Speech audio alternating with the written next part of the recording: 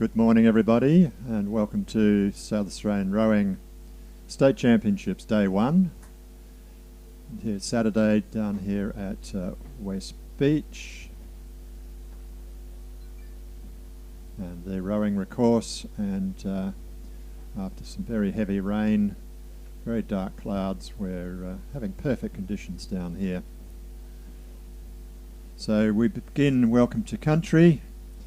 We begin today by acknowledging the traditional custodians of the land on which we gather and meet today, and pay our respects to their elders past, present and emerging.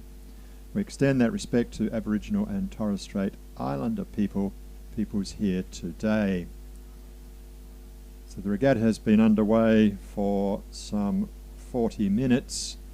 Unfortunately, due to an electronic problem, we've been unable to broadcast the first 6 races, but race 1 and 2 were cancelled, so the 4 heats of under 19 men's single sculls have concluded.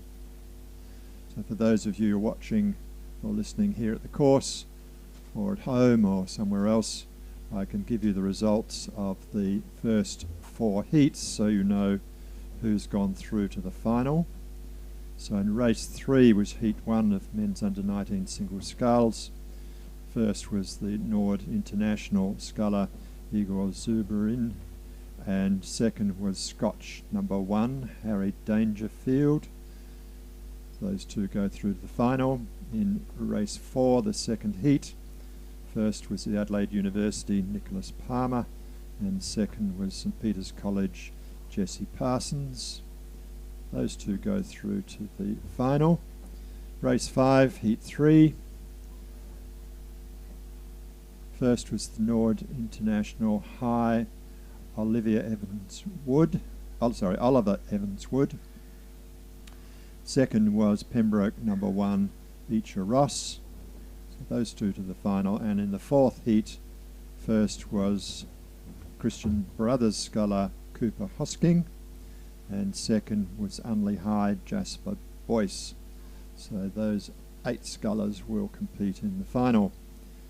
So now online we're live to race 7, which is the under 19 women's Cox 4. This is heat 1, and we've got 8 crews.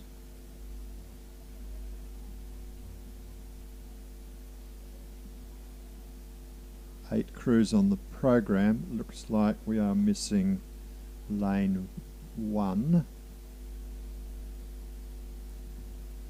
Yes, we don't have lane 1. Did not start. That's the Seymour number 3. So coming down the course now, a good race between would be Wilderness from lane 3 and across to the crew from, it's a bit dark here to pick up who they actually are, but it's looks like it's the Seymour. So Seymour in second place. In this particular race, the first 4 go through to the final. So that's going to be Wilderness go down to take out this heat. Seymour will go through in second place. And then on the far side, looks like we have Scotch College sitting in 3rd place, coming down to the line. Scotch will be 3rd. Then on the inside it's Walford will go through in 4th place, followed by the Norwood crew. Norwood International will be 5th, coming down to the line, and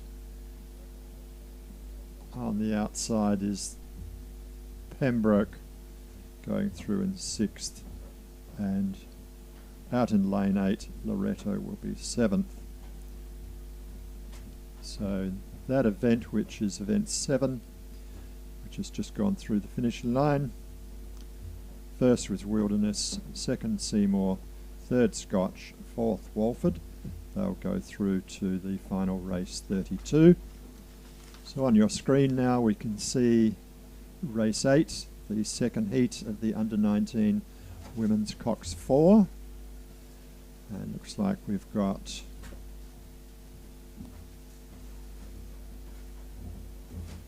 a field of 7.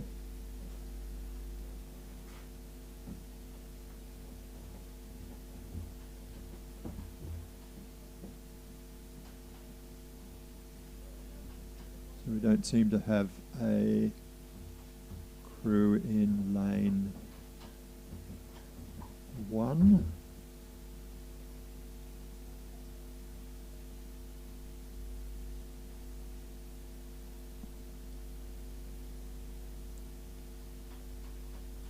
So we'll pick them up as they get a bit closer, but it looks like we only have 7 crews.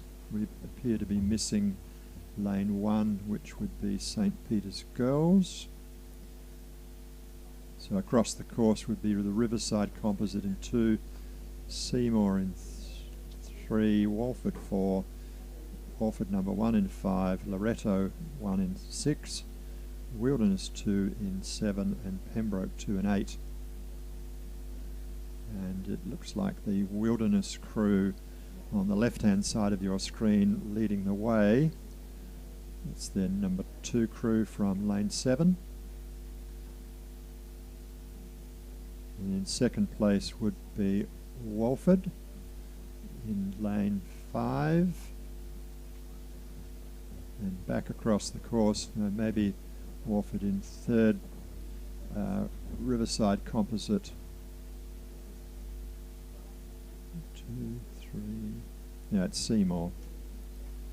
So Seymour and Walford battling out for the second, third place, and then fourth looks like it would be the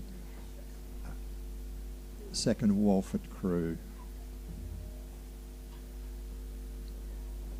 So conditions very dark here at the moment with very heavy cloud cover, quite black.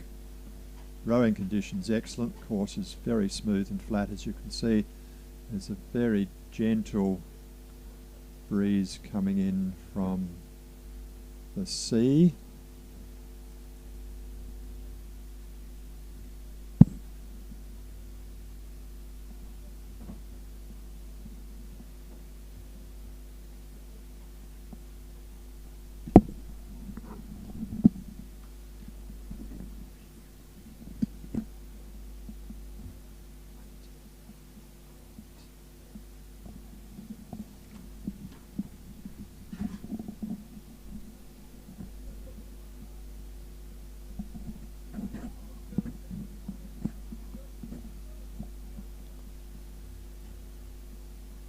So into the concluding stages of race 8, the second heat of the under-19 women's Cox 4, and out in front is the Wilderness crew, out in lane 7, and then coming through in second place would be like Seymour. In lane 3, and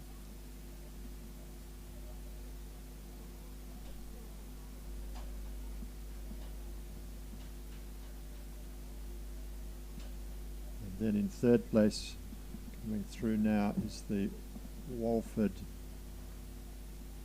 crew. Looks like they're number 1 crew, followed by their another crew on the outside, which is Loretto. So Loretto will be 4th. And then the second Walford crew will come through in 5th place. Down on the inside in lane 2 is the Riverside Composite going through in 6th, and on the far side the Pembroke number 2 crew. Go through in 7th.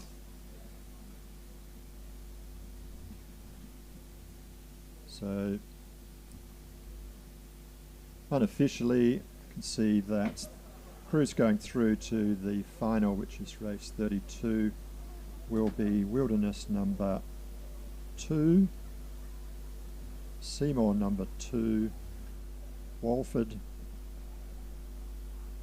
number 1, or possibly the number 3, but I think it's number 1, and in 4th place was Loretto.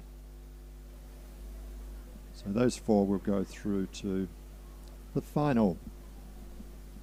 Next race down is race 9. This has been cancelled. This was heat 3, so it's been cancelled. So now we're down to race 10, the open lightweight women's single scull. And this is a row over. There's only one sculler, which is Emily Lang from Loretto. She's coming down the course at the moment by herself. So we'll switch back to the next competitive event, which is race 11. And race 11 is underway. This is heat 1 of the under 17 men's double scull.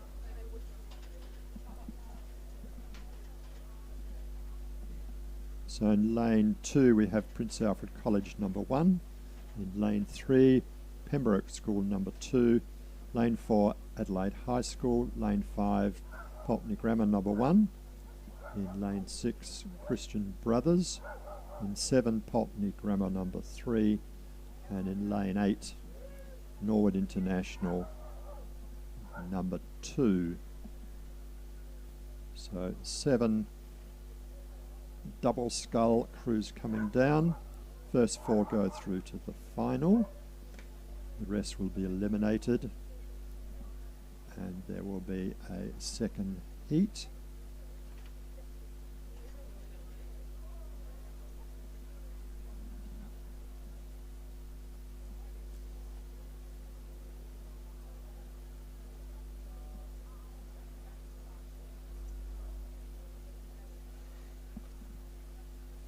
So conditions here this morning were fairly ordinary. We had heavy rain continuously overnight, and it sort of stopped about 10 minutes before rowing commenced, which was ideal. So Rowing SA would like to thank the amazing bros and the volunteers for their hard work to make this event happen.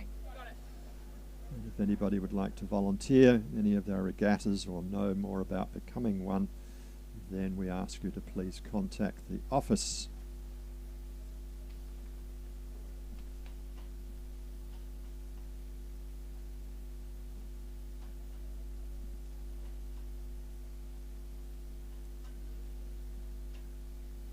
So as with all state championships, we have a number of sponsors. Low Farms is proudly family owned and located 20 minutes north of Gawler, producing premium hay, chaff, grain and straw grown on the Adelaide Plains. And the Largs Bay and Seaton swim centres. No matter what the season, even if it's cold or windy outside, Largs Bay Swim Centre specialises in teaching children to swim in our 25-metre heated swimming pool. To swim in comfortable indoor environment all year round, the Seaton Swim Centre offers a wide variety of swim classes, including lessons for children, adults, fitness, aqua aerobics and squad training.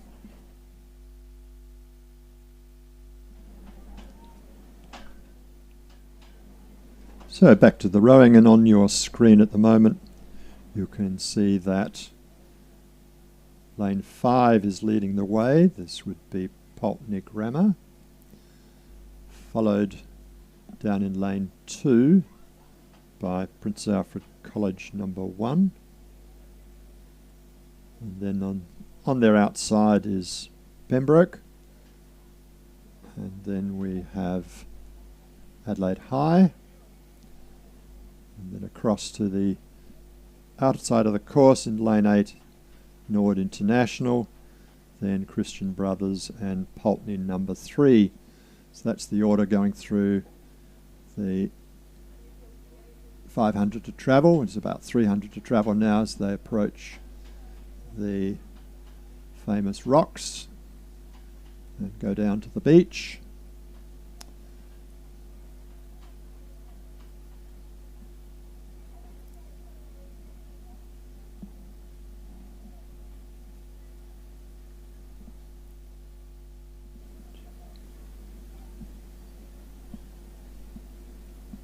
So it's Prince Alfred College leading the way. Close race for second between, what's that? Pulteney sitting in second place, lane 5, and sandwiched between them is the Pembroke crew, currently in third. So first 4 going through to the final. And then we have in fourth place, looks like Adelaide High.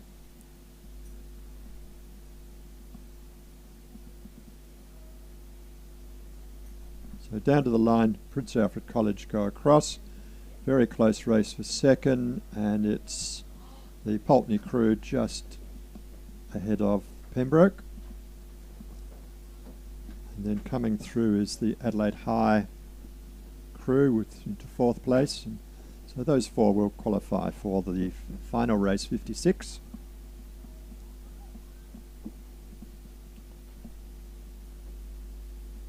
Then quite a big gap back to the next crew, which is out in lane 8. Nord International number 2 will be 5th. And then we have Christian Brothers will go through in 6th place, and in 7th will be Pulteney number 3.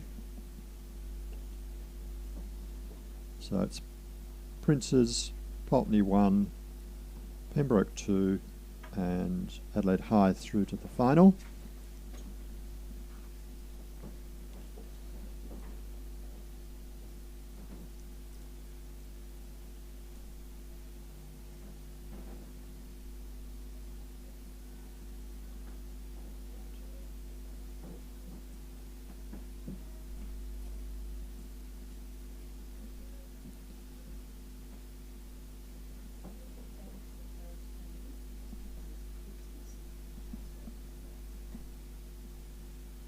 So on your screen now you will see the race 12. This is the second heat of the men's under 17 double scull. Again, first 4 go through to the final, and reasonably even start here with, looks like, the crew on the outside in lane 8, which would be Prince Alfred College, currently leading as they go through the 500 metre mark to travel.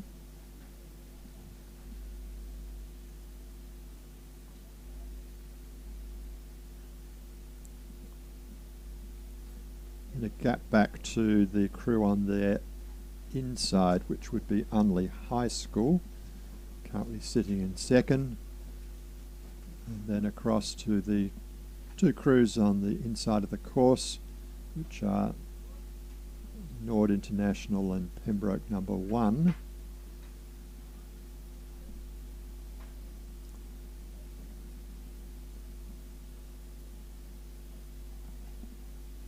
So I think looks like the Nord International have gone through into second place. And then we would have Unley High now sitting in third.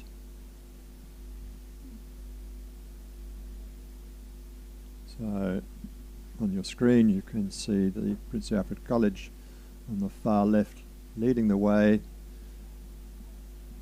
and good race for second between Unley High and Norwood International. So Unley High crew being the dark blue,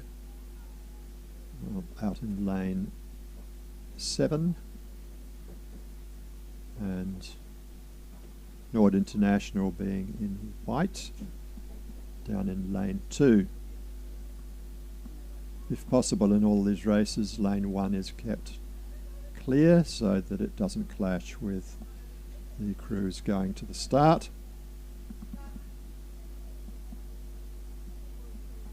And it's going to be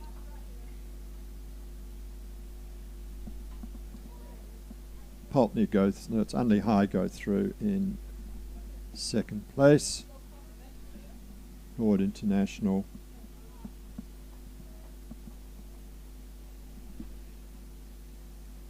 coming through in third, then followed by Pembroke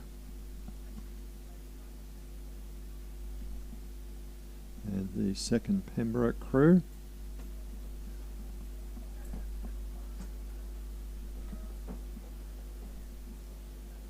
Then Pulteney,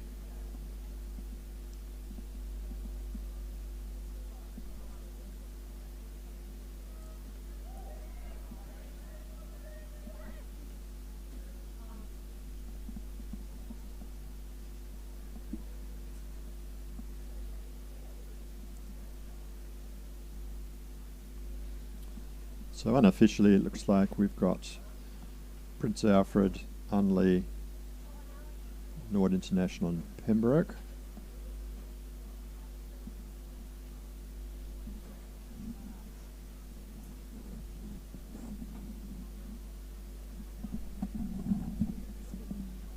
Is it going out?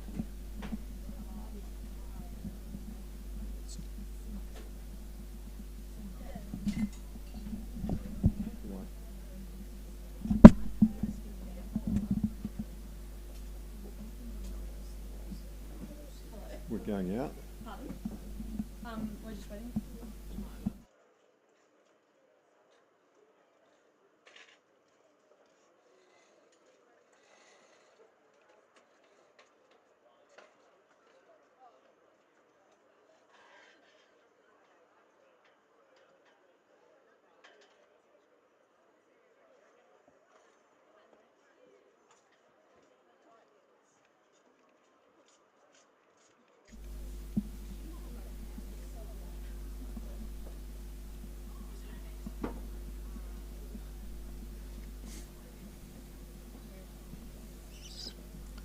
Okay, the next event coming down now is race 13. This is the schoolgirl Year 9 Cox Quad Sculls.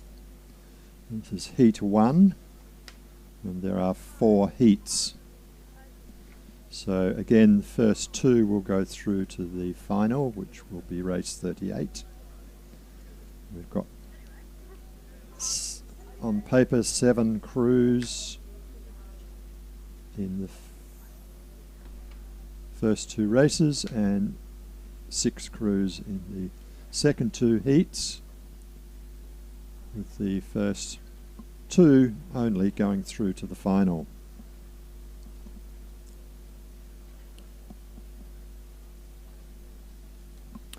Another mention of our excellent sponsorship for today's State Championship Regatta. This is day 1 here at West Lakes Rowing Course, with some unusual weather. The heavy rain that persisted overnight managed to clear about 10 minutes before we started racing, but it's been very calm conditions, ideal for sculling, as we saw earlier on, and small boat racing. So one of our sponsorships is Tap Electrical. They have a rich tradition of servicing Adelaide residential, commercial and property management clients with customer-centric focus. So they have a reputation of delivering Adelaide's best electrician experience. So we thank Tap Electrical.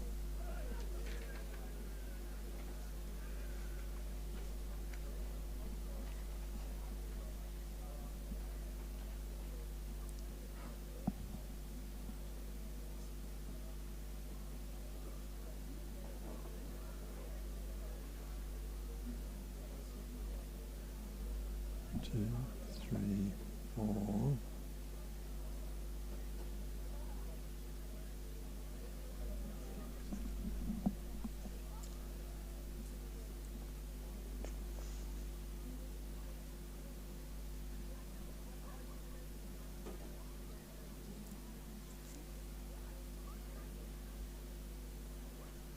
So you see on your screen that race 13 is underway.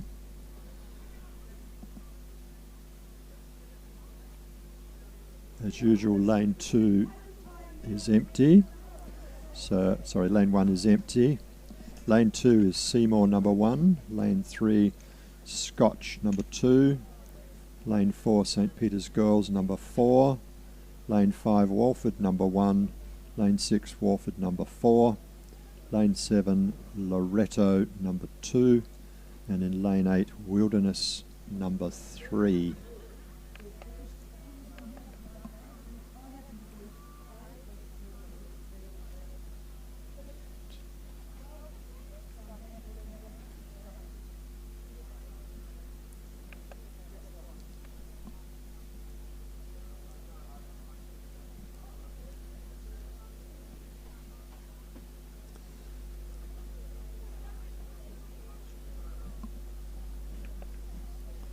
Right through the 1,000-metre mark, and the early leader would be the crew in lane 8, and that's Wilderness School, closely followed by the Walford number 1 crew from lane 5,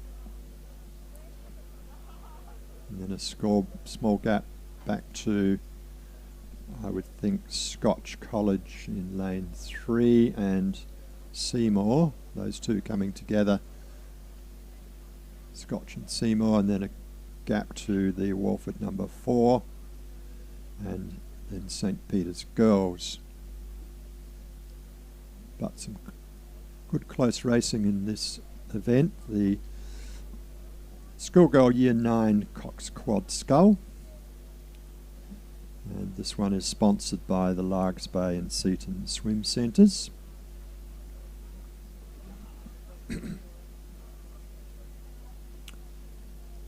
So on your screen you can see the 3 crews vying for first place. On the far side, on the left hand side of the screen, is Wilderness, in the middle Walford, and down on the right is the crew from Seymour. So with only 2 going through to the final, it's going to be a close battle between these 3 schools. Always great competitors in schoolgirl rowing, and it would appear as they've come down to the beach into the Red Buoy 250 metre to travel section, that it's the crew from Walford who have a slight gap.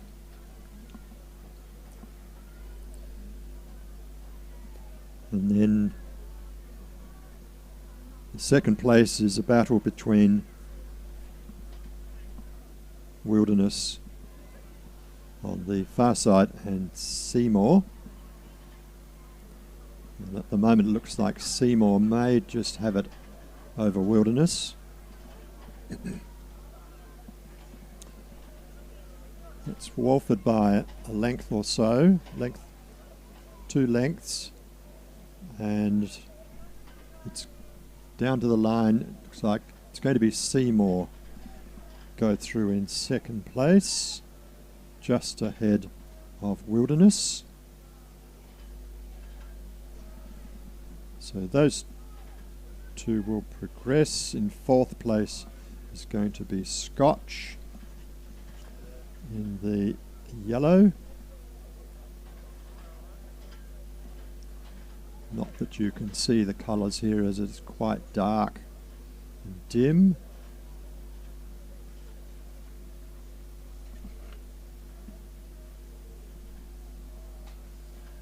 In fifth place, coming down to the line, is the Walford number 4 crew.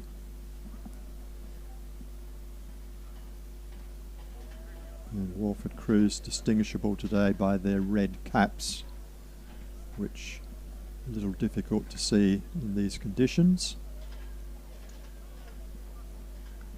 And then going through on their inside is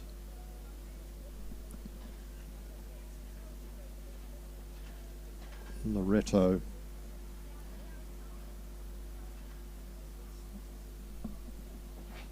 So having a few problems at the end.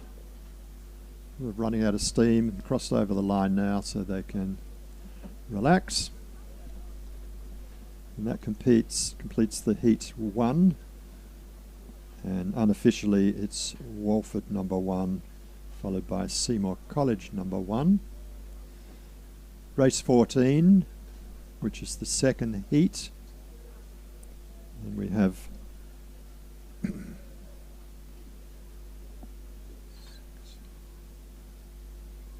six boats in this one, so there would appear to be a crew missing.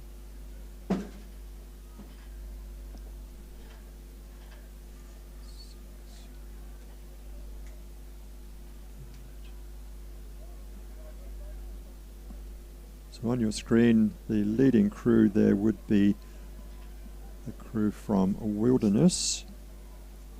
Their number 2 crew leading away just ahead of Loretto. In fact, nothing much between those two. Loretto down in lane 2, sitting in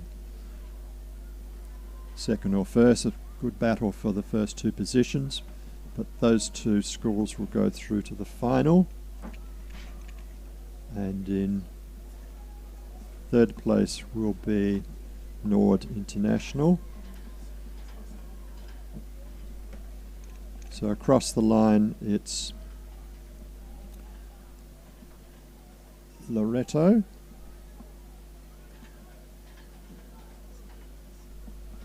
followed by Wilderness,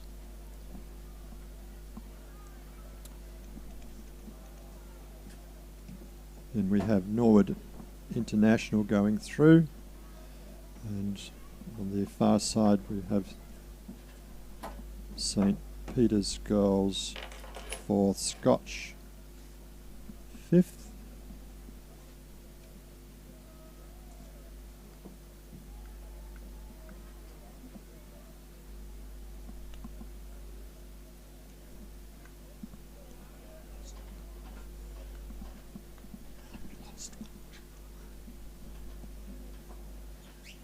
So, most important part is the first 2 crews, unofficially Loretto and Wilderness.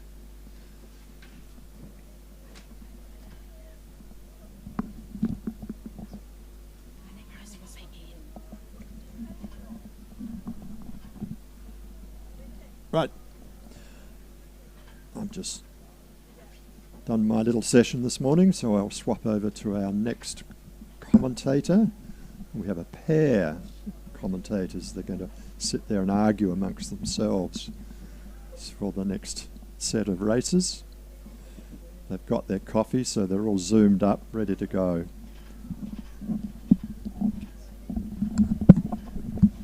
Alright, perfect. And we're coming to you with race 15. This is the third heat of the schoolgirls in the 9 pot squad. And they're off here. We've got in lane 2, Walford 2. Lane 3, Pembroke 1, Lane 4, St. Peter's Girls 2, Lane 5, Loretto 4, Lane 6, Wilderness 1, and Lane 7, Scotch 3.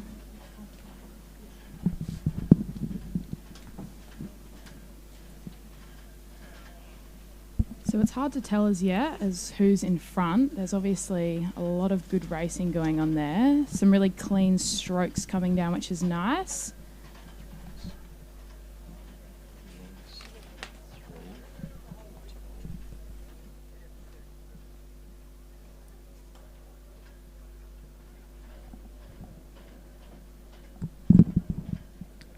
And important to remember for this race, it's the first 2 that make that spot in the A final. Seems to be the 3 crews. I think that would be Wilderness, St. Peter's and possibly Pembroke who are fighting it out for those top 2 spots. Might just be Wilderness and Pembroke at the moment. That Pembroke crew is really rowing long and strong there. I think they're starting to pick up their pace a little bit as they start to come through that last, just into that last 250. Yeah, it definitely looks like it's those two, the Wilderness and the Pembroke crews out in front. We've also got Wolford here on our close lane that is putting in a pretty good fight, building up the rate now. Yeah, it's really going to be up to Pembroke and Wilderness here to just hold off that Wolford crew and that Saints crew as they kind of pick it up. I think Scotch on the far side starting to pick it up as well. So it looks like it's going to be a good race, good battle for third. Unfortunately, it is just those first top 2 positions that'll make it through to that final.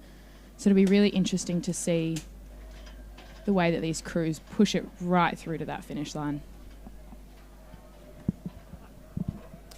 Yeah, and still hard to tell here. Pretty tight race there between Wildy and Pembroke, but I don't know, I might say Pembroke. Fraction ahead at the moment. I could put my money on it, but I'm not usually a betting woman. I'm not too sure. It's a tricky race. Pembroke really is picking up that stroke race, rowing long and strong. Now come into his last 100 metres here. It'll be interesting to see. I think you're right, Cleo. I think that Pembroke crew is just about a canvas ahead. Really just long and strong, picking up that rate as they come through that finish line. So, yeah, we've got Pembroke coming in first, followed by Wildy. Oh, it's a tight race between Wolford and Saints here. I think Wolford might just have Saints on the line. So third goes to Wolford, fourth to Saints. I think Scotch is coming through in that 5th position. Really good racing from all of those crews. Nice and strong. And as we have Loretto coming through in that 6th position. It's a very tight race. They're all within the pack, which is really good to see.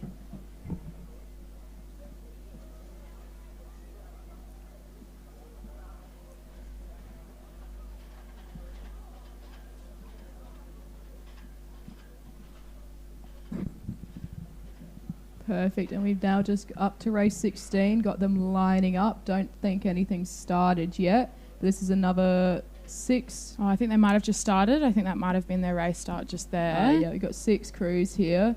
Looks like we had a crew on the far side have a miss the start or a false start because they can only see 5 crews off at the moment. We seem to be missing one. So it looks like we would have in lane 2 St Peter's Girls, lane 3 Wolford 3, lane 4 Pembroke 2, lane 5 Norwood 2, lane 6 Scotch 1, and lane 7 should be Loretto 3, but I do see them in the far lane up on our screen, so I'm not too sure what's happened there. Technical issue there, but they're starting rowing. They're off and racing. They're a little bit wobbly out of the start with some issues with the steering, so I'm not too sure what's happened there, but hopefully they can pick it up and just join in with the pack. So yeah, some good racing going down here as well. Pretty tight line so far between these. Got a shameless plug for the Saints girls. This is my crew, so hope they do well today. No, it's a good racing, especially over that 1,000 metres. It is such a short distance as compared to some of our other 2K races. So it is very exciting racing. It tends to be a lot closer than some of the other races. And I would still say that we've got a pretty tight line. Kind of can't tell who's leading as yet. Possibly that Scotch crew on the far side there in lane 6. Especially in this division here, it's very tricky because it is just the schoolgirl Year 9 Cox Quad. So all of those crews tend to be blended together into the 4 heats. So quite a lot of racing today. So some of these girls will be going up against girls from their own programs or girls from other programs who might be of a higher level, who might have rowed for a little bit longer. So it really is good to just get them all racing together, really show them what racing's all about. Every crew's giving it a crack, which is really good to see. Yeah, that Loretto crew has started racing again, which is good. And as we come to the last 300 metres, I would definitely say it's that Scotch crew out in front. Got some clear water by the looks, and then that battle for second place seems to be going to those other 4 crews. So that is Saints Girls, Wolford, Pembroke and Norwood. Hard to tell who's in front here. It is a very, very tight race. I'd like to say that Saints is out. I think it's going to be a between little bit biased. Saints and Norwood Marietta, it looks like at this point. Yeah, it's a bit of a fight for second. And as we bring it Scotch into those last 250s, they've picked up the rate, rowing long, and they've cleared away from the pack. So they're just here to get through to that A final position, and we've got back to the rest of the pack fighting it out for that second place. That Scotch crew's looking very long and strong. I think Saints and Norwood Marietta have both picked up their rating a little bit just to fight for that second place. I think Norwood might just be lifting a little bit higher than that Saints crew, so they might have the advantage here, but it's anyone's game at this point. You never know what's going to happen until you cross the line. So it's really going to be interesting to see how these girls fight it out.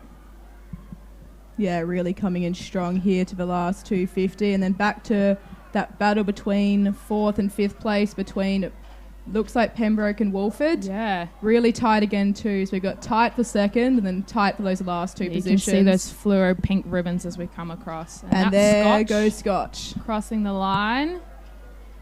Oh, it's going to be a tight race here. I think Norwood might just have it. Depends what we can do in these closing strokes. But Saints is really giving them a run for their money. I think they might actually have it. Ripping it through. If Saints can hold it through.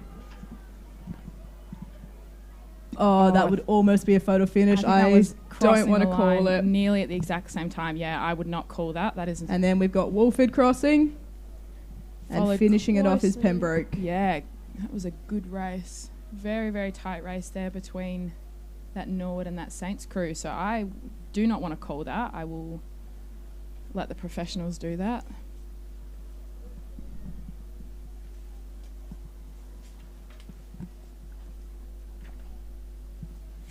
All right, and now we move on to the next category, race 17. Here we've got the under 16 men's single. So this is heat 1. There you go, an 8-lane race today, so completely packed out.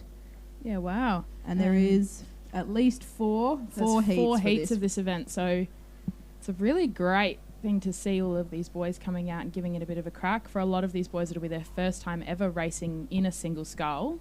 I think, Cleo, you'd know that racing a single is not... It is definitely something else, I can tell you. Not that much fun, but I think, yeah, it's great to see these boys going out and giving it a crack. Some good racing, it seems, right from the get-go. And so in this race today, we have in lane 1, Prince Alfred College, that's James. Lane 2, Christian Brothers, we've got Luke. Lane 3, PAC again, Henry. Lane 4, PAC again, Finn. Lane 5, Norwood, we have Connor. Lane 6, PAC, Hugo. Lane 7, PAC, Nick. And lane 8, St. Peter's College, Jack. So it's actually interesting to see. It seems that PAC has entered 15 scullers into this race, which is really good to see. Really getting those boys out in those singles.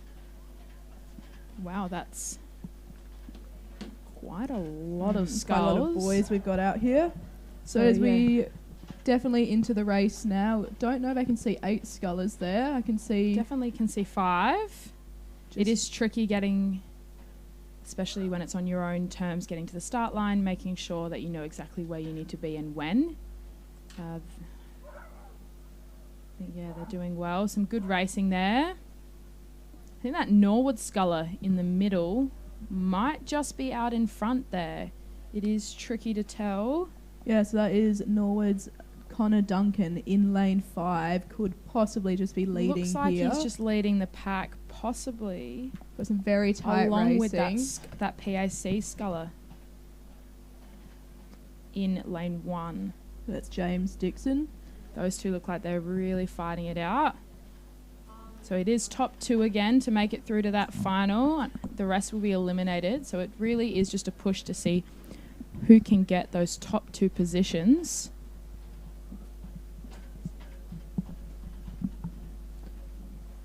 All right, perfect. We've got the boys here bringing it almost into those last 250s. Would even say this PAC sculler on our near side might be giving us a run. But no, I would say that's Norwood entering the 250. So up to the red boys now. Yeah, it's very hard to tell from up here, but yeah, those scullers are really giving it a good crack. Conditions aren't too bad at the moment. Little bit of a wind, so it does make it a little bit tricky if you have never raced a single before, just getting used to those conditions, how to row it. But yeah, as we come through here into the last 200 metres of the race, it's definitely Norwood leading us today. And I think it might be a battle from PAC for that second position. Yeah, we've got lane 1 and possibly, I think, lane 7 as well. So yeah, good hit out. Between, I think it looks like James and Nick. James looks like he's bringing up that rate just to really get across that line. But yeah, so I think they both are. It's really just... I think that Norwood Sculler's having a little bit of trouble on that finish line. Seems to be rowing arms only for some reason, but he will take... He will. I don't want to call that, actually. I think PAC... We might have had James get him. We'll have to turn to the official results for that one. It was a very tight race there as well. Wow. Some good racing. And that St. Peter's Sculler over in lane 8... just about to cross the finish line. Some really good racing from all of these boys today, which is great to see.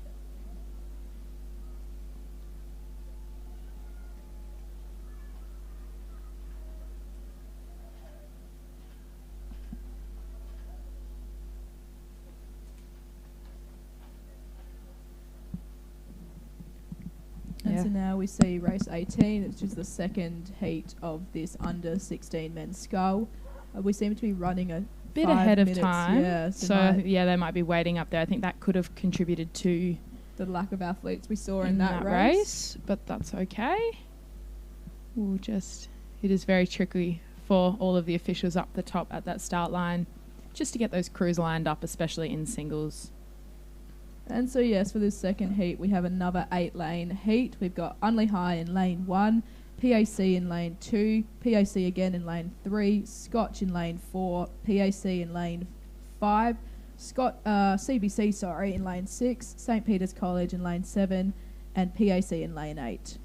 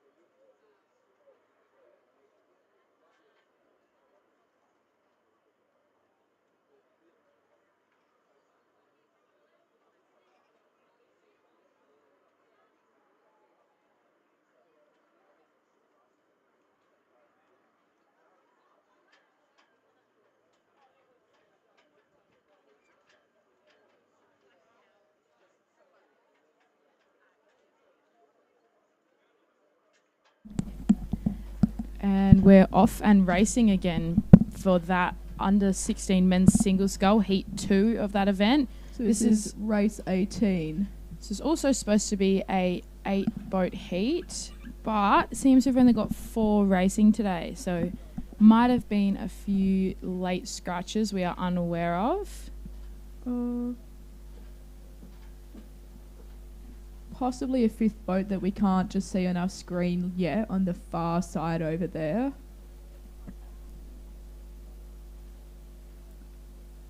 It's hard to tell who's in front here. Looks like they're coming up to the 750.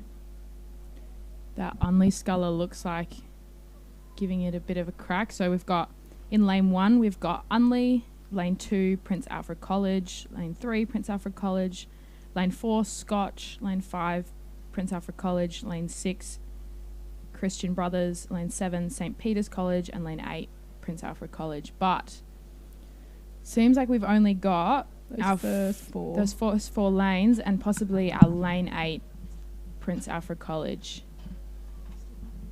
Or that might be... Sorry, I think that's a St. Peter's sculler over in lane 7. So yeah, there must be a few late scratches there.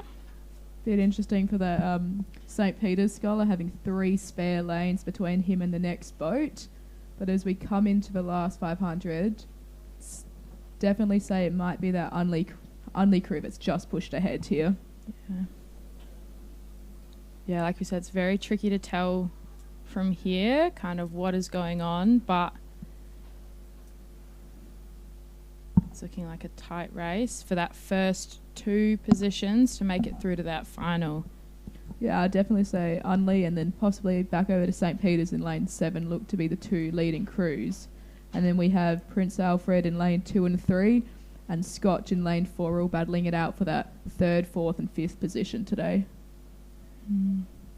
Yeah, so it looks like we might have that St. Peter's sculler over in lane 7 and our Unley sculler in lane 1 really battling it out there for first position. The other 3 aren't far off the pack though. They're really giving it a crack to see if they can make it through to that final. It's a very, very close race. As we enter those last 250, it's definitely Unley High's sculler in lane 1 that will be leading the pack. Just having a little bit of an advantage over there. Yeah, a lot of bit longer strokes. Just bringing up that rate a little bit as he comes into about that last 100 metres. And I would say back then to St. Peter's College, I would say bringing up the 2nd position, followed closely by those 2 Prince Alfred College scullers really having their own little battle there, trying to beat each other, I assume. We do have some... Looks like they're getting quite close just in terms of that steering, so just hoping that they can both give each other enough room to make it across that finish line. Yeah, that Unley sculler looking really comfortable in that top position. Nice, long and strong in that under 16 men's single scull. Closing strokes here. Unley will just cross the line there, really, and there's our first is that place. battle for second. That's going to be the test, isn't it? It's PAC or is it Saints? We'll see. I think PAC might just have taken it right on that line. They nearly crossed that line exactly at the same position, so that's going to be a tricky one. Prince Alfred, followed by Saints, and closing up the pack is our Scotch College sculler in lane 4. So yeah, not too sure what happened to the rest of those scullers there, but seems like that was quite a small field of athletes.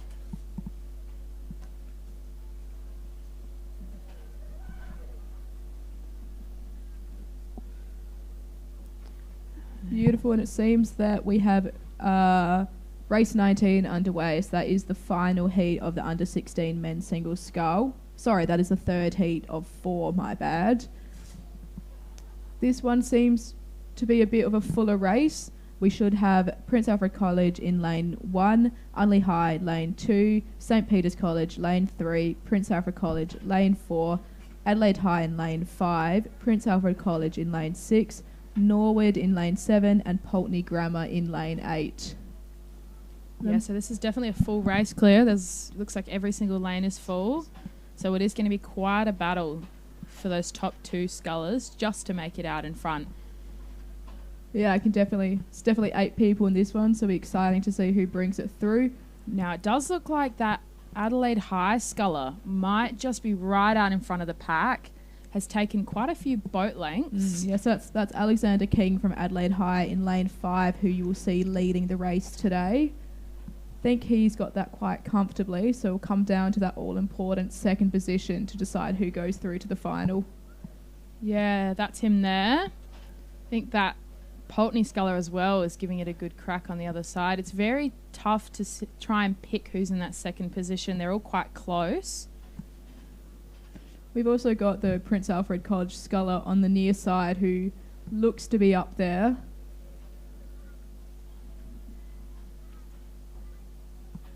Conditions still looking a bit flat. Seem to be a bit of a tail, I would say. Yeah, I'd agree with that. Nothing too wavy yet, so some still pretty nice sculling conditions for that Adelaide High rower who is well into the last 250 and he's now. not giving it up. He's very comfortable, but he's definitely not going to take any chances here.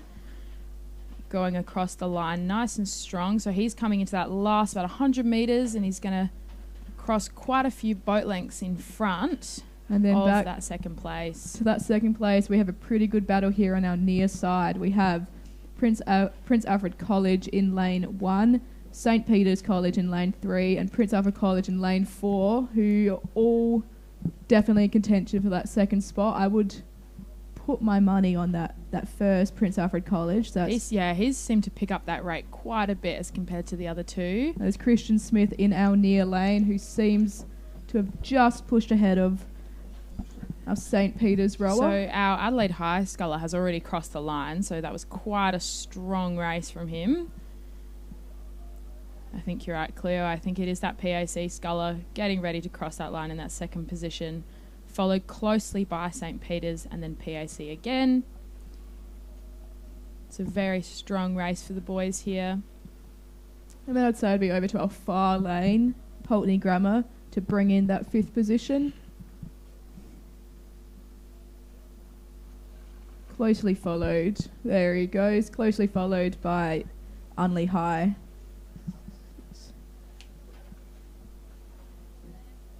And next PAC boy to cross the line, and rounding up the pack is Norwood International.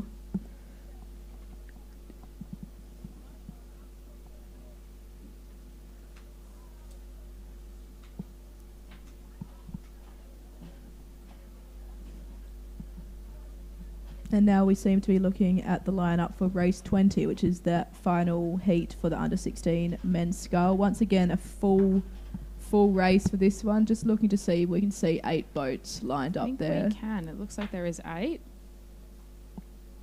Beautiful. That will see us with Unley High in lane 1. Prince Alfred College in lane 2, Pulteney Grammar in lane 3, Prince Alfred College in lane 4, Pembroke School lane 5, Prince Alfred College in lane 6, Torrens in lane 7, and Christian Brothers in lane 8. Just tapping up to that line there. We haven't started yet. So I think this is the first time that we've actually seen a club enter an athlete as compared to a school, which is good to see. So it is Duncan Trumbull in lane 7 from Torrens. So that's that red and white Zudi. Just a little bit of a different kind of training environment than a school environment is. But it's great to see the clubs getting really involved in stuff like this. We're especially pushing for those schools who don't have rowing programs to have students come out and race. It's very exciting to see here, but they appear to be off now for race 20.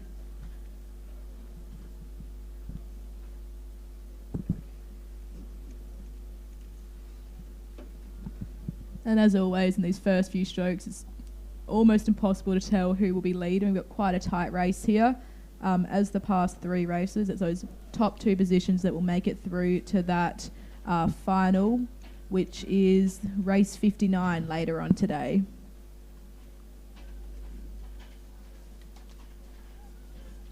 It is, yeah.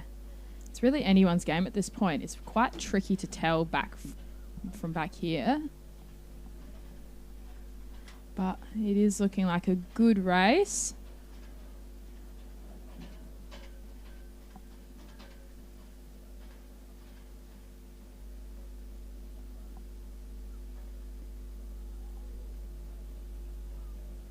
Now it does look like that Pembroke sculler is really picking up that pace there right in that middle lane. He's just kind of sitting in front, rowing up a little bit longer than the rest of them, just at a bit of a lower rate.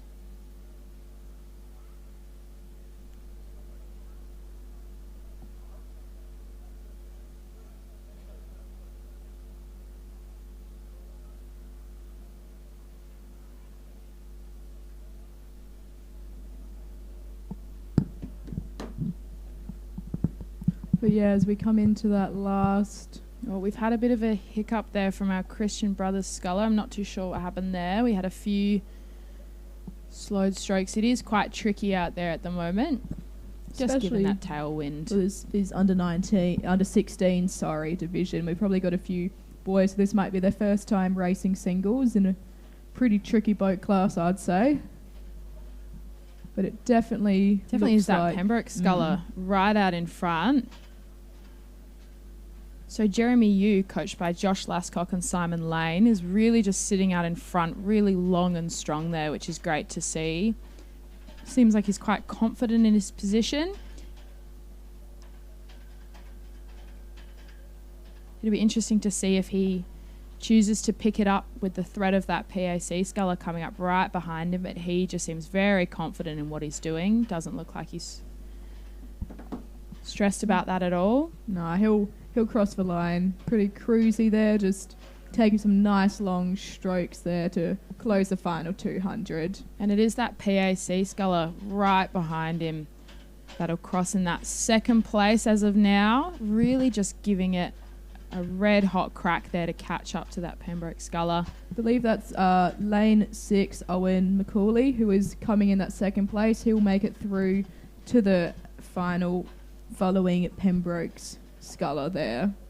It's looking like, yeah, good race there as Pembroke gets ready to cross the line. Yeah, conserving his energy there for the final. Hasn't need to bring it up at all to have a very convincing win in this under 16 scull.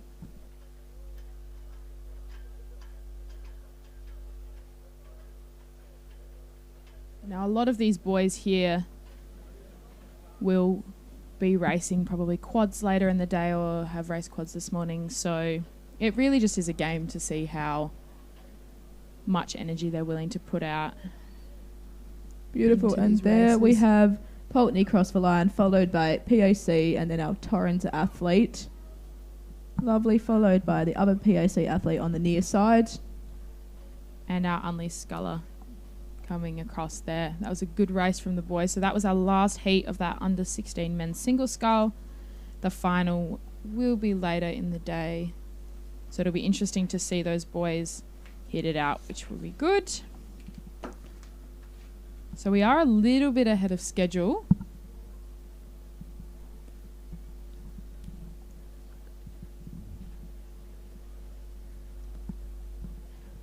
Beautiful, and we're just CBC just finishing it off in the final few strokes here.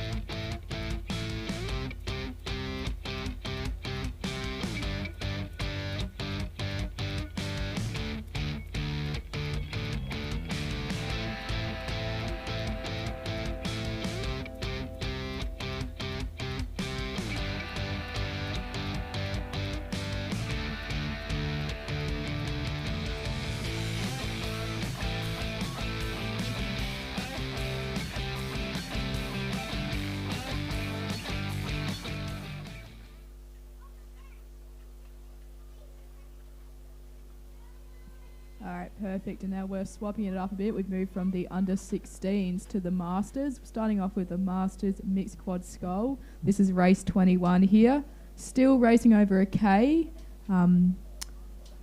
Yeah, so for those of you watching at home and aren't quite aware of how the Masters racing works, there is handicaps depending on age categories and the average age of the crew, which is a really great way to get everyone racing together.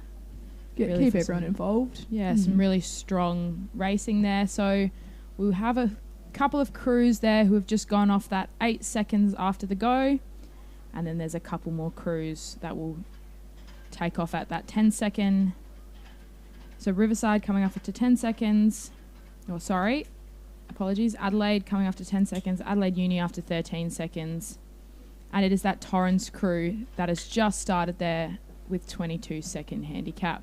And so this is a 8-lane race again. And so lane 1, we have Torrens.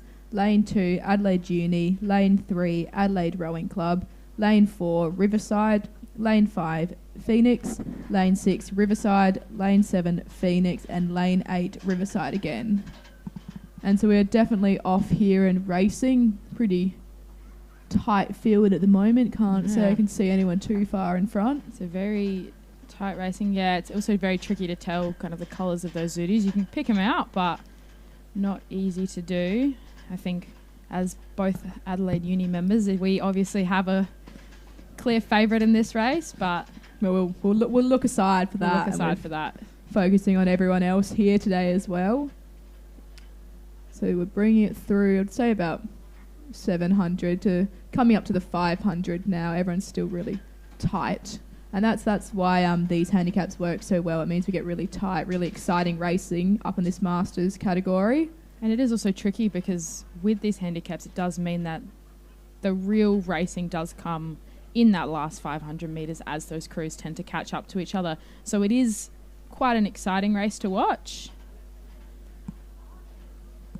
I would say it might almost be that Riverside crew, those bright red zooties in lane 4. In the middle there, yeah. Who look to be leading ever so slightly over Phoenix in lane 5. I mean, that Adelaide Uni crew is coming through nice and strong. Seems like it's Adelaide Uni and Torrens battling it out on the far side, which is...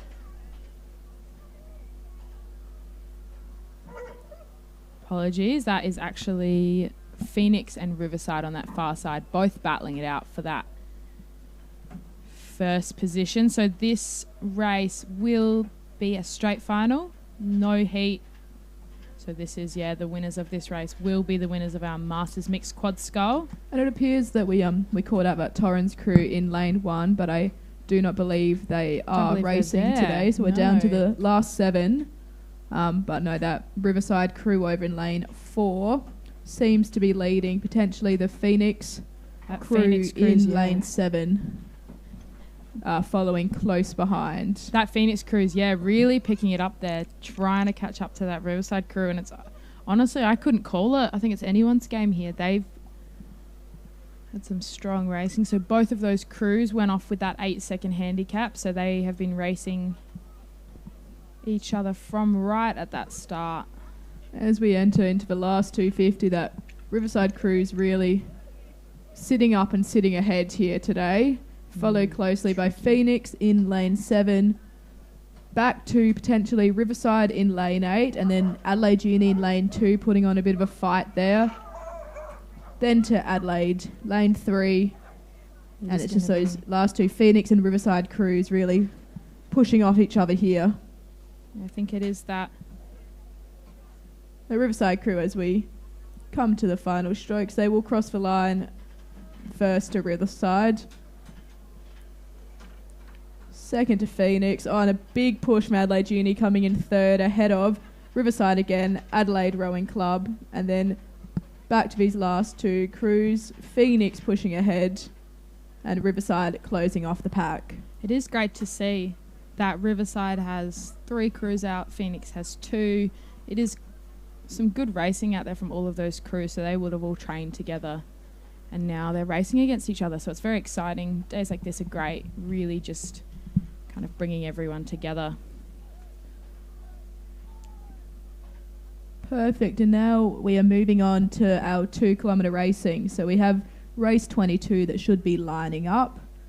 This is the under 19 men's double scull. This is heat 1 of 2, I believe. And the progression for this race is 1 to 4 through to the final, race 68 later today, and the rest are eliminated. So this should just be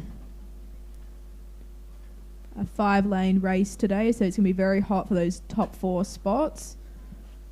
Yeah, we can't see yet, but I think anything going. Crews are just setting up.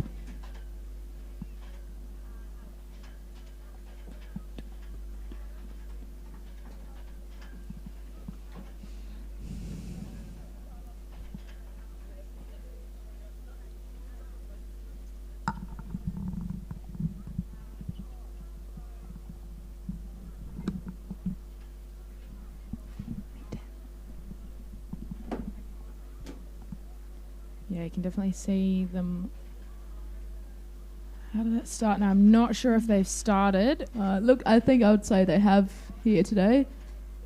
So we're off for that first heat of these under 19 men's double scull. In lane 3, we have Murray Bridge Composite, which looks to be Nicholas of Adelaide University, I believe, and Ethan of Murray Bridge. Lane 4 goes to Norwood International. Lane 5, St. Peter's College 1. Lane 6, Scotch College. And Lane 7, Pembroke School 1. So they're off, Yeah, and so all 5 crews are there and racing, which is good. looks to potentially be an early lead for that St. Peter's crew in lane 5. Just fraction in front of the field there.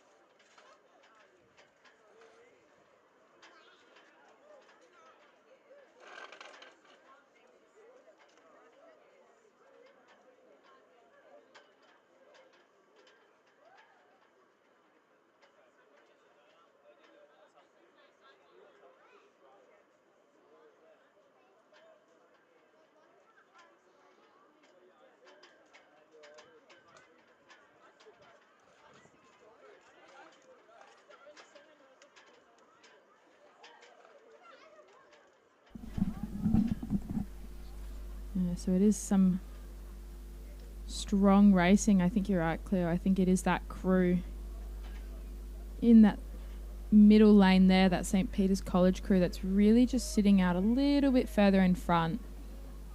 Possibly back to that Pembroke crew, I believe, who was in lane 7. Looks to be up in front as well. Not really much that we can say yet.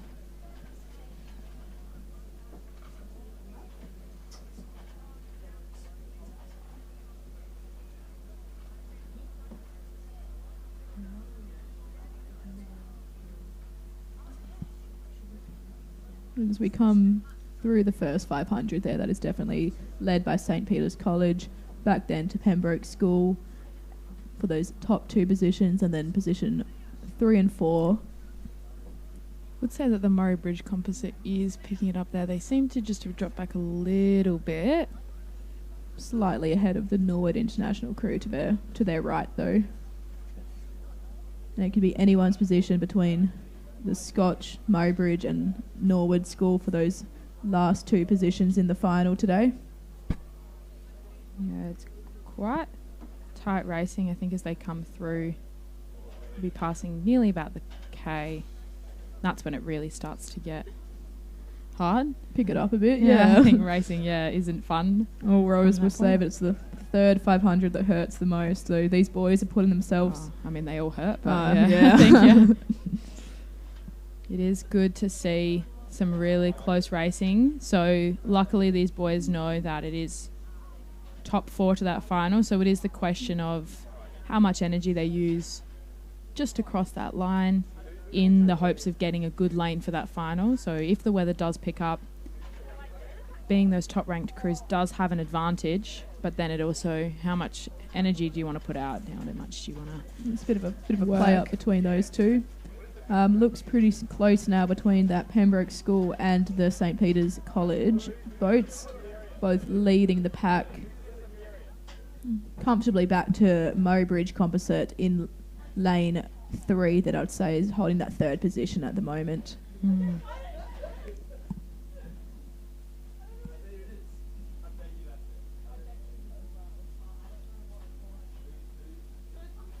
I think it is that Norwood crew that's just dropped a little bit off of the pace, unfortunately. So they will just have to pick it up a little bit more to make it through to that final. The rest of the crew sitting a little bit more relaxed. That Saints crew is definitely sitting at a higher rate than the rest of those crews. They look like they've just done a push there just to stay in front. Looks, say a canvas in front of back to Pembroke here, but PA. It's tricky to pick now. We're entering into those last 300 metres now. We'll see the boys bring it towards the 250, towards those red buoys. We'll get a better view of where everyone's sitting.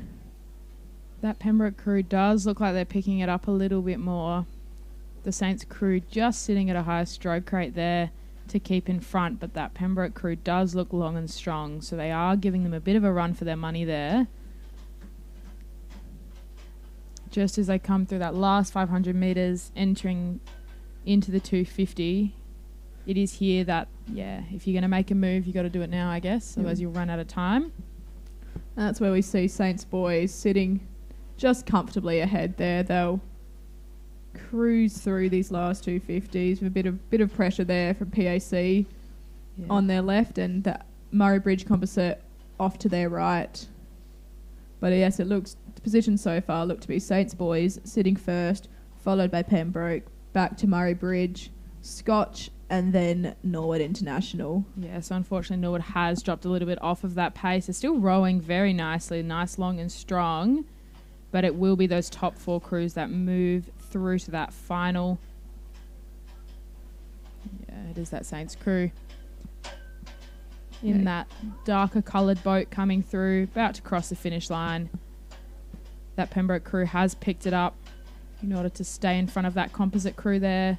So there goes Saints coming in first, just back to Pembroke there. Will be followed by the Adelaide Junior Murray Bridge Composite in the 3rd position. It is interesting that we've got a composite crew coming out of Murray Bridge there. I know it is probably one of the first times those boys have rowed together, so it's great to see them giving it a good hit out in that heat. And Scott will just cross now, closing the position in the final for them, followed by Norwood International. Yeah, it'll be some good racing for that final later in the day.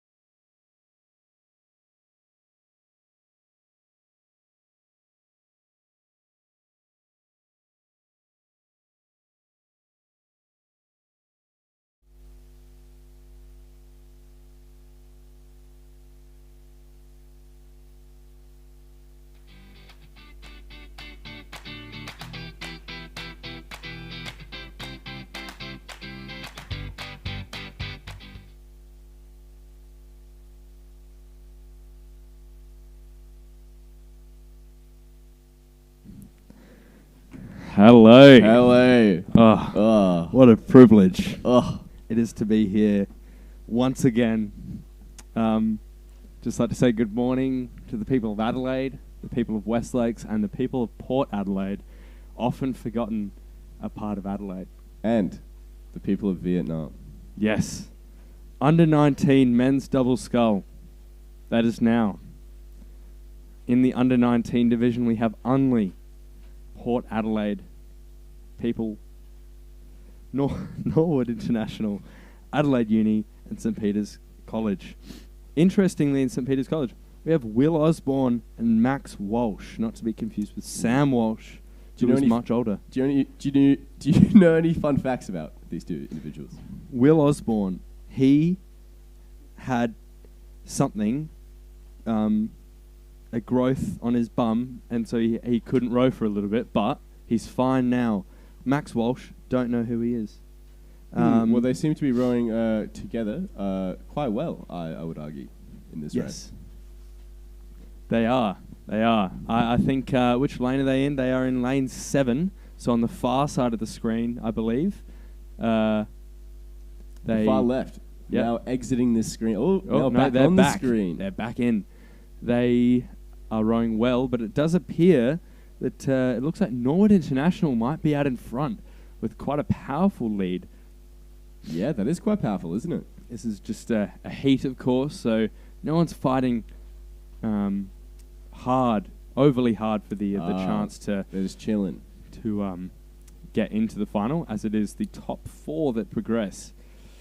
So unfortunately, maybe Unley and Port Adelaide may not progress through, but things can change in the in just mere seconds, as we know.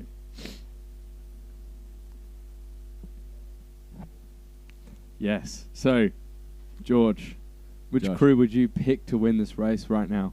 If I could pick any, if I could choose one of my own desire to win, or which one do I think? Which one do you think? Right. It's tough. It's tough to tell which one is really going to win here. I'd probably say Norwood International High at 1. Yeah, might take it. I agree. Looks like Adelaide Uni's pushing up a little bit, but they know that they're not in any risk of not making it into the final, so no reason to push too hard. Max Henry and Fraser Balnaves of Adelaide Uni, coached by the one and only Sam Morton, Adelaide's biggest legend. And a fabulous coach. He actually coached us. He did back in the day. He did, and you can see his coaching come through here. Yeah, very well. In what part, George? What part of the stroke can you see his coaching coming through? Well, I'm glad you asked that, Josh, because he was meticulous about the catch, and you can see here they have quite nice heights of the blades of the catch. Yeah. Oh wow, that's quite a nice looking finish from Norwood International. Oh look, they're building to the line. Look at that. They're really taking sitting back. Yeah. Yep. Building their length. I will admit, I do like that philosophy of always going hard, even if it is a heat. Yeah. Like they had that. They didn't need to go hard, but you know what? They chose to. They gave everyone else a lesson in how to row a heat. Damn, they also inspired, sort of like fear into your race mates, your enemies. Your enemies. Yeah. Yeah. Like right now, I bet Unley is quivering, knowing that the people behind them that were out of sight rode harder than them. Yes. Yeah. They'll rewatch this. They're going to watch the live stream once again, and just know that the other crew was going pretty quick. It was going quicker. Anyway, that's the race there. So progressing there was the top 4. Next, under 19 women's 8. Wow. Sponsored by Tap Electrical. Tap Electrical. Personally, my favorite electrical brand. I use them. They do my home electrical all the time. Recently, they installed a security camera at my house and installed a fan. Tap Electrical. Thank you, Tap. Is those the types of cameras that kind of like like move back and forth and stuff? Yeah, they track you. Nice. Tracking camera. So Tap, two P's.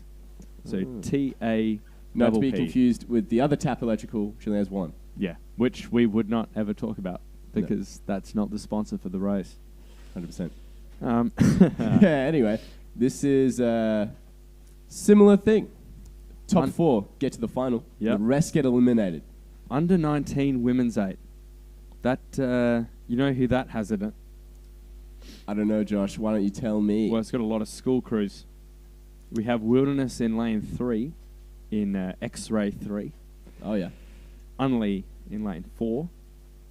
Norwood International High in lane 5. Walford in lane 6. And Seymour in lane 7. Should be a pretty good race. I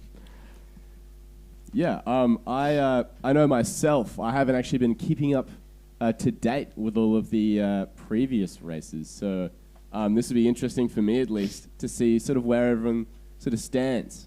That's right.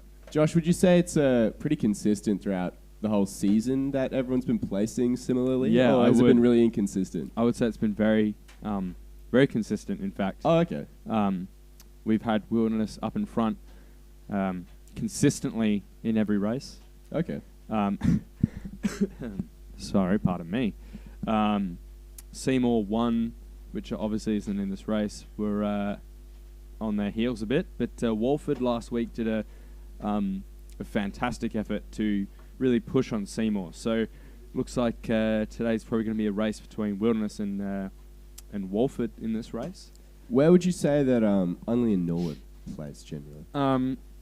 They tend to be in the fight, but not right up the front. Okay. They're fighting amongst the mid pack, which it's exciting to see anyway when you got hard racing all through the field. Oh, they're off. They are off, and they're on. Huh. You can say that again. And they're on. I did. There you go. Looks like we got Wilderness, I think, out in front. You can tell by the pink visors that they wear. Oh, that it's Wilderness. It is, in fact, Wilderness. And also, for those that are at home, you can also tell by the fact they're in lane 3, which is the furthest on the right. That's right. They are on the right. They are. Yeah, as opposed to the screen, left. the screen right. Stage right. Stage right. Yeah. Which would be the Cox's left. See, this whole thing is so confusing. Yeah. So in Wilderness 1, we have, starting from the bow, working up to the Cox, we have Isabel Jackson, Lily Merschel, Amelia Goss, Gracie Dowling, Gia Rinaldi, Imo Hawker, Annalise Roos, Zara Hoadley, and Sophia Taib. Coached by John Trovis, otherwise known as Trove Dog. Ah, how do you earn that name? How did he earn it? He barked at me one time. Woof, woof. Cool. I'm not going to lie. These boats all look like they're pretty well in line. It's hard to see one clear lead here. It is. Does that make you excited? I don't know who's going to win. I agree, but it does look like people are rating quite low. That they know that they don't have to work too hard to get through. That is just a heat, I see. It is just a heat. So we're not sure yet what's happening, but still exciting to watch. Indeed. That is fair enough. I feel like definitely you don't want to be that one who does not make it to the final. So I feel like the ones at the back are going to be trying really, really hard not to cop that spot. Yeah, that's right. Pardon me, sorry. You're good. I've got a light cough. So Seymour 2, obviously a bit out of place in this race, just because they're not a first eight. So they're in the furthest lane here. Looks like they're up in the fight for the top 4, probably slightly ahead of Norwood. That's pretty good that Seymour second eight is like keeping up so well with the other first eights. Yep. So in Seymour's second eight, we have Sophie March, Georgia Whalen, Daisy Howitt, Abigail Worm, Gabby Manifold, Alex Wheaton, Isabella Lease, and Amelia Linton. Sasha Walker as Cox. See, that sounds like the first eight, except it's got Seymour 2. Okay. Unless if it implies that there's been a seating change. I'm not sure. But regardless, they're still a great crew. Both crews are, well, the Seymour second eight at least is up, winning the second eight division at the moment. Oh, nice. Yeah. very excellent job there, coached by Daisy. So they've started to separate out here a little bit. Obviously, no need to work hard, as you said, if you're in that top 4. But it does seem that they have separated out into first, second, and third. Yeah, it does appear that way. Looks like they're all underrating significantly just to conserve energy. But even when you're underrating, it's still important to look confident while you're doing it. Look powerful. Put your opponents in a state of mind where they're slightly concerned about the final. That is fair enough. Look at those finishes from the Wilderness crew, looking very strong and together around the back end of the stroke. It's just lovely to see, honestly. It's just a beauty to watch. Even though it's not high speed, fast racing, it looks good. It's like a battle paddle. Even Walford here, just kind of paddling along with the other crews, looking good as well. Josh, it looks like they're all rating the same sort of rate. Hypothetically, do you think a gentleman's agreement was made at the start line? Potentially a gentleman's agreement was made between the crews. Gentlemen's agreement are very fun, and they're it's always enlightening when someone agrees to it. Wilderness moving to the line. Unley, slight lift. Walford, slight lift as well. Some tight racing there in the heat. Well done to those crews. We've got Seymour coming up now on the line. Pushing. That's it. There we go. So and those cross the line. Those going to the final are Seymour, Walford, Wilderness, and Unley. Well done. Nord, unfortunately, have been eliminated from the final, but that is nothing to worry about. There's always another race, Josh. There's always another tomorrow. Damn right there is. All right.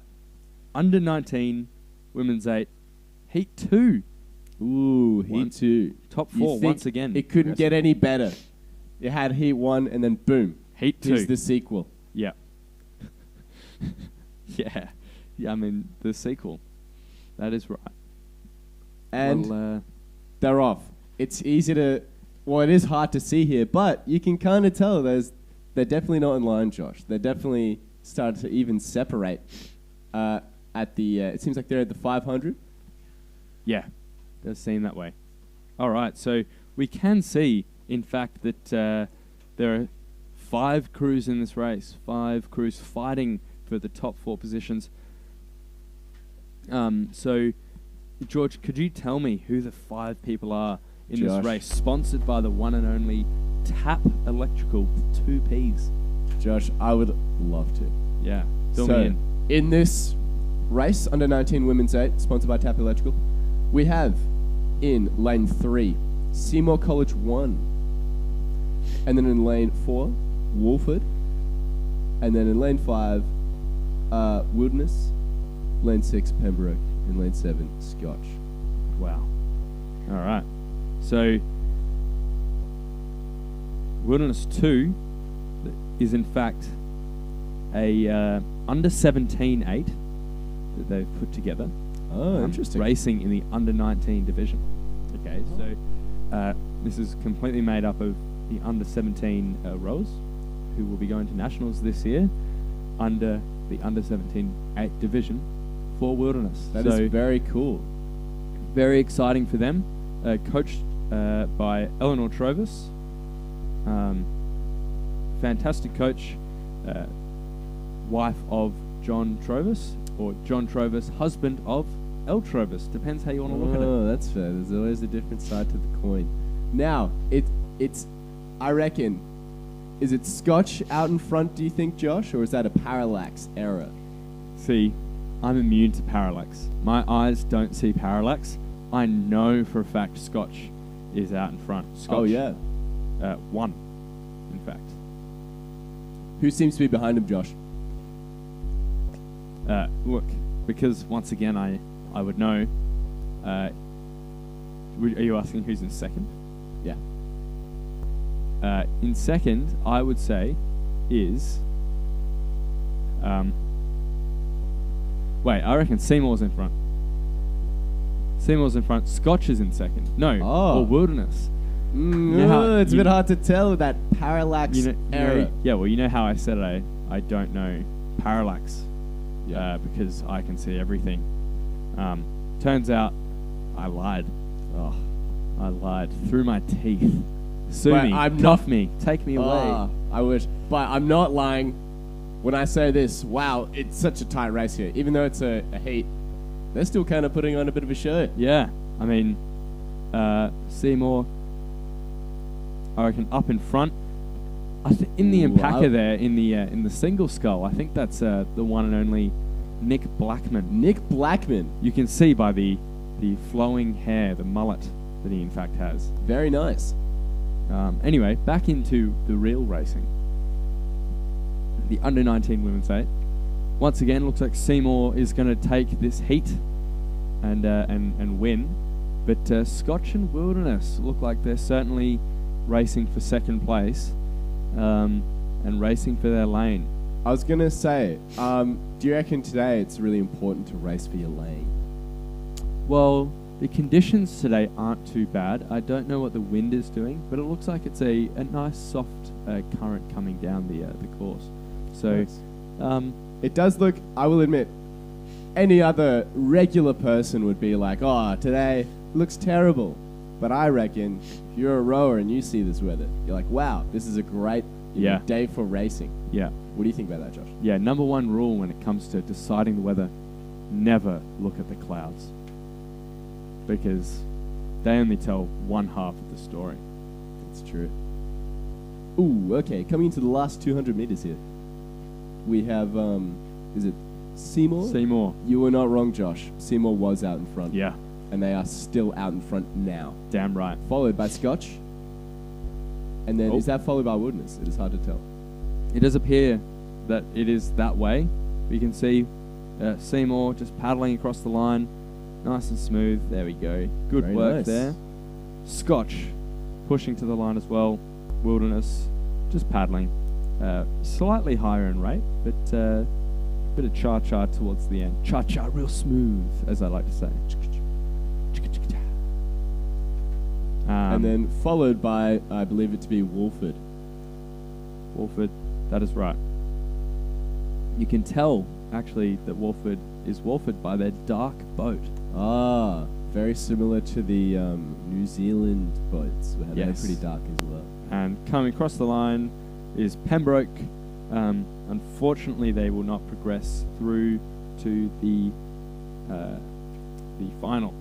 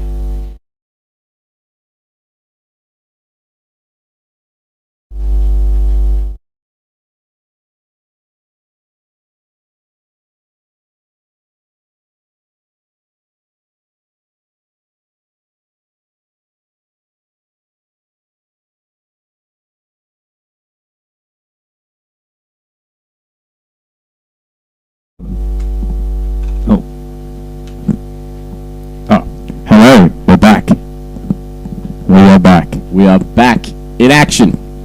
Back in black. Time to show the world what we have in the world of commentating abilities. Oh my god. Oh no, it's not on the camera. I was going to say, a man is crossing the line, winning his own race against himself. I did see that. I think he missed his race. Or he's warming up. Either one. Well, we did see Nick Blackman warming up before, so... We did. Well...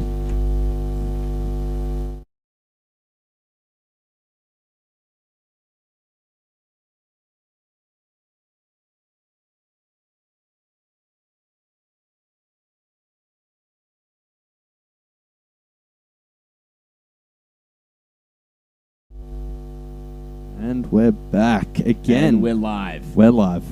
From the tower. Live from the tower. The commentating tower.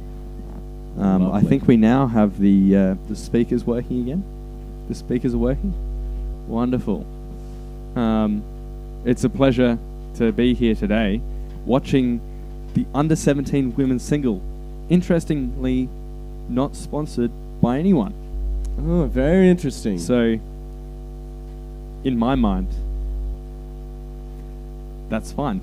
Anyway, under 17 women's single scull. Now, Josh, tell me what's interesting about this race compared to the last few races we've had. Well, instead of the boat having more than one person, what's interesting about this is it has one person per boat.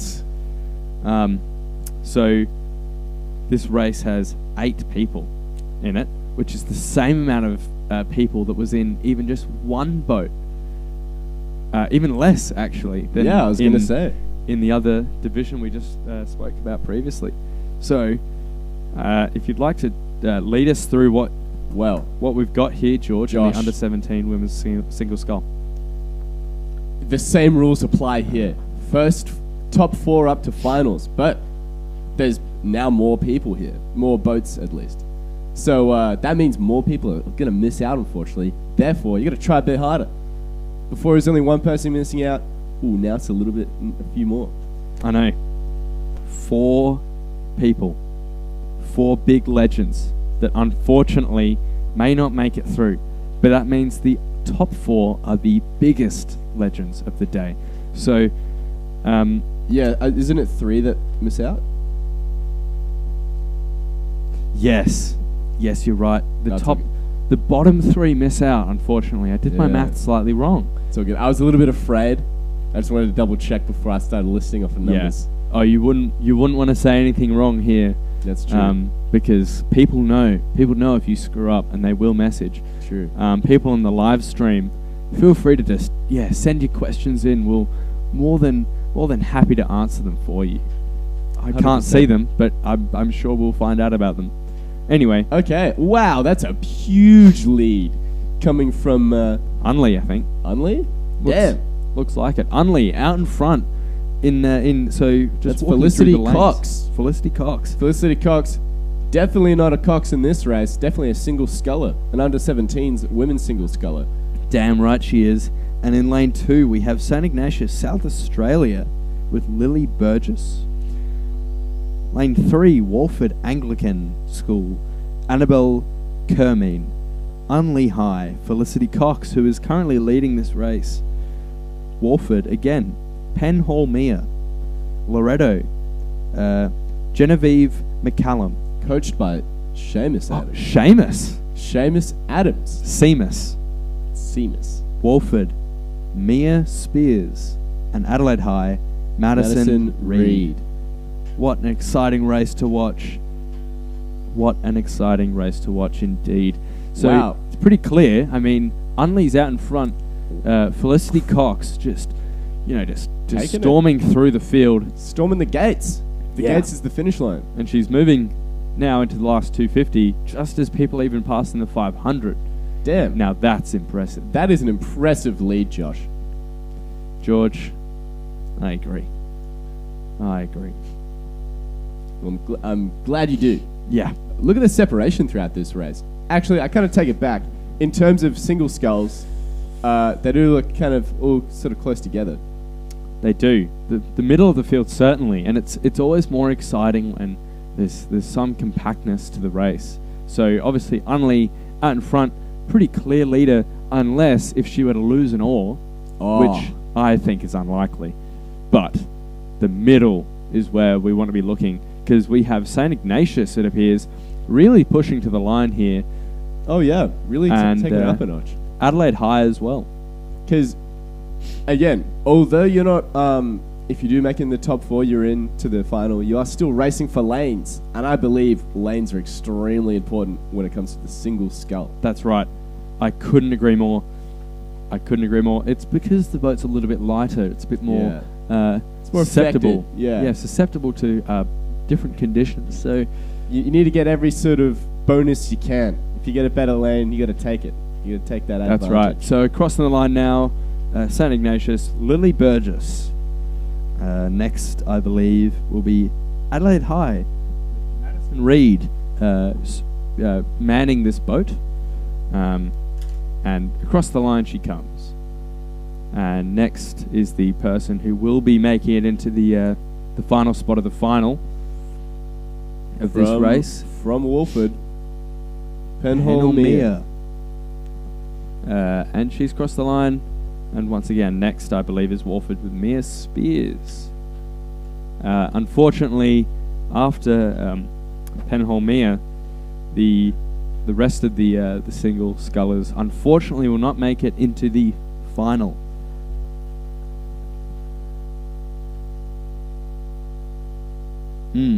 Yes. Yeah. I think we may have got that. Did we get that mixed up? No. No, I think we're right. Oh, okay, cool. I was worried for a second there. I think. Don't quote me on that. And we're on to the next race. Wow. Ooh, Josh, what's this one? This is once again the under-17 women's single scull. Wow. Not sponsored by anyone. So if you are a sponsor who wants to sponsor races in the future, to make sure every race is sponsored, open spot. There's an open spot right here, and many more.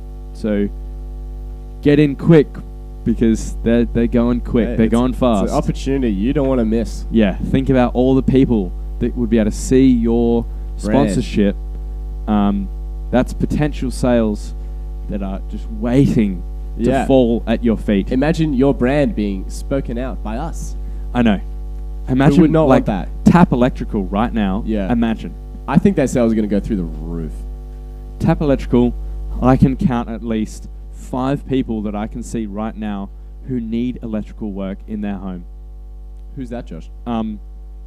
There's a PAC. There are 2 PAC guys walking out there. They want electrical. And there's a group of people, some Wolford people, who also would like Tap Electrical to do their work, their dirty work for them. Although Tap Electrical reminds me of lightning. You know what lightning reminds me of, Josh? What? Speed, just like these people. All right. So in this race, we have 7 boats. We have Wolford Anglican with Adelaide Uni, Northern International, Wolford, St. Peter's Girls, Loretto, and Wolford again. Wow. So as we can see on the screen, if you're watching the live stream, if you're looking out into the water because you're on the bank, I hope you got binoculars, because they're a little bit far away. But to help you out, I believe in the lead, it appears, is Adelaide Uni, Bianca Kohlberg, coached by Tom Dornbos. Ah, very nice. Actually, I believe, were we coached by Tom Dornbos in the Uni Games quad? I mean, technically? Through osmosis, I think. He was there. He was there. He watched us.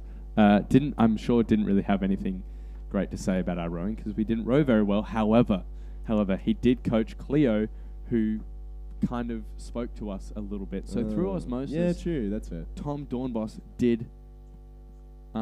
He did help us out. Although speaking of good rowing, check out this race. Look at the good rowing in this race. Yeah. So once again, Adelaide Uni, sorry, bit of a cough again. Bianca Kohlberg leading the race very comfortably. Yeah, very smooth rowing here. Yeah, but the rest of the field very compact once again. I would the argue middle of the race. Even more compact than the last time. It looks like they've just come off the start, Josh. They're like in line. The question is, George, who's the top 4?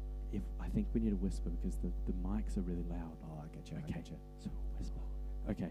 I've never seen it in my whole, all my years of rowing, Josh. I've never seen actually a finish line so compact like this. Genuinely, it does look like they've just done 500-meter race. They're all in line. Yeah, they're all in line. It's almost like they're trying to put on a show for the people of West Lakes, which is just lovely. That is lovely to see because the people of West Lakes need to see racing like this every day, every race. Even in a heat as well. Heats that are, normally such like, you don't really try super hard in them. You got to try hard here. Yeah. Get your spot. That's right. So I think probably second and third place at the moment. St. Peter's Girls is looking like they're going to make second. Walford in lane 2 are certainly in the mix as well. And so it's the back 3 that don't make it. Is that right? Yes, the back 3. So it's certainly tight. It is certainly tight. Oh, yeah. So crossing the finish line, we got, who is it, Josh? Adelaide Uni. Adelaide Uni. Bianca Goldberg, coached by Tom Dormos. Coming up to the line now. St. Peter's. Very tight. St. Peter's Girls. Ooh, and or he's gonna get it. He's gonna get it. They're looking across at each other. They're making eye contact. They're making eye contact. Oh, and Wolford had the stronger eye contact, crossing the line first, followed by St. Peter's. Yep, well done. Well done. Oh, this is once again tight. Who's going to get it? Ignatius making eye contact. And she's made stronger eye contact again. Oh, I hope it's not the parallax. No, I don't think it is. I think it was St. Ignatius crossing the line there to make their way into the under-17 women's single scull final. And I still want to call that was a pretty good finish from Wolford there. Like, just then. Pushing to the line, even though you don't make...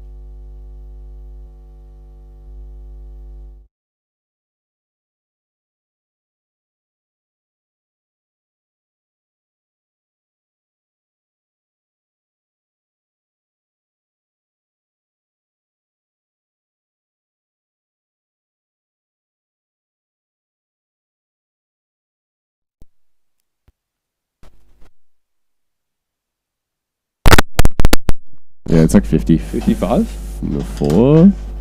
Because I think it's like 10 Ks under... I'm actually not sure. Soph did it. I think...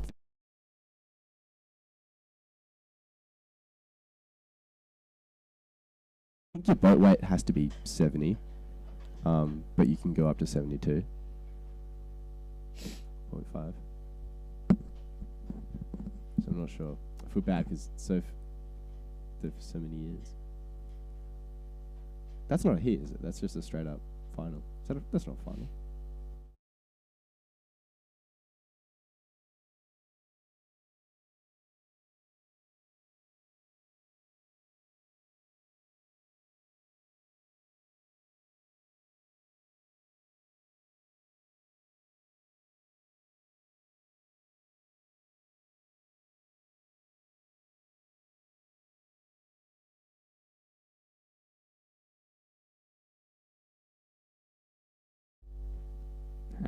And we're back. We're back. I hope you didn't hear that music because it was too good for your ears. We should bring that out again sometime. Beatboxing is certainly our thing. But underway right now is the under-21 lightweight women's single scull. Ooh. So this is not a final, Josh. Correct me if I am wrong. I think you're right. This is not a final, or it is? Wait, I actually forgot what I said. I think it's a final. Yeah, it's a final. Nice. Yeah, I think it's a final. So, under 21 lightweight women's single scull in Loretto, lane 3. We have Imogen Smith. Unley, we have in lane 3. Scarlett Shanks. Oh, sorry, I thought we were doing. Oh, sorry. In lane 3 we have Unley High, who is Scarlett Shanks. Yeah. In lane 4, we have Loretto again. Who is? Madison Johansson. In lane 5, we have Unley High. Who is? Emma. I'm gonna butcher this. Dalbanier. I'd say you got that right, I think. But apologies if we didn't get that quite right. Lane 6 is Loretto. Who is? Emily Lang. Well done. Now we're all up to speed. Speaking of speed, look who's out in front. Ugh. Similar to the last race.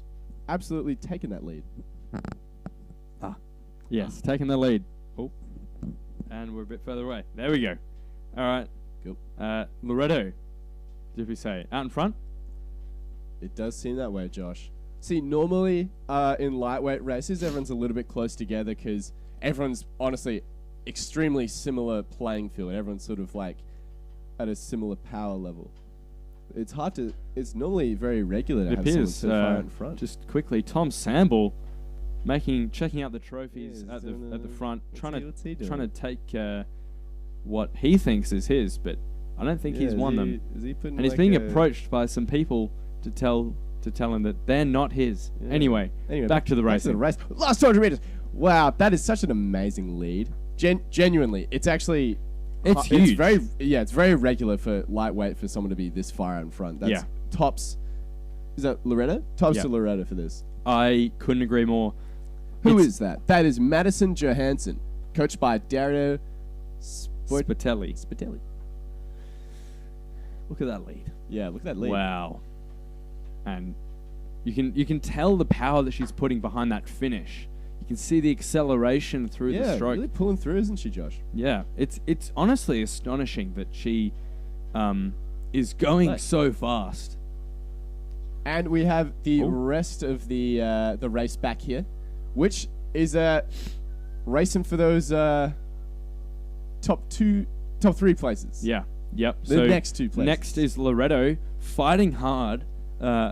Next to Unley, the 2 Unley girls who are fighting for that 3rd place position. So the question is, which gonna Unley get girl is going to take 3rd? Oh, It's close. Oh my god! close. Oh my god! She's caught a crab on the far Unley No! lane. She's caught a crab. Oh, that's so tough. It was such a good race, but coming across the line, Loretto- Scarlett Shanks has pushed through and is just stuck Followed with by this.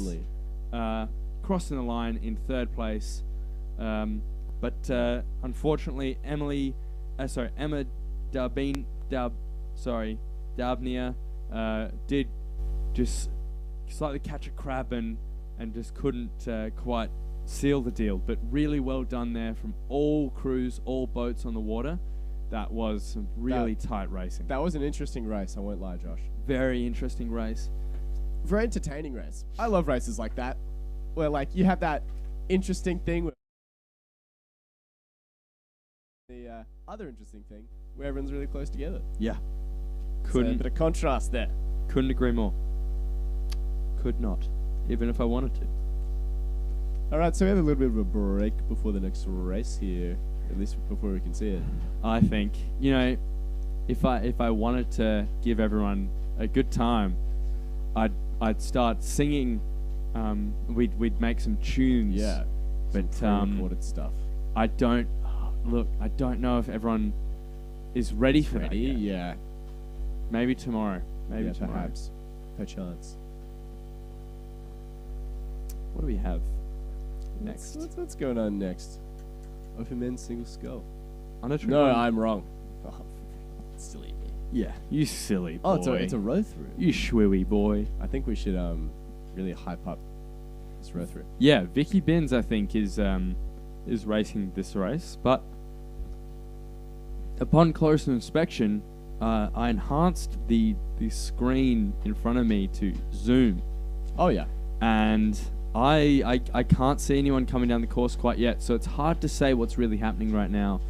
But all I can say is the weather. Yeah, the weather, man. The weather, as you can see, it's quite overcast today, but the sun is still punching through.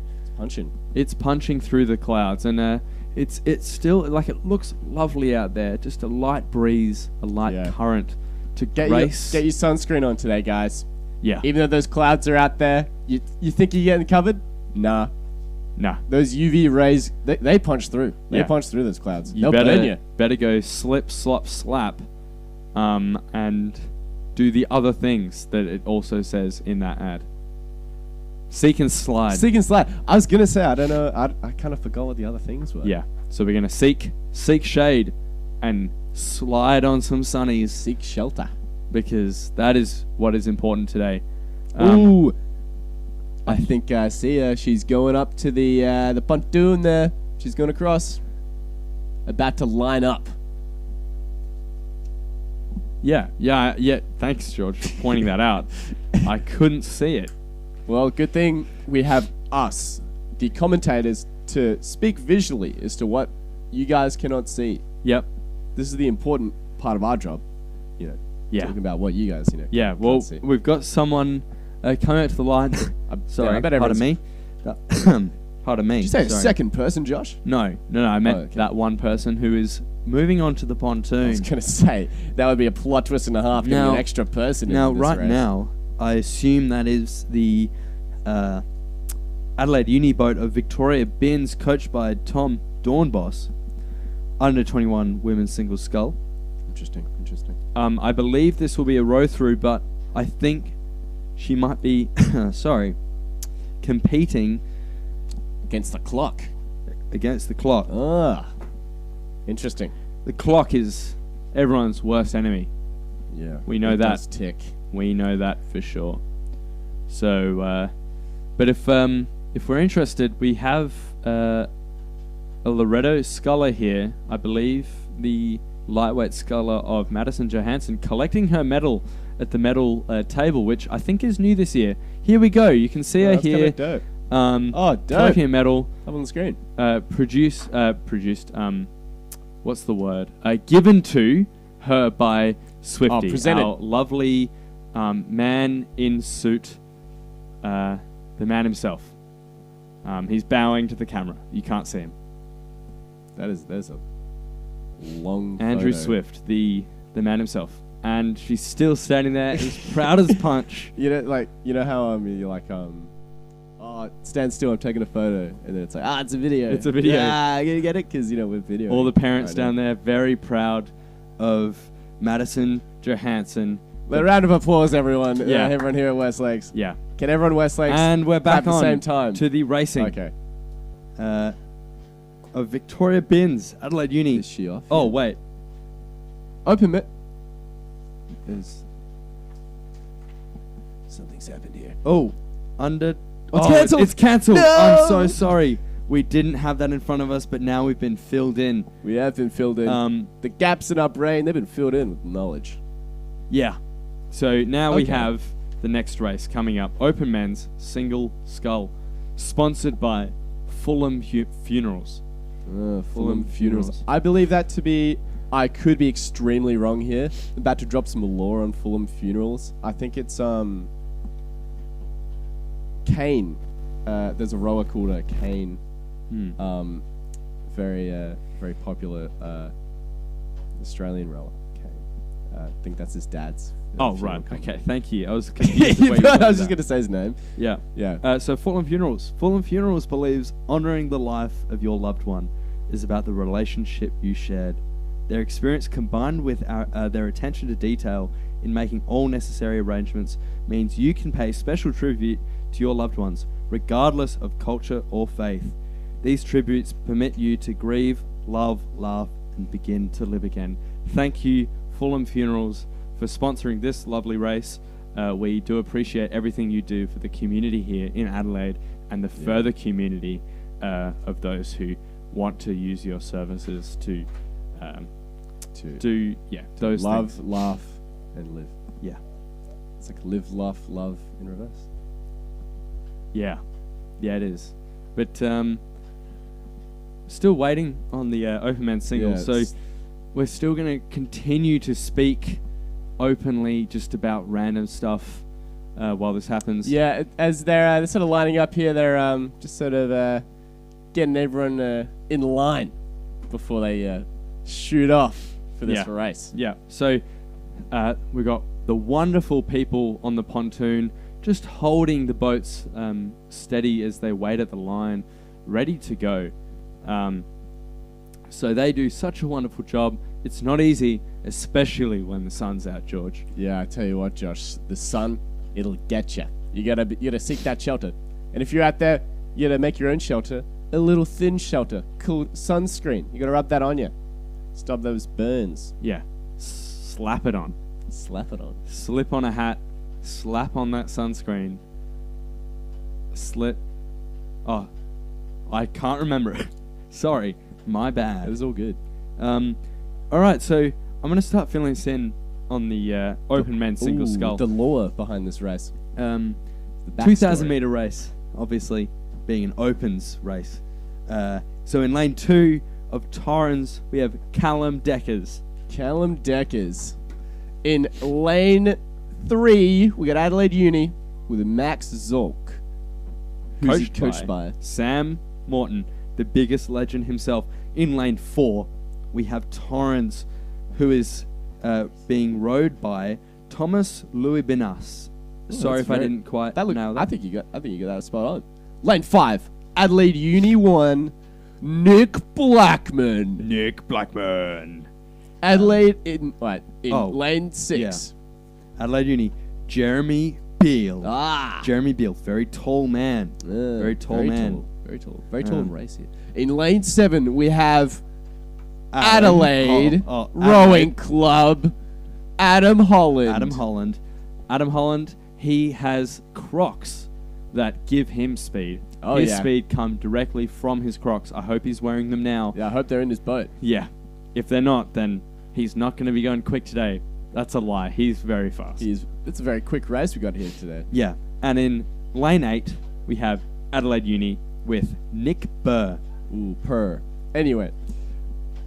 This race is filled with a lot of fast people. Despite the single scull being the slowest rowing boat, tell you what, this is going to be a quick race. Yeah. This is full of athletes who know what they're doing. I believe Nick Blackman has got some big things on the horizon. Potentially with, I don't know, the Australian team or something. He wears that zooty all the time, so I can only assume he's doing big things. Yeah, I could not deny that. Can only assume. Speaking of Australian rowing teams, we have what seems to be a Australian rowing team boat here at West Lakes, the Double. We do. It's got an insignia on it, the kangaroo. Yeah. It's kind of cool. It looks very, very sweet. Yeah. Looks dope. If I could have it, I would. Yeah. I'd probably then sell it for money, but that's because I'm one person and I wouldn't have another person to row double with. Yeah, that's because true. I only exclusively row pairs. Yeah. So I mean, like, unless you were to like DIY and like saw off one side and then just like. I don't know why I didn't think of that earlier. Yeah, good thing I'm here. I'm the other half of the uniform brain we've got going. Yeah, the hive mind. Well, you know what, George? It appears that they're off. Everyone on the bank, the open men's single scull is moving. They are underway. Oh, they're off! They're underway. They are moving quickly with haste down this course. Damn. They are moving with haste.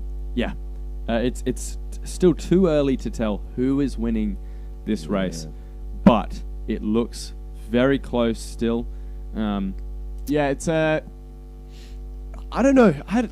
Normally in races, you got like an idea of who you're going to pick out who's going to like sort of steal that win. There's a lot of fast people in this race, Josh. A lot of main characters in this race. Yeah, dare I say? Yeah, a lot of main characters. This season finale, it's gonna be interesting.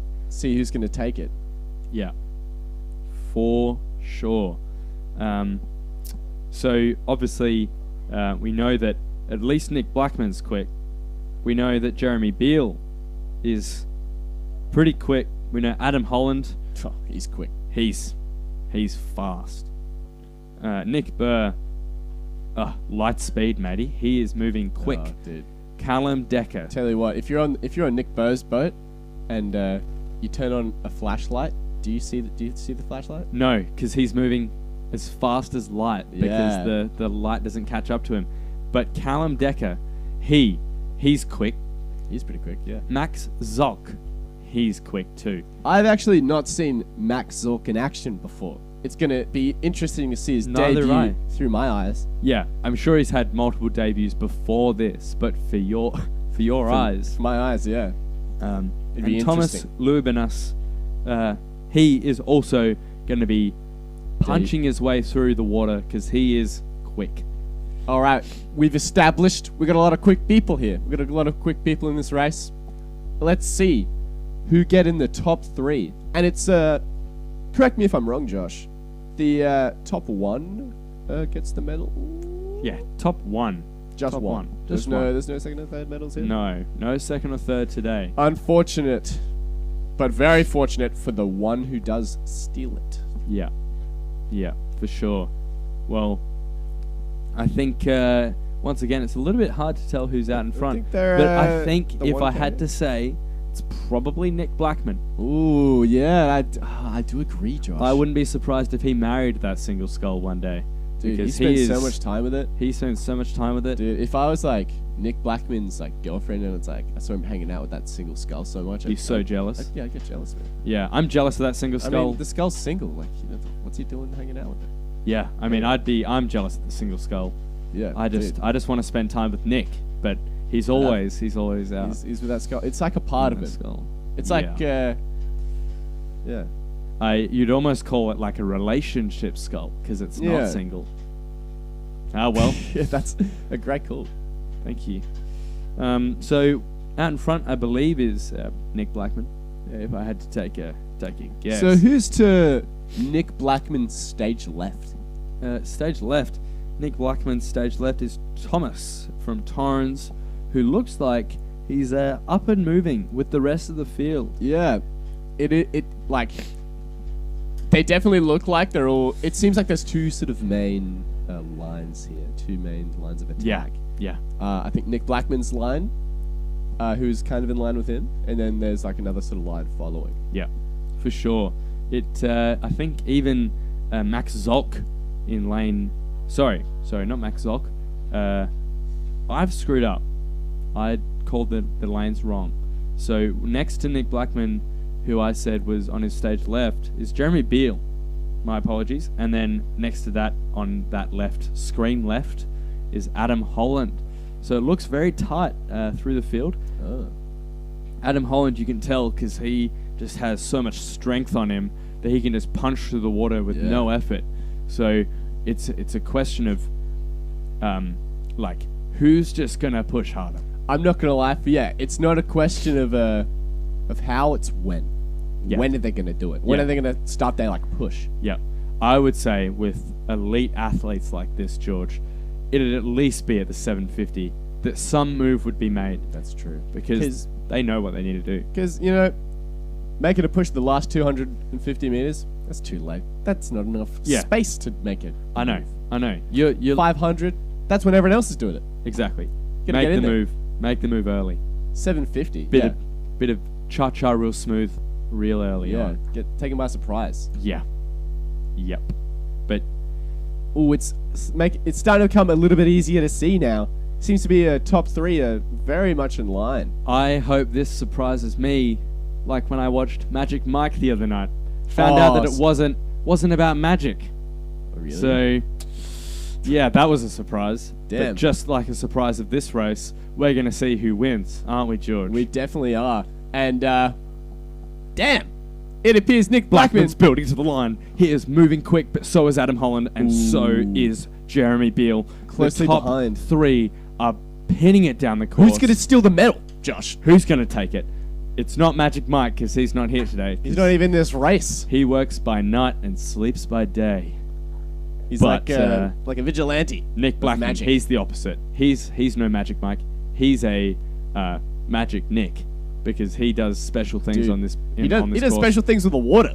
Yeah. I don't know what's going on with the water around him, but it's moving quickly around him. Yeah, I know. And now we've got Adam Holland making a push against Nick Blackman. It's tight across the line. That's so tight. Oh my God, the top 3, it just seems like it's separated by such a small margin. Oh, I think Nick Blackman is inching in front. He's got it. Look at those catches. Many inches sharp, in front. And he's back into that finish. Really smooth and tight around that back end. He's taking it. Adam Holland looks slightly lower in rating, but he looks like he's pushing those legs he's got down the power. with absolute speed. Jeremy Beals building to the line. Nick Blackman, he's up and moving. He's moving to the line as well.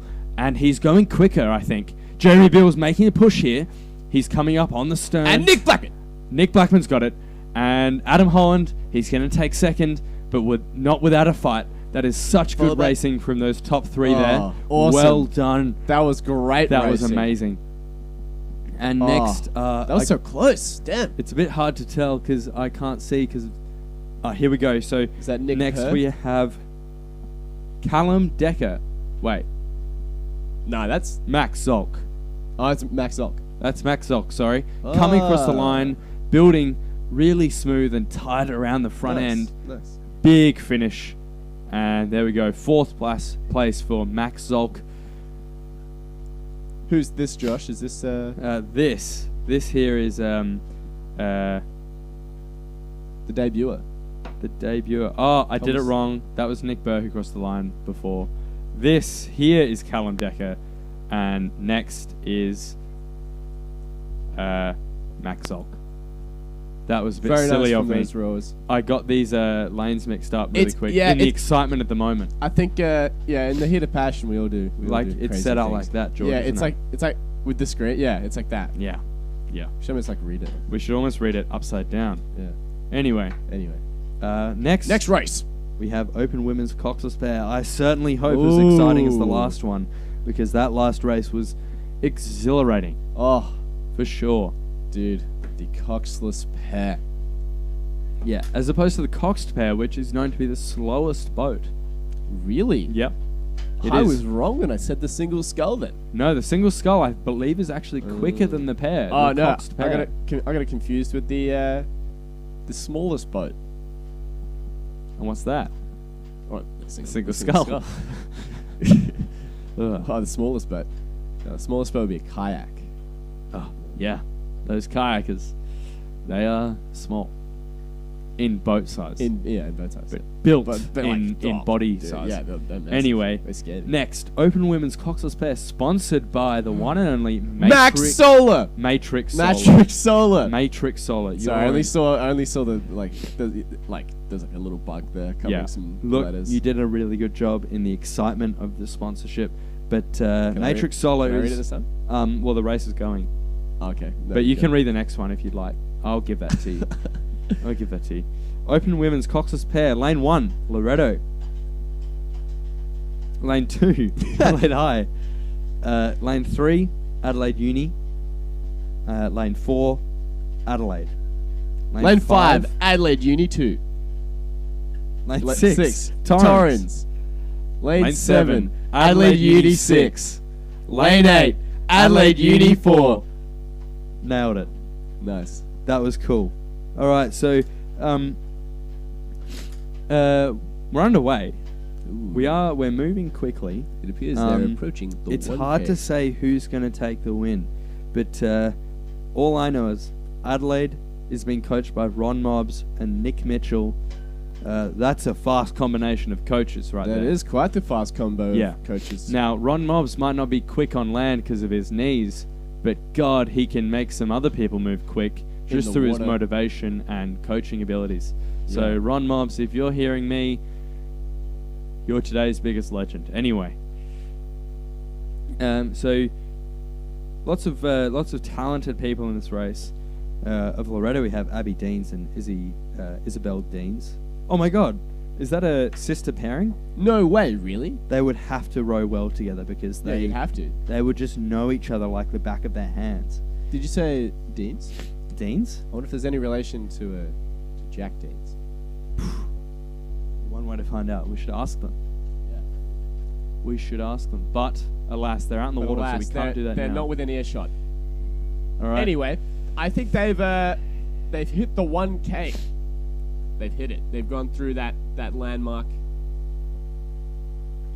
Oh, yes. Oh, we can do that. Yeah, sure. Anyway, they've hit that landmark 1K point. Maybe. Not quite yet. Ooh, they're coming up on it. Moving and coinciding with this race is the presenting of medals. We got Nick Blackman. Nick Blackman winning his medal. Congratulations, Nick. Medal. That's a big gold trophy right there. So well done, Nick Blackman, on winning that trophy. That's going to have a lot of... Yeah, lift it high, Nick. Yes, well done, Nick. Congratulations. Smile for the photo. Yeah. You are today's biggest legend, Nick. Yeah, well Nick. done. Congratulations. And he is leaving the stage. Thank you. All right, back to the racing. Awesome. So we've progressed a bit more, and we can see what's happening now on the screen. If you've got binoculars, you can also see. So it seems as if it might be Adelaide of Georgina Tager and Ella Bramwell up in front, being closely fought with Claire and Deanna, coached by Tom Dornbos, and it looks tight. It looks tight for sure. Rather tight, doesn't it?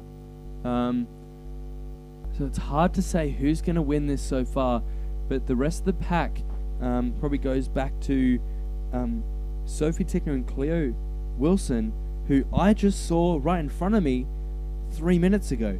So Cleo is not racing this race. Yeah, I think she's been definitely swapped out with someone else. Someone swapped out with Cleo, unless she's got superpowers and she can teleport, which I don't think is right. Anyway, Sophie Tickner and Cleo Wilson, which we know isn't that combo, but they appear to be maybe in third place. Yeah, the top first place here seems to be fought pretty closely. It's like a boxing match. Yeah, it's like a back and forth. It's like a conversation. It's very tight. It's like a tennis They're match. almost side by side, I would say, with Adelaide with a slight lead. Yeah, I think very, very slight, maybe a few inches. I'd say maybe a few inches. A few, maybe. Well, yeah. How many inches do you reckon, Josh? I reckon it's at least 3. Anyway, moving. That's more than enough inches to win a race. Yeah, I do agree. And they seem to be. Oh, it's very tight, isn't it? Damn. But Adelaide is in front. Adelaide is in front by just a tiny margin, maybe half a length. That's I'm taking a guess, but back to Adelaide Uni in third place as well. Oh, they're kind of creeping up, aren't they? Yeah. This is their race too. Yeah. They're in it. They're racing. Yeah. And we can see Adelaide Uni starting to build to the line, but I think Adelaide's still in front slightly. But Adelaide Uni, I would argue, maybe rowing a little bit better with those catches just locking in together, and projecting the boat. But Adelaide Rowing Club seem to want it. They want it a lot. They do, don't they? I was gonna say, like, if they wanted to make a move now, I feel like they could take it. Yeah. But I think they're very consistent. Yeah. In speed here. Yeah. Oh, that's such fantastic rowing from both crews there. Really strong power. You can see the determination from both crews. Even the Loretto single on the far side, she wants to win this race, but she just can't keep up with the extra people in the boat. And the kayaker, as you can see on the line, is crossing the line. He takes the win. But not of this race, because we know Adelaide Rowing Club, with a half boat length lead, takes the race, followed by Adelaide Uni. Congratulations to those two crews and Adelaide Rowing Club for taking the medal. In third place, Adelaide. Adelaide Uni. Adelaide Uni, we have Sophie Tickner and who looks like Jemima in this boat. Wait, maybe not. There's been some moving around, because on the far side we have Joe Malcolm and Jemima Richter crossing the line with a really strong performance there. Followed by the last Adelaide crew there. Grace Seppo and Angie Franco.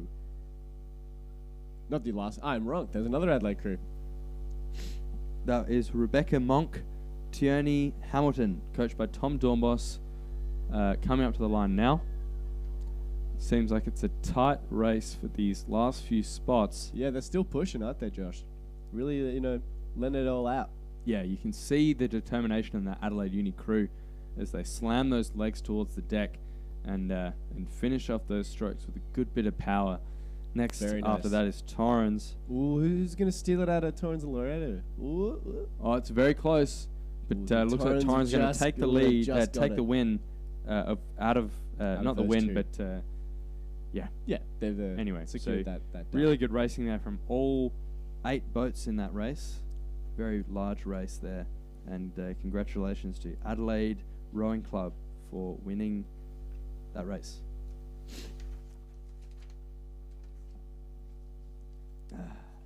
Next up Ladies is the and gentlemen. Under-19 Women's Coxed 4, sponsored by Low Farms, which is in here somewhere. We're just trying to find Just the... trying to find the low farm. Yeah. Low Farms. Low Farms is proudly family owned and located 20 minutes north of Gawler, producing premium hay, chaff, grain, and straw grown on the Adelaide Plains. Damn, Low Farms. Low Farms. If you had to choose between Low Farms and any other sort of farm, who would you choose? I would say. Low Farms. Yeah, Because do I as know well. that I can trust them with my premium hay, chaff, grain, and straw grown here in the Adelaide Plains. Dude. Tell you what, if I was racing and I was like, oh damn, you know, I wish the farming economy was a bit better. Like, I wish I need to invest in like a farm. Yeah. I'm glad that I would know that I could now hear us talk about Low Farms and know where to go to for our farming needs. And they're producing lovely local produce. Like hay, chaff, grain, and straw. Tick one's complete. Anyway, good effort, Low Farm. Whoops, Low Farms. might tick the other ones. Full-on funerals we did. There we go. We did. Anyway. It's just that. We didn't get to it. Anyway, so Yeah, the weather here is actually it's picking up. It's picking up. It's getting a bit windier. it is getting a little bit windy. It's hard to say at the moment what type of wind it is. Isn't there only one type? Wind? Or is that like a secret second type? A secret third thing? Wind 2. Wind 2, the sequel. Yeah, well that's not real. So don't listen to George because he spreads misinformation. You're just seeing stuff. Anyway, Under-19 this women's race. Coxed 4. I've been thinking about this race for a while, Josh. I'm not gonna lie. I'm up late at night thinking about who's gonna steal the win from this race. It's a final, Josh. Yeah, it's a final. It's a final filled with some really talented schoolgirl crews. Sorry, pardon me. This is under 19 of the state in this current regatta. These are the top 8 boats in this division. Yeah. Doesn't that excite you? I'm excited. I couldn't sleep last night knowing that this race was coming up. Oh, You know why? why is that, Josh? Because this race is going to be so tight and it's going to be so exciting to watch because I just have so much faith that that the crew that wins this is truly going to deserve it. Okay? I do concur. Now we can't say who's going to win it because we don't know. And you know, and that's half the excitement. You just don't know who's going to win. Exactly. Isn't that exciting? My heart is racing right now because I know that down in the next 10 minutes we're going to be witnessing some great rowing. Okay, so I'm going to go through some of the lanes here. Go for it, Josh. So in lane 1 we have Loreto with their lane Loreto 1-4. In lane 2, or in that Loreto. oh right, Loreto boat, we have Lucy Hoskins, Poppy Lynch, Fern Rosenbauer. Rosenbauer, thanks. Yep. Eliza Hogg, India Lange. Lange, coached by Dario Spitelli. In lane 2, we have Walford Anglican 1 with Molly Stewart, Mia Spears, Charlotte Newman, Ava Morrow, Scarlett Paps Burford as the Cox. And in lane 3, we've got Seymour College with Grace, Caroline McNally, Abby Arnold, Vicky Binns, and Olivia Rhymes in Cox. In lane 4 we have Wilderness 2, Gracie Dowling, Amelia Goss, Annalise Roos, Lily Merschel, coxed by Ava Lange, coach John Trovis. You don't think there's any relationship there? Between Ava Lange and India Langy. I would say that's just a pure coincidence. But it's funny because they're both Coxes. Yeah, that is quite a big coincidence. Oh, they're off. Oh, are they? All right, they are we'll just moving. quickly go through the lanes real quick. We got Loretto, lane 1, Wolford, lane 2, Seymour in lane 3, Wilderness in lane 4 and 5, Yep. Seymour in lane 6, and Scotch in lane 7, and Wolford in lane 8. Oh, I'm so excited for this race. Now, everyone's up to speed. Everyone's up to speed. Everyone You know knows who what's else happening. is up to speed? These guys, because they're going quick. They are. Looks like Scotch are rowing pretty hard here, out in front of the pack. But it's too early to tell who's really going to win this race quite yet. It is hard to tell. It's if you were to be placing bets, you'd be risky to place them now. Yeah, because you'd want to place them later, because then you'd know. Yeah. But it looks like Scotch are out in front with the 2 Wilderness crews pushing up pretty close as well. What do you think, George? Ooh, if you want my personal opinion, Yeah. it's just too hard to tell. Oh, okay. it's just it's so hard to tell. Yeah. But at least in this race, they're being followed by the who's that guy? Is the speedboat people. the speedboat people? Yeah, the bros. There's a pardon me. word for them. There's the The followers. followers. Yeah, but The anyway, acolytes. the crews are crossing the 500 meter mark now, with 1,500 meters to go. As we move further down the course, it still appears that maybe Wilderness has made a bit of a move on the other crew. Oh yeah, of they've kinda Scotch. pushed up there, haven't they? Very exciting. So this is the coxed race as opposed to the coxless. I've just been informed. Wildy Lane 5, clear water out in front. Oh really? We Yeah. got someone We've got an informant informant. That's the word. watching, and he's informing possibly us the of these positions. And Wilderness in lane 5, that of Isabel Jackson, Gia Rinaldi, Imo Hawker, Zara Hoadley, Sophie Taeb as Cox, coached by John Trovis once again. He's a popular man, Yeah, Mr. John Trovis. So he's coached both of these crews. Yeah. It's kind of like he's competing with himself here. Yeah, What do you think about that? internal conflict, but every good coach has a bit of internal conflict. True, you got to see both sides of the coin. Yeah, that's right. And John's got that because he's got 2 crews that he wants to win today, but only one can. So, good luck to them. Even the same with Seymour. That's a lie because there's only one of them. But Wolford. There's 2 Seymours in this race. There are 2 Seymours. I was wrong, but a lot of internal conflict in this race, Yeah. and we all want to win, and so we need to beat our teammates as well. So let's row hard, as every crew here is doing. It looks tight. They've made a V formation, just like a whole bunch of fighter jets. Yeah, and so it looks like it's pretty close for second place. The fight between Wilderness, Seymour, and what I think maybe is Scotch. The other Seymour crew on the further side. So the 2 Seymour crews are really pushing up on some other crews here. It's going to be a tight fight for second and third. George, what do you think? Dude, I do agree. I don't think I could agree more if I wanted to. No, I don't I think do. you should agree more because this is what we're seeing, and this is exciting. These are the We're facts. past the 1K. We're moving through the 750 about coming now. up on the hotel now. See, this is where it gets real hard. This is where your legs get a little bit heavy. Possibly the hardest part of the race. Knees you weak. pass through that 1K. Yeah, Yeah. You don't- and like your arms get a little bit heavy. yeah, and you'd vomit on their sweater They're like already. already. Yeah, at this point. But good thing they had Mum's spaghetti last night for sure. Yeah, they're definitely on that carbs note. 100%. Yeah, but it's helping out that Wilderness crew out in front. Oh yeah. Oh, they've pulled in front a little bit. Yeah, because they are powering through with clear water. Still, the fight for second place is on with both Seymour and Wilderness crews trying to punch through each other to get into that second place. Ooh. This is tough racing.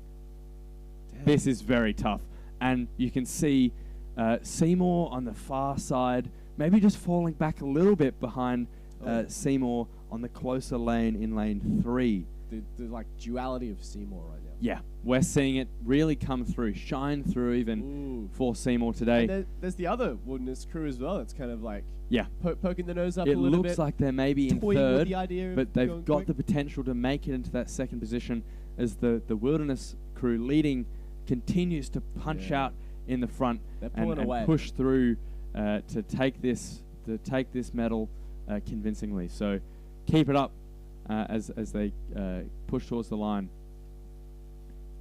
Oh wow! Look at this. This is fantastic racing. Well, they're starting to pick up. The question is, maybe we know who might get second, but who's going to get third? That is the real question. It looks like Wilderness in in third place, making a really big push to the line. Push it up, aren't this they? is so exciting. They're building. Ooh, Seymour, they're gonna push back.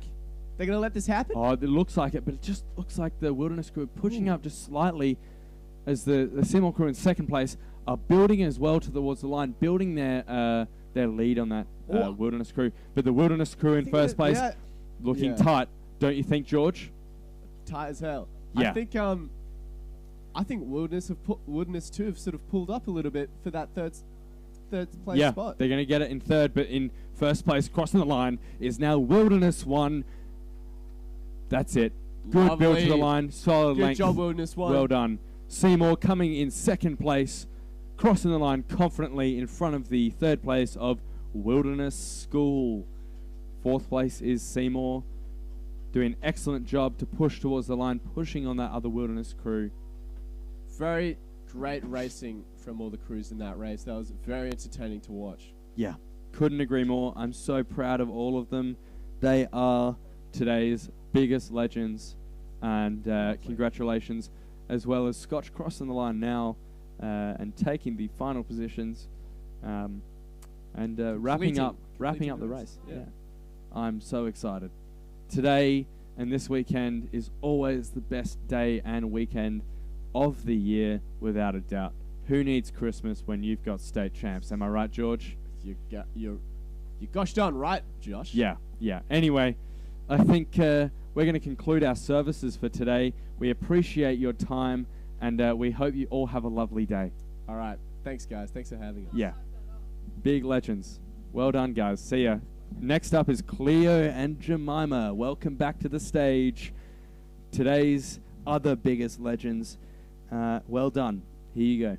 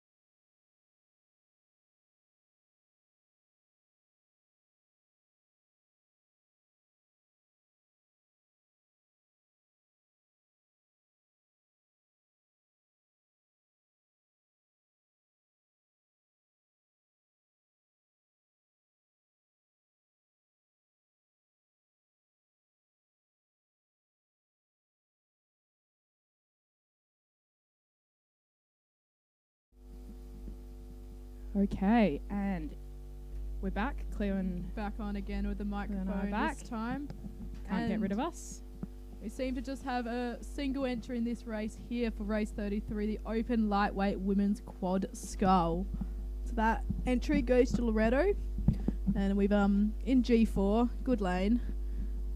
But it doesn't look like they're currently in G4. Yeah, a bit of wind today. They might have been blown over. It's a long way to get blown over. There might have been a reseeding of those lanes.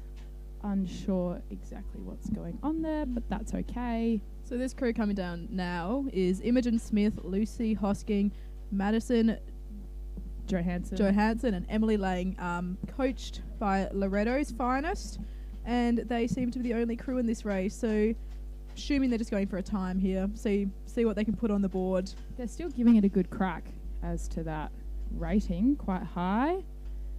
Looks like they're giving it a good bit of hustle. Especially in this lightweight. This is one of our only lightweight divisions. So good to see some entries still going through. Obviously, to be in the lightweight, every rower must sit under a certain weight class. I believe it's 59 kilos. Yeah, so for that the is women. Quite small, especially for a rower. Yeah, adds a little bit of an extra element to the sport. So whilst that's going ahead, we also have race 34, the under-17 men's Cox Quad Skull, which is sponsored by Gentle Touch Orthodontics. Now this is a heat, top 4 progressing to the final, which is race 74. It's looking like it's a good race here. They've just started, they're on their way down now. So in lane 3 we have Scotch College, lane 4 Prince Alfred College, lane 5 Norwood, lane 6 Scotch, and lane 7 St. Peter's. So this is the under-17 men's Cox Quad Skull. Top 4 progressing to the final, and the rest are eliminated. So it's looking like a good race so far. It's hard to tell what is going on there now. Looks like it might be the far 2 boats. So that's the St. Peter's and the Scotch crew kind of battling it out for those first 2. And then I'd say the Scotch and the Prince Alfred crew on our near side are bringing up the 3rd and 4th positions. Yeah, that Scotch crew is looking really strong there. Just looking quite clean with those catches. Blades going in, looking quite nice.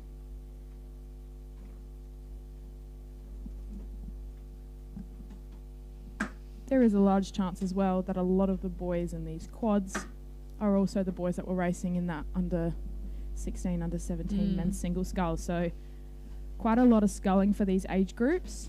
A lot of them haven't quite progressed to sweeping yet, so it's good to see them all out giving all the different boat classes a crack.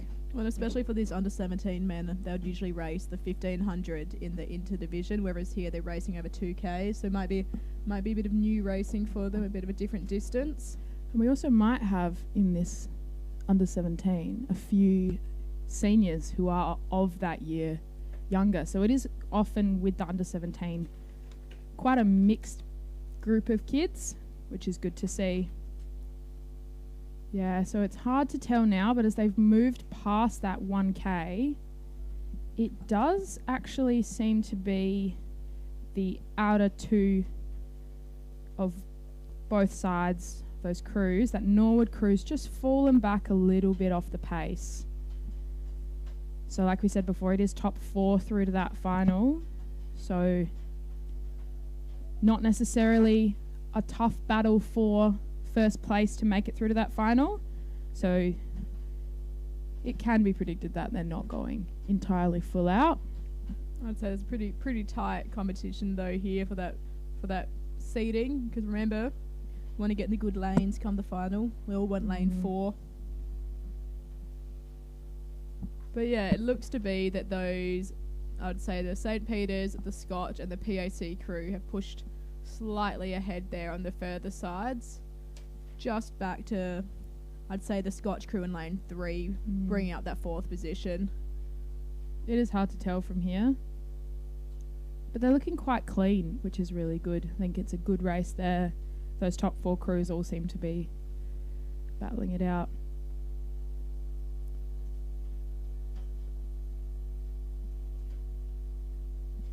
As the boys bring it into the last 500 of the race, it's definitely that Scotch and that Saints crew on the far side of the lake who are really bringing it home. Couldn't tell between them who's leading at the moment, but a good push between those 2 boys.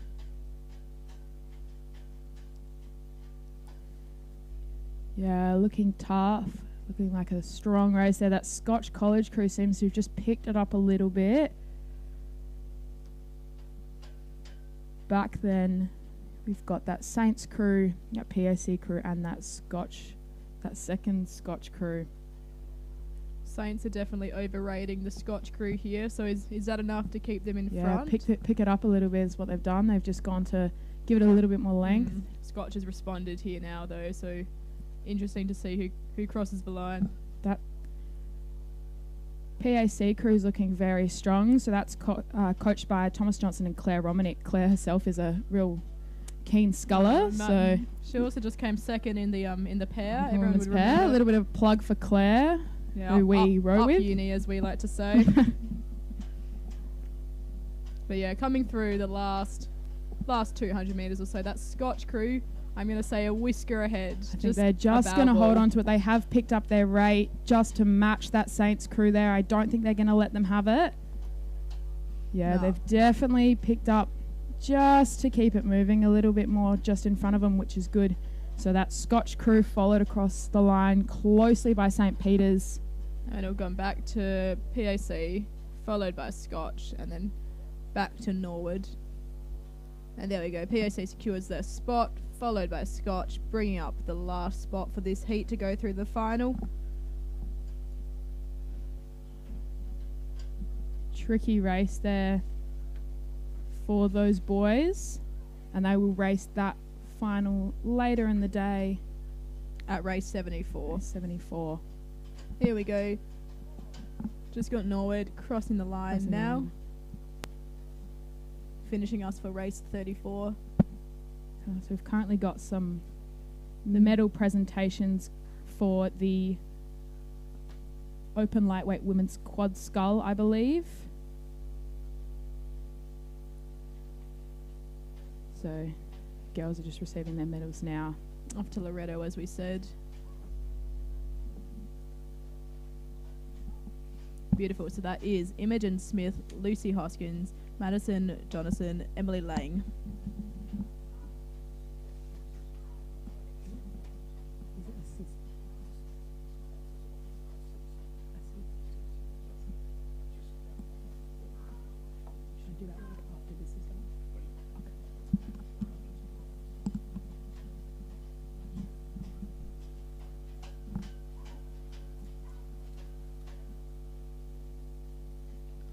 Big congratulations to that Loretto crew here as they are awarded their medals.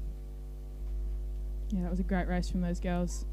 So good to see the girls giving the open events a crack, especially as schoolgirls. It is good to see them doing the tougher events. So that was a good race for them. So as we move on, race 35, under 17 men's Cox Quad Scull Heat 2, once again sponsored by Gentle Touch Orthodontics.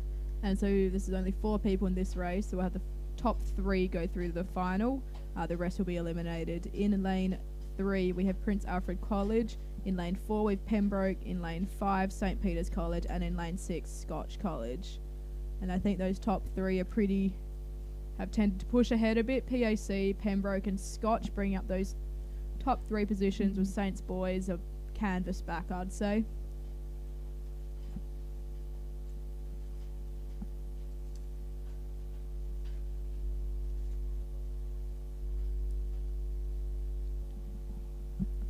So this Pembroke crew has that Jeremy Yu that we spoke about earlier in that under 16 single who crossed the line quite comfortably in front. So it will be good to see how that crew moves together. It is a really strong race here from these crews once again. Looks like so it's PAC out in front. PAC has definitely just got that little bit of an edge over the other crews, sitting a little bit higher rating. PAC and then back to Pembroke and Scotch battling it out there for the second place. Second and third. Can't tell yet who's actually in front, but there goes PAC. They've just entered the last 250, followed by Pembroke, followed by Scotch. It's a good race here between Pembroke and Scotch, really battling it out for that second position. I would dare say that Scotch looks like they might have a little bit of a canvas on it, just a little bit more distance as they start to pick up that rate coming into that last 250. They seem to be sitting a little bit in front. PAC sitting comfortably a boat length in front of the other 2 crews. Saints has fallen a little bit off the pace, but they're still looking very strong.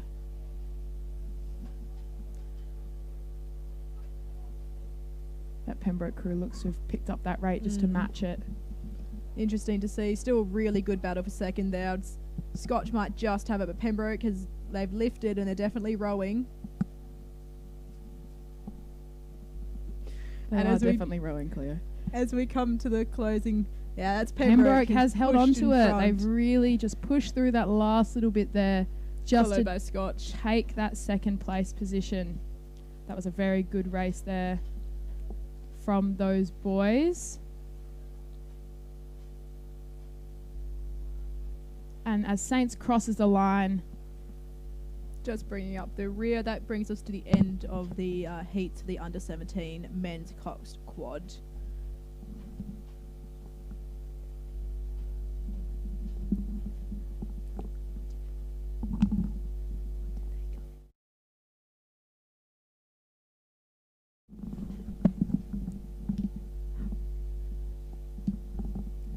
Okay, so the next event is the under-17 women's 8. Now we can't... Looks like we've got all 4 8s racing out there. This is a straight final for that event.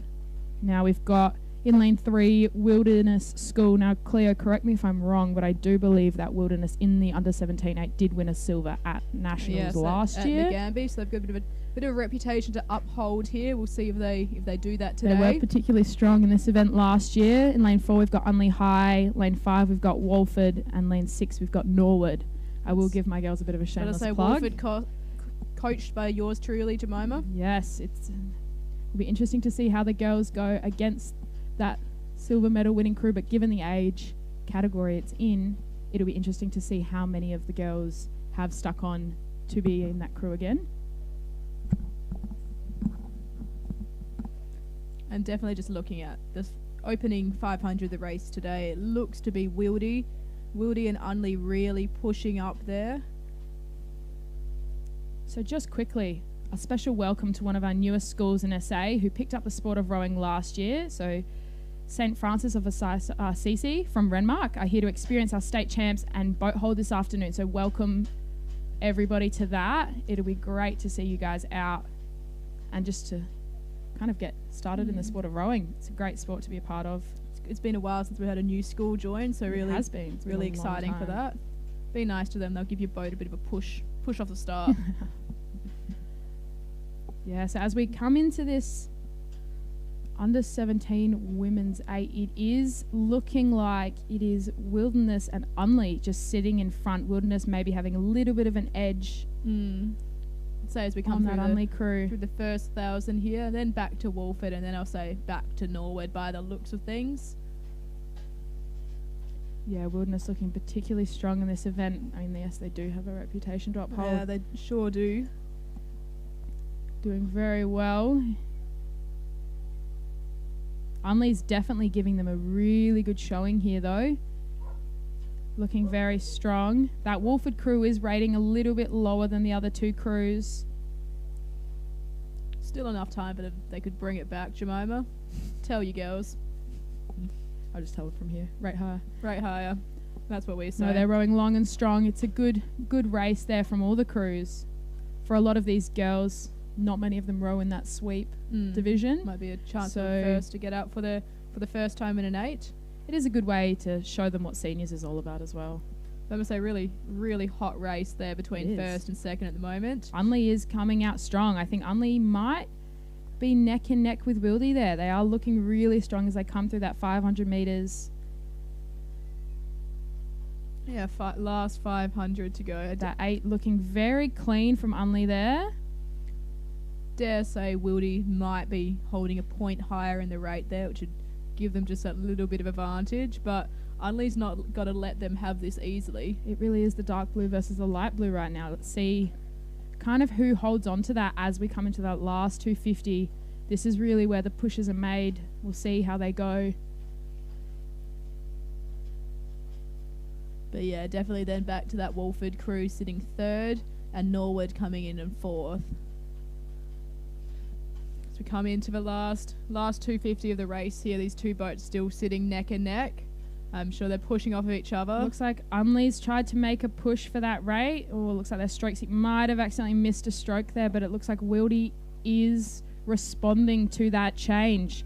This will be a good race, I think, Cleo. It's very, very tight. Very tight don't here. Don't dare call anything yet. I'm not going to say anything just yet. We can see the Wildy girls running down to the bank to cheer on.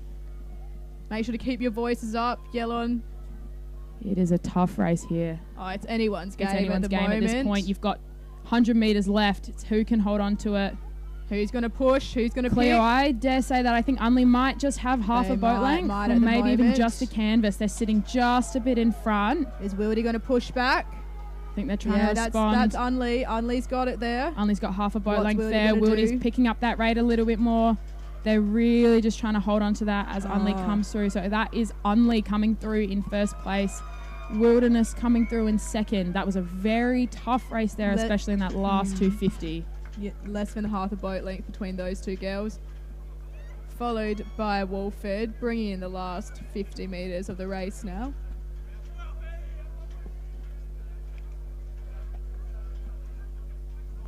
So that under 17 Women's 8 was also sponsored by Gentle Touch Orthodontics. So it's really great to see so many sponsors out with supporting Rowing SA.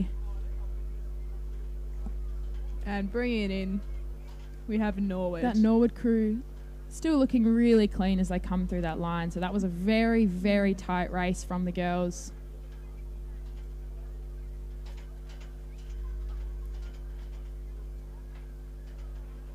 I think that's probably the most exciting race I've seen so far. Definitely the most exciting one of today. But now we've turned to the start of some of the finals. So we've got the under 19 men's single scull final here. So this is race 37. And it is, like we said, it is a full 8 laying. So they think we can see 8 people so far. So in lane 1 we have St. Peter's College 5, lane 2 Scotch College Adelaide 1, lane 3 Adelaide Uni, lane 4 Christian Brothers, lane 5 Norwood International 2, lane 6 Norwood International 1, lane 7 Pembroke School 1, and lane 8 Unley High. Now I could be wrong, but I don't think this event had a heat unless it was one of the early races in the morning that we might have missed. I take that back. There was a heat this morning at 8:10 and 8:15. So it is great to see some strong competition, especially in that category. There were 4 heats for that event, actually. So quite a strong showing in that field. And I think they're through the K now, coming into the last half of the race. And I dare say that it's some of the crews through the middle that tend to be leading. So those two Norwood International and the CBC boats seem to be up there. But I think Unley in the far lane can't be forgotten. Could be a push from Unley. So he's just off your screen at the moment, but that's the dark blue in lane 8. It is looking like a really strong race from some of these boys. I know that a lot of these boys have been out training quite a bit in the single sculls, which is good to see.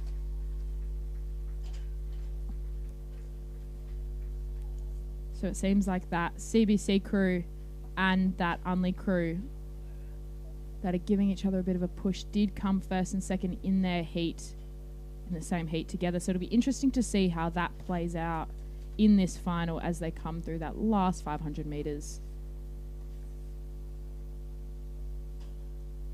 Coming across that now.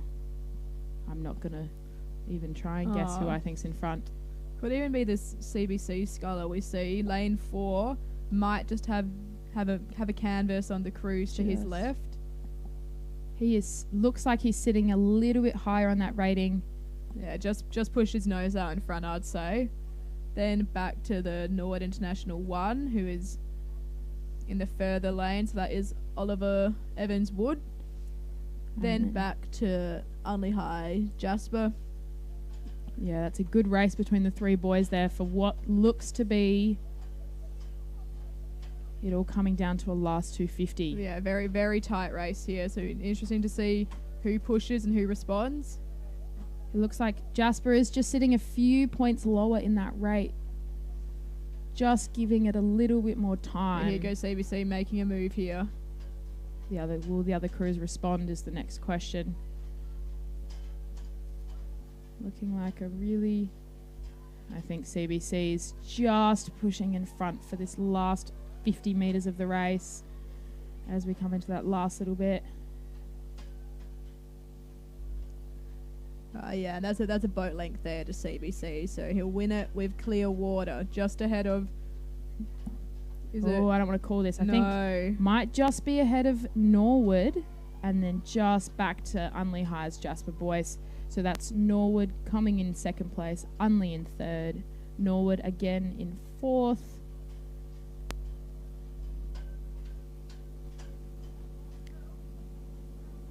We've then got Scotch coming through in fifth position.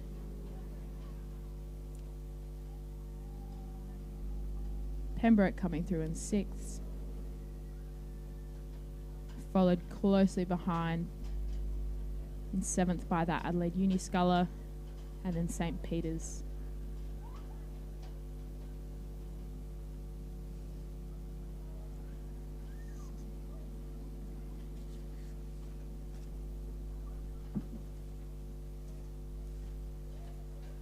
So that was a very good race from those boys as that St. Peter's Sculler crosses that line. For a lot of these boys, this could be their first ever single scull race, so it's great to see them getting out, giving it a bit of a crack. All right. And now we're progressing on to the award ceremony for the Under-17 Women's A, and that was Unley High, who took out the first spot. Now, I do see a couple of those girls in that crew who were a part of the AUBC winter program, so that's great to see. Obviously produces some great rowers, so shameless plug there. Join the winter program, you won't regret it. It's great to see those girls out there giving it a crack. And so from Unley we have... What we got? From Unley we have Eleanor Nettlefold, Scarlett Shanks, Felicity Cox, Theisha Harath, Emma Dalbina, Emma Luscombe, Brooke Possingham, Matilda Griffiths, and Cox by Claire Emerson. So great job, girls. Amazing result there for a really tough race. All right. As we move on to our Schoolgirl Year 9 Cox Quad Scull. So that one's sponsored by Largs Bay and Seton Swim Centres. So this is the final of the event we saw before. Yes, we were commentating for them earlier. Final coming through now. This is once again an 8-lane race. Very exciting to see a lot of really full racing today. Claire, I think your crew might have just missed out. 0.07, but so you know what? A shame, but it just shows some good quality racing from the girls and there. That's what rowing's about. So in lane 1 we have Wilderness School 2, lane 2 we have Seymour College 1, lane 3 Wolford Anglican 1, lane 4 Pembroke School 1, lane 5 Scotch College 1, lane 6 Loretto Marrickville 1, lane 7 Norwood International 2, and lane 8 Wilderness 1. And they're off here, so we're back to the 1K racing. So these girls have just started, probably coming through about the 7:50 now. We do have quite a broad field in this event. We've got Wilderness, Seymour, Walford, Pembroke, Scotch, Loretto and Norwood. So it is great to see a lot of crews out there today. I do have a feeling that a lot of these crews will be the A crews from all their respective schools. So it's great to see two Wilderness crews out there. Sorry, apologies for that. But yes, it is looking really, really close I would say it's those 4 crews on the far side that are possibly leading us today. Hard, couldn't split them to be honest though. So that top position will come down to a very exciting last 250 by the looks of it. Potentially just that Loretto school, Loretto 1, pushing their nose ahead of Scotch College. I would almost be not forgetting pushed into saying that Wolford crew is sitting quite strong there in that position. You can see the fluoro pink ribbons. Definitely call it Loretto, Scotch and Wolford are sitting in those top 3 positions, just yet to decide who gets the gold. I see a lot of what looks to be parents and coaches running down to the bank for what looks like a very exciting race coming through this last 100 metres. I think it will be between that Loretto and that Walford crew. Scotch close behind, just giving them quite a bit of a push. Just got their nose in front there, but Loretto at the moment are your race leaders. They're putting on the bit of build there, but Walford's responding well, so they've picked it up as well. Good to see who comes out on top. Scotch started their build. I think Scotch is starting to build. Can Walford hang on to that second place position? I think, Loretto really has picked it up and is just sitting about a boat length ahead of Walford just there. Walford isn't giving it up clear water, I'd say. Just yet. Oh, well, Walford's doing a build, but you can see I think it's going to be about half a boat length in it, not much. And there goes Loretto coming in first. Walford coming second. Then another half a boat length. Back to Scotch. And then we have Wilderness taking the fourth. And fifth position, actually. 6 going to Seymour.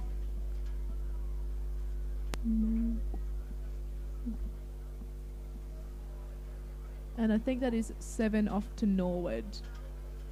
We've got a couple of crews sitting back. I think Norwood and Pembroke might just be off our screens, so that might not have been... We might have had a few issues by the looks of things because we're just back to... We've got a couple of crews just sitting on Lid and Norwood, it looks like, back there as well. So I'm not too sure what's happened to that Norwood crew out there. That was Wilderness who crossed the line before, sorry. Interesting.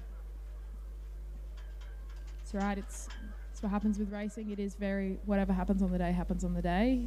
I'd there say are unfortunately some hiccups. That Norwood crew is rowing with only two rowers though, so I assume... We are hoping that they make it across that line before the Masters men's single comes down, but I'm sure they'll be okay.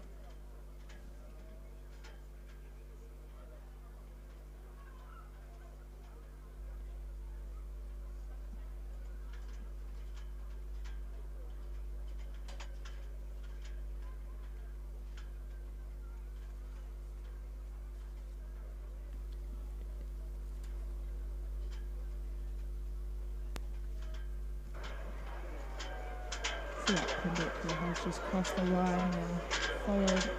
Yeah, I think there's been some technical difficulties in that Norwood crew, unfortunately. No, they see 2 rowers getting their blades in, but that's all right. Yeah, we've got 2 sitting there, so I'm not too sure. Might be an oar down for Norwood, I'd say. Yeah, I can.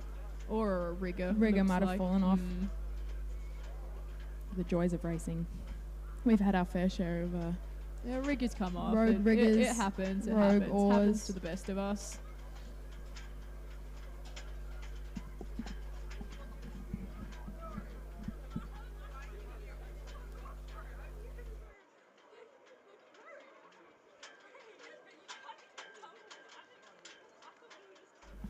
Perfect. So now we've just swapped over to the Masters men's single. This is the Division 1 for this race 39, and it's racing over kilometres, so we're coming almost into the last 250 now. In lane 1 we have Torrens, lane 2 we have Torrens, lane 3 Phoenix, lane 4 Torrens, lane 5 Riverside, 6 is Port Adelaide, and lane 7 is Torrens again. I dare say it's that Torrens sculler on the far side of us that may just have the upper hand here. Yeah, so again, for those of you playing at home, there are different age categories in our Masters division. From what I can see, I believe Division 1 is about 25 to 59, and then Division 2 is 60 to 70 it looks like. And so coming into the last 250, it is the Torrens sculler, Kevin, who is taking that first spot. Followed very tightly a race for second between Riverside and the Phoenix rower, I believe. That is looking like it's tight race there. It's going to be a cruisy win to the Torrens sculler out in front. I believe that's Kevin Tankard in lane 7 there. Just a few strokes shy of crossing the line now. Just sitting nice out in front. And an easy win there for Torrens, followed by a pretty good fight between Riverside and Phoenix, but it looks like the Riverside Sculler might will just have it. hold on. Yep. Second to Riverside, third to Phoenix. Got another Torrens Sculler coming in.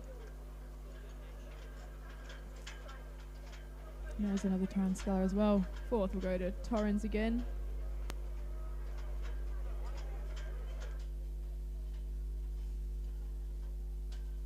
Fourth and fifth will go to Torrens by the looks of things. Good strong racing there.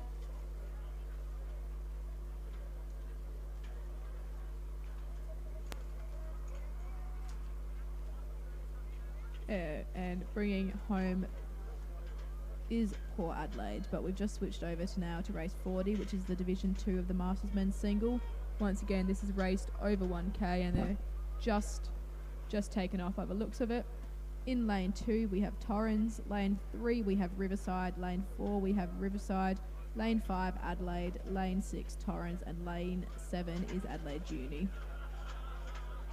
And so we've got Adelaide Uni here, lane 7 off go, and the rest of the field off 8 seconds.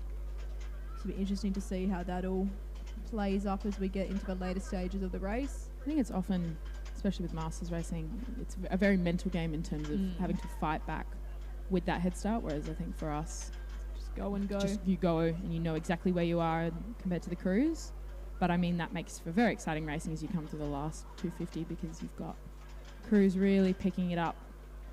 And I'd say we've got those 3 scullers on our closest side who are leading the pack, and closely followed by the Adelaide Uni sculler over in lane 7. And then it's just Adelaide and Torrens in lane 5 and 6 bringing up the rear of this race today.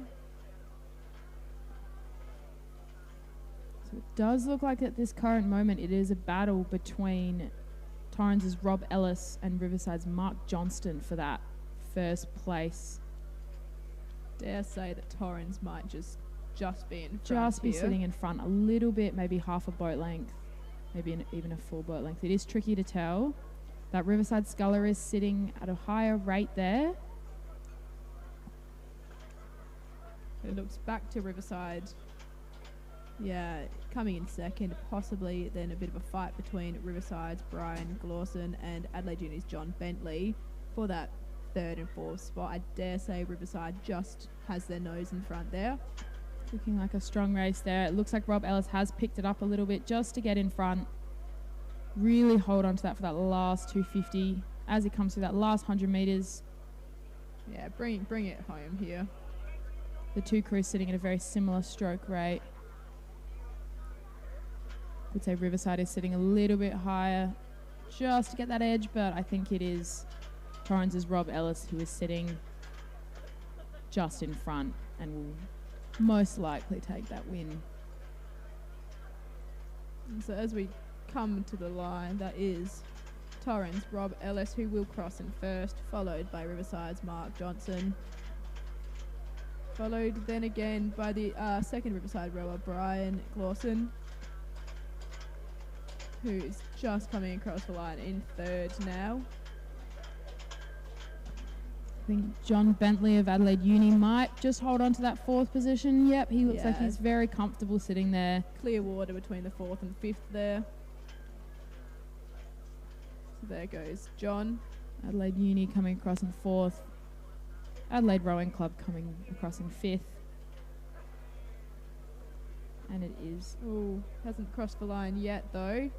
Bit of an early stop there, but that's alright. He will still come across in fifth, in front of Torrens, bring it home in sixth. Some good racing there. And we've got our next medal presentation up on the screen,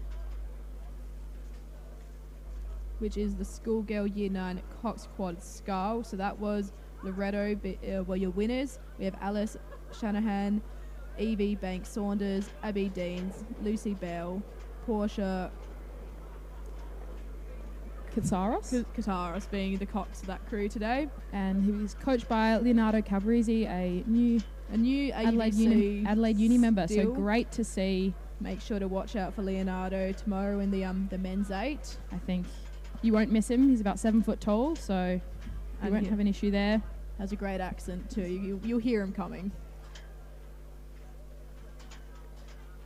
Yeah, it's a great result from those girls. Some tough racing there. Really just showing just really good depth in this year group. Yeah. Really to have almost every school entered, make that A final, and have a good race for it too. Yeah, it was good racing there.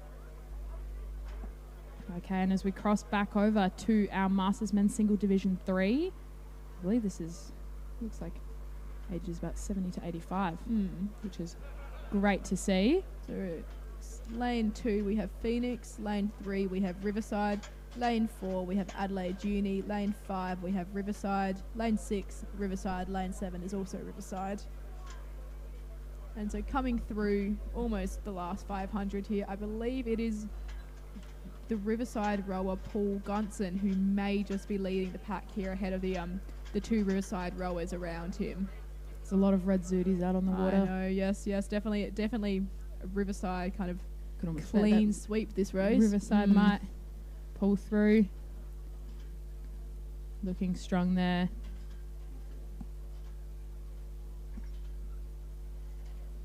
Now the margins in this one are quite a bit bigger, with Richard Clark going off go. We've got athletes going 47 seconds, which is quite a long handicap, but I think looks like it's working well. Coming into that last 250, we've got the 2 Riverside rowers, Paul Gunson and Peter Hendy, who are kind of battling it out here. I would have said Paul had it, but I think Peter's giving a bit of a run for his money. Giving him a run for his money. He's not letting him have it. You know, as we say, it's not over till it's over. It's not over till it's over. Not over until you cross that line, which makes for some good racing, some interesting... It's very exciting racing too. I think Paul Gunson might just be holding it in front. He has picked up that stroke rate. Can he hold on for that last 100 metres? Well, and then we seem to have Adelaide Uni's Rick Armstrong, who may have snuck ahead of Riverside there to nab the 3rd place. He is. Oh, Paul Gunson is giving it a... I think we called He's it a bit pushing early. it. It's not a Riverside clean sweep anymore. It's a bit tricky. Uni really sticking their nose in there. Rick's giving it a good push there. I think Paul Gunson will just hold on to that. Yeah, and in these final strokes, it is so Paul who crosses the line first. Just crossed the line first. Followed by Peter, our lane 5 athlete. Oh, we've got another early stop for Rick. Rick has stopped a bit early. Take one more stroke, Rick. Just give us another one, please. He's going to just kind of float across the line, and he did just make it. Still a 3rd place, so we'll call that one. one. We'll call that. He got across there in 3rd. And then followed by Riverside, I believe. Yep, Riverside looking there again. That is some good racing. And back to Phoenix, from these men. just closing up the final. Perfect. Good racing there. Yeah. Beautiful. Finishing off that finishes off race 41 for the Masters men's single, and now we move on to race 42, which is the Masters women's coxless pairs. This seems to be the only division for this category, so we've got a wide range of ages here, and we're racing all together over 1,000 kilometres. Now, I will say that a few of these women are of a very high standard that they sure are. They race in the open women's pair as well, so it's some good racing. Coming through our seats in the 8, Jemima. That's what it feels like sometimes, yeah. They're very fast, very, very fast women. They're really exciting to see the women's Masters division taking off a bit more now. But in lane 3 we have Riverside, lane 4 Adelaide Uni, lane 5 Torrens, lane 6 Torrens, and lane 7 Adelaide Uni. So it seems like Adelaide Uni's got quite a few pairs out today. I think with 5 pairs in the open women's and 2 in the Masters women's. It's really exciting to see. And as looks like just about to come into those last 500 metres of the race. I dare say it's the Torrens. I can't say anything. I can't tell. Those 2 Torrens crews in the middle. Yeah, so we are missing a boat from this race, I believe, and it looks like it's the Adelaide Uni crew in lane 4, so not too sure what's happened there. We might have had a late scratching we weren't aware of, but it's looking like some strong racing there. So we from those two Torrens crews, kind of battling it out. In lane 6, which is Emily Alcori and Tori Toogood. Bringing up the rate into the last 250. So we've seen Emily and Tori racing quite a bit over various regattas. So two very strong female athletes. I think both of them were in the state team, Masters state team, which definitely got a silver medal. I believe, I could be wrong, but I think I think quite a few of these women, I know Gina Bell was as well. I'm not too sure about Karen, but I think it's some very strong racing here from these ladies as they come into that last 250. A bit of an exciting race in our hands for that second position. We've got Adelaide Uni in lane 7 and Torrens in lane 5. I think it is Emily and Tori just sitting out in front there by half a boat length back from that other Torrens crew. I would say the Torrens crew is just ahead at the moment, but it'll be good to see what Uni can pull back. That Riverside crew still looking very strong, but just a little bit off of the pace from the rest of these ladies. Come into the last 100 metres for our leaders. They are well and truly stamped their spot as the winners, but they've got, that other Torrens crew isn't going to let them have it that easily. Definitely closing that gap in those last strokes. As Torrens crosses the line, followed by Torrens. Got that Adelaide Uni crew crossing over in third. Some really good racing there. That Riverside crew just bringing it up. They've just brought up their rate in that last 100 metres to cross that finish line. Also noticing that in these pair races, we have no coxes, so we've got some steering that is a bit of a challenge potentially. It's really good. As we said, a bit of a challenge. Boy lines, the boys come out of nowhere. I like to say. Yeah, we have hit a fair share of boys in our time. That's all right. I haven't seen any major crabs this regatta, which I'm not racing. That is true, Cleo. Usually it's you the one catching the crabs, but we'll. And there goes Riverside closing Riverside. Up the racing, and I believe this is the end to racing for our morning session. I believe it is. Our lunchtime break for our marshals to have a bit of a break, have a bit of lunch. Make sure you get down to Orr, support local business. Good food, good coffee. See Rachel, she's leaving tomorrow. She is leaving tomorrow. Yeah, from Orr, so tell her so hi to Rachel. Very, she's incredible. very good. So yeah, I think when we come back from lunch, we start off with the Masters Mixed 8. So everyone grab a bite to eat and have some coffee. Enjoy.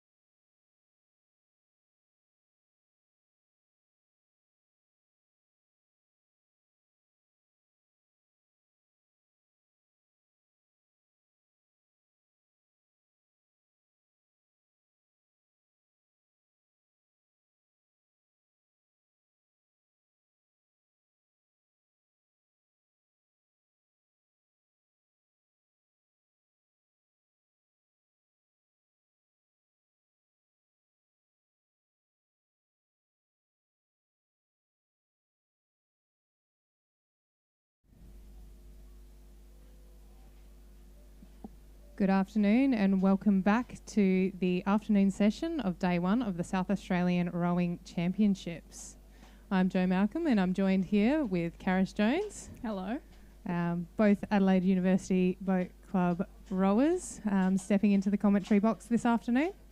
Just a quick thank you to our sponsors Lowe Farms, Largs Bay and Seaton Swim Centres, Tap Electrical, Fulham Funerals, Hayley Staltari, Matrix Solar, Gentle Touch Orthodontics and Nelson Teamwear. A huge thank you to our sponsors for supporting this event. It looks like we're lining up for the straight final of the Masters Mixed 8 for this afternoon, lining up at the 1,000 metre mark. In lane 3 we have Riverside on 12 seconds handicap. In lane 4, we have Phoenix on 7 seconds handicap. Lane 5 is Riverside on 7 seconds handicap. Lane 6, composite combination from Adelaide University and Torrens on 7 seconds handicap, with Riverside off go in lane 7. So the conditions out there looking like they're having a bit of adjustments out on the start. Karis, I can definitely say that it's pretty quick out there. Yeah, definitely a very quick morning this morning. I don't know if it's calmed down a little bit, but still quite a strong tailwind. Maybe a bit flatter now. Yeah, I think we should expect to see some pretty quick times. And we have a start from the Masters Mixed 8, race 43. All crews away now. Looking at this lineup, I can definitely tell you that there will be a race to the line. The way these handicaps work is that they're based on the age of the athletes. So those off go, G rated crew, which means that they are the oldest crew out there. We have 3 crews on F, which means they will give that older crew 7 seconds before they start. And then E rated crew gives the full field 12 seconds. So we would expect that the younger crew from Riverside would go the fastest over the course, but it's not always the case. But I do know that this Riverside crew has been racing pretty hard. They do look like they're moving up on the field at the moment. Yeah, at the moment it's looking like it's the composite Adelaide Uni Torrens and Phoenix crews that are out the front with their 7 second handicap. Yeah, that Riverside crew do look like they're stepping and moving through though. Yep. It looks like it will be tight between that Phoenix crew of Phil Gebhardt, Mark Musered, Chris Cowan, Tony Milne, Caroline Musered, Leanne Sando and Henny Shepherd, with Nick McDonald in the stroke seat, Cox by Tina Lowe. I think they've just been rode through now by their uni crew of Bowen, Newland, Too Good, Holland, Page, Kutcher, Lynch and Cox by Zoe Scobie. And on the far side, there are both Riverside crews having a decent hit out. But yes, it's that young crew on the inside in lane 3 looking like they might have just hit the front. So that's Sweeney, Pennington, Innes, Pagani, Walters, Dombrowski, Chadwick, Lee, Cox by Perry. I always love the handicapped races. As the different ages, they all tend to move through at different rates and different times, and then it all tightens up at the end. It's always really, really exciting. Yeah, I can't say I've had too much experience in the Masters handicap races. I actually did Cox 1, but that, quite a few years ago. This is quite an exciting race to see, and it definitely is that Riverside crew on the inside here. Yeah, a little bit of movement from that Adelaide Uni Boat Club crew combination with Tori Too Good in the 3 seat for the Torrens colours. Tori being a former Australian representative. But I think the Riverside crew have the momentum. They have a really nice, strong rhythm there. It will be hard to see them being caught from there. But like we say, it always tightens up at the end. Just coming through the last 50 metres now. Does look like it is a little bit of a battle with the conditions, a little bit. But yeah, it is that Riverside crew crossing the line in first. First over the line, we have Riverside in lane 3. So that's Sweeney, Pennington, Innes, Pagani, Walters, Dombrowski, Chadwick, Lee, Cox by Perry. Well done.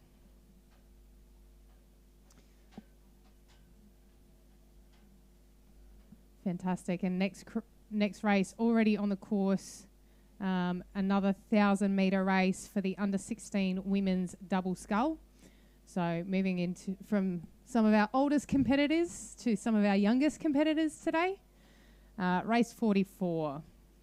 It does look like we've had a start in that one as well. So, yep.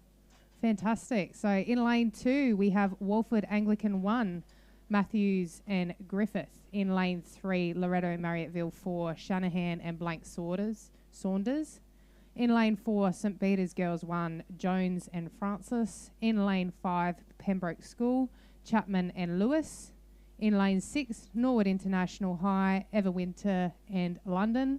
In lane 7, Loretto Marriotteville 2, Thomas and Johannesson. And in lane 3, St Peter's Girls 3, Valmore Beda and Hoof. So should be a full field. I think we've had a non-starter.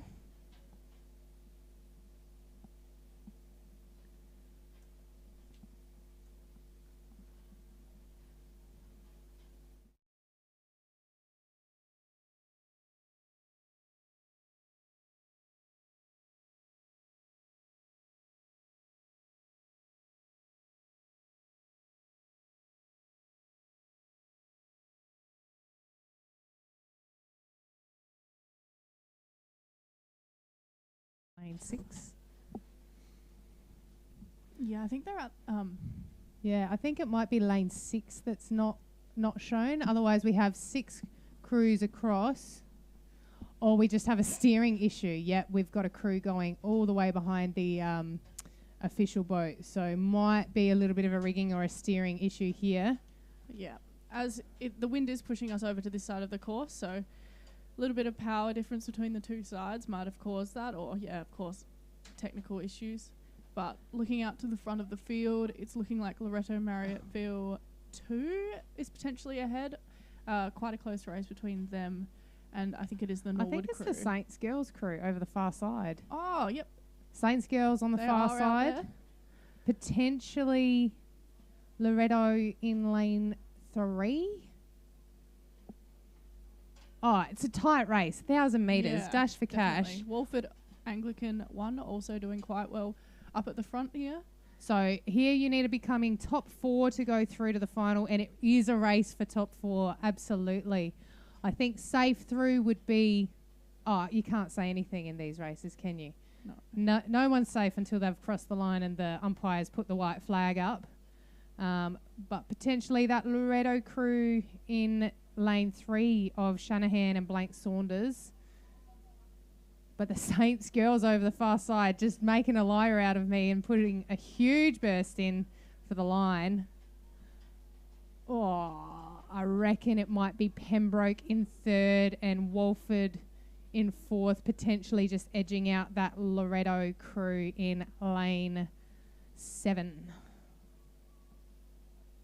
Oh, big race for the line here. Looks like Loretto Marriotteville just has a canvas over the Saints Girls over the far side, followed by Pembroke and Walford. Very close for the top 4 there. So providing no upsets and all clear from the officials, we would have Loretto, Saints Girls, Pembroke and Walford moving through to the final, with the rest being eliminated. It's pretty cutthroat racing here at the state championships, but it is the pinnacle of our season. Exciting racing and really competitive in these younger divisions. Definitely. And it looks like we have had a start in the second heat of the under-16 women's double scull. So another race with the top 4 going through to the final. In lane 2, we have Loretto Marriotteville 3, Hoskins and Dennis. In lane 3, we have Norwood International, Lynn and Alishina. In lane 4, we have St Peter's Girls 2, Kelly and He. In lane 5, we have Walford Anglican 2, Patterson and Masters. In lane 6, we have Loretto, Marriotteville, Deans and Bell. In lane 7, we have St. Peter's Girls 4, Elivaris and Reynolds. And in lane 8, we have St. Ignatius, Anderson and Purtle. So just looking at those names here, and not even looking up at the screen, I would expect to see lane 6 out from the start. Deans and Bell, both very strong rowing names here in South Australia.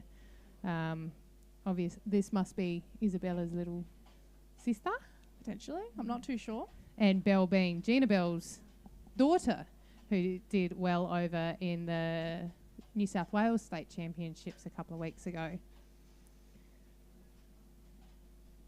But a couple of number ones against Norwood Marriotteville.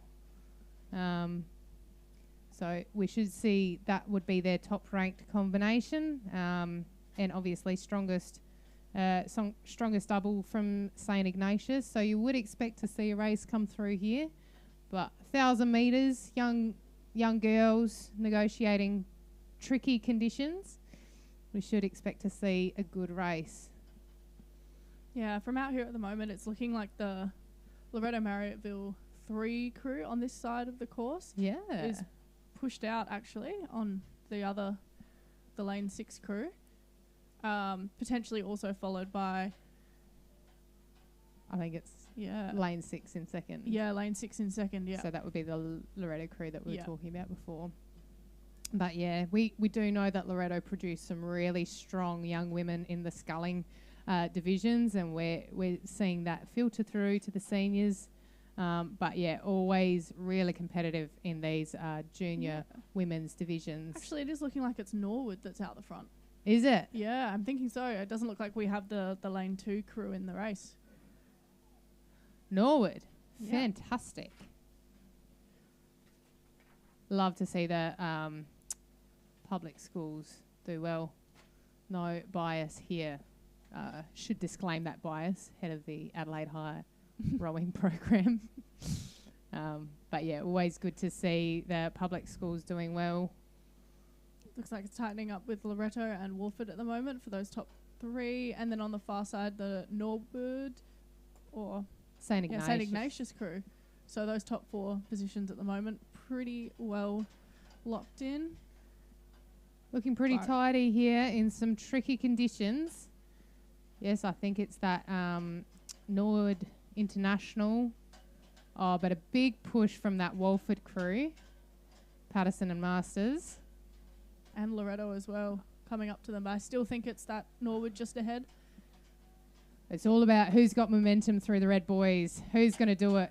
See a big lift from that Wolford crew. Three in a line. They're all going for it. It's fantastic racing in the heat. Obviously, barring any issues, all 4 of these crews should go through to the final in a lovely, neat little line. But gosh, it's all about the psychological advantage, and a response from the Norwood crew puts them at half a length in front as they cross the line. So it will be Norwood 1, Wolford 2, Loretto in 3, and St. Ignatius in 4. So they should be moving through to the final this afternoon. Just finishing that race, it looks like Saints Girls 4 in 5th position and Saints Girls 2 in 6th. So they will be eliminated. And lining up for the start currently, we have the Schoolgirl Year 10 Cox Quad Scull Heat. So same as the under 16 doubles, top 4 are through to the final and the rest will be eliminated. And we do have quite a lot of entries in this one. So it is very tight racing for the Schoolgirl title. In lane 1, we have Wolford Anglican 2, Hutchinson, Rooney, Cameen and Threadgold. In lane 2, we have, and Dean is coxing that Wolford crew. In lane 2, we have Unley High, Nettlefold, Cox, Emerson and Luscombe and Cox by Possingham.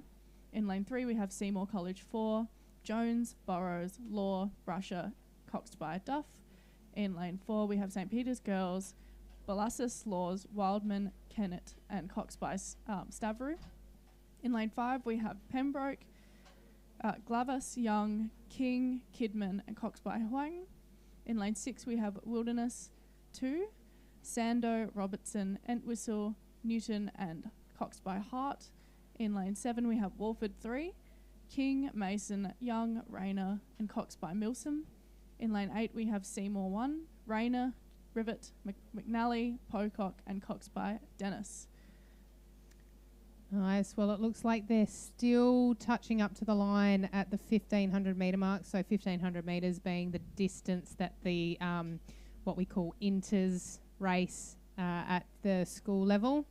And we can just see them off the start there. A little bit of wayward steering in lane 7, I think. So that Walford Anglican crew just coming into their lane now.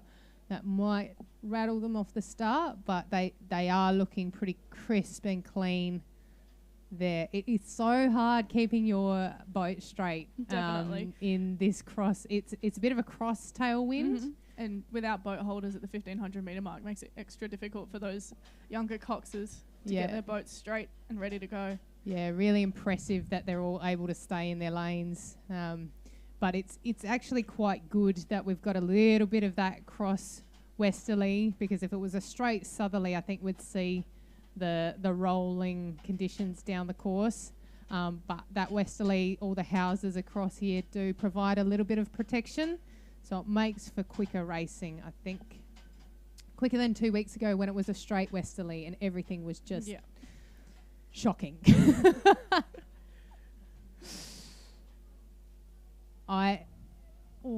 So this Unley crew, let's talk about this Unley crew. They are absolutely dominating. And they are looking like they are definitely doing quite well in this race. So they, I reckon they took out the race last week at the school premiership series. They look really clean. And they look like they're swinging back and moving really well through the water together. A really important part of rowing quads or sculling is just that movement together up the slide and through the drive. And they are looking really, really tidy. You do quite often get a few really good Unley crews come out. It just takes a bunch of good girls in this case to just come together and decide that they want to do something. Yeah. It doesn't matter what boats or equipment you have, but if you want that, if rowing especially, if you want to win, probably going to win, especially in 15, 16-year-old girls. Really, really strong racing from that Unley crew, who did take out the A final last weekend in a time of 5:39. We would expect that today they would go quicker. Yeah, definitely. But maybe not in the heat.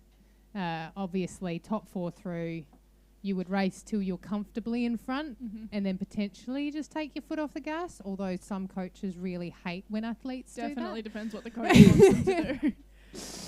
But I would expect to see that crew potentially cruise through that final 500 metre. Their final. What time is their final? It would be close to the end of the day. So there's a lot of time for them to... Potentially between the men's quads and the women's eights. Yeah, so their final's at 3:55, so they've got 3 and a bit hours between racing. It's looking like the Walford crew in lane 1 are also doing quite well. So Walford and then... on the far side and one in the middle. So that Seymour crew came second last week. Yeah. I'm looking through the names. It looks like the same lineup. And I just want to check. Definitely the Unley and Seymour crews out the front of this race at the moment.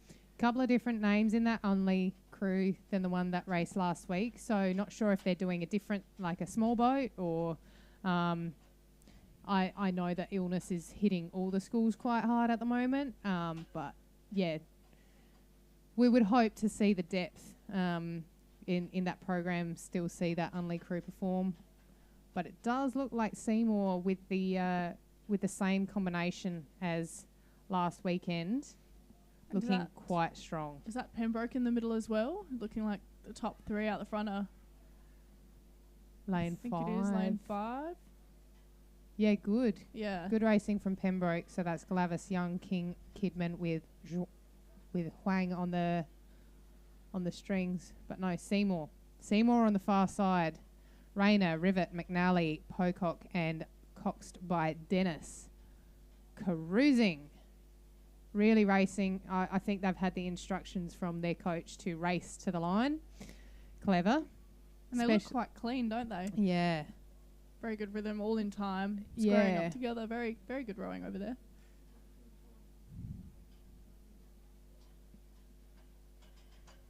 Obviously, under the lovely watching eyes of Dukes. Yep. And Joe Franco's come on and worked her magic with that program. All the girls looking really fit after the summer break. Yeah, they're definitely racing it to the line over there and got a commanding lead over, I think it looks like Pembroke. Pembroke, yes. Pembroke in second. Yeah, all these crews sculling quite nicely.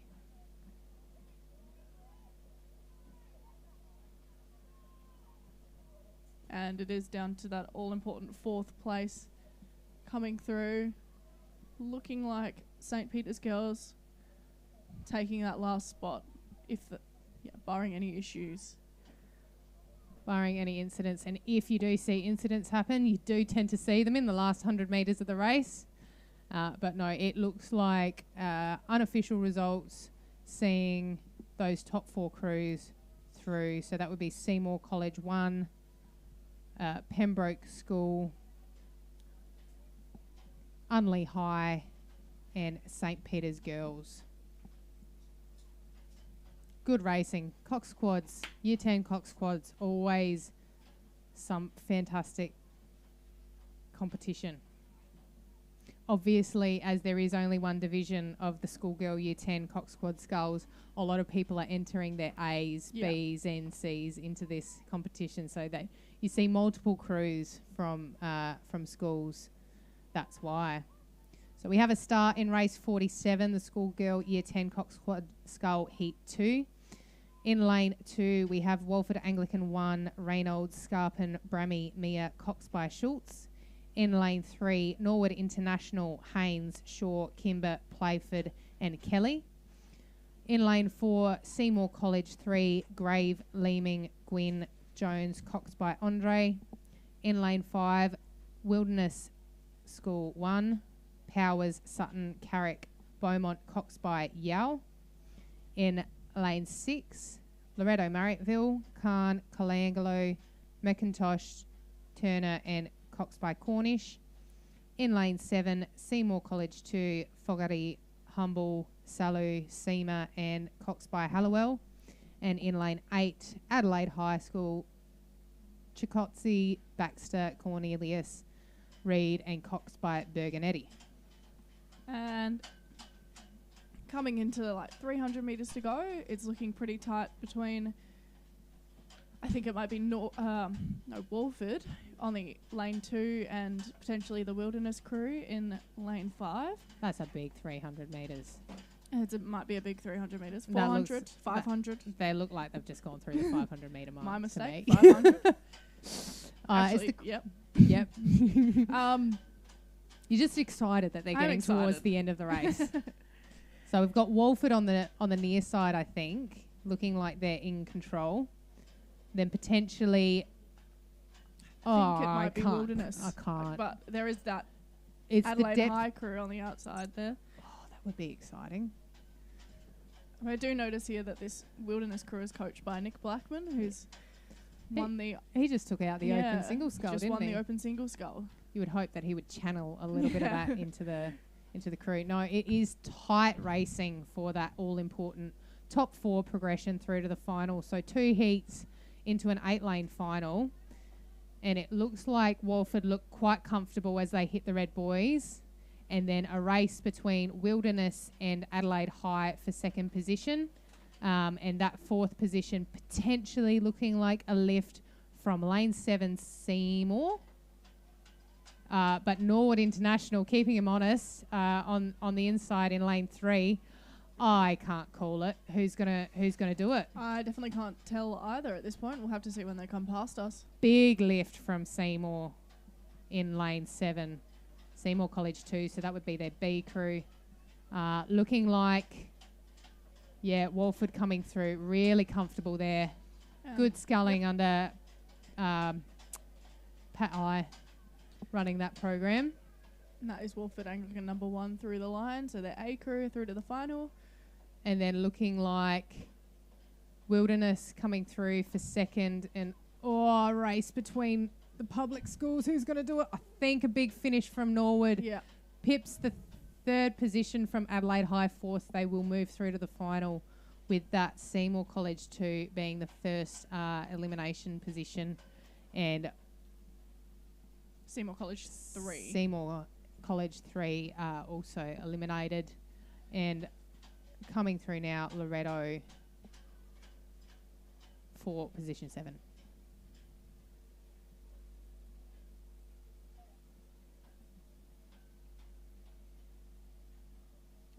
First of the 2 kilometre schoolgirl races coming up now. The schoolgirl 4s. So we're going with the same progression as we've had for the first 4 through to the final and the rest being eliminated. We have in lane 2, Wilderness 1, Jackson, Rinaldi, Ruse and Hoadley, Cox by Tayeb. In lane 4, we have Wolford 2, Modra, Crook, Jaswitz, Hutchinson, Cox by Moore. In lane 5, we have Seymour 2, Holland, Lease, Worm, Manifold, Cox by Webster. And in lane 6, we have Norwood International 1,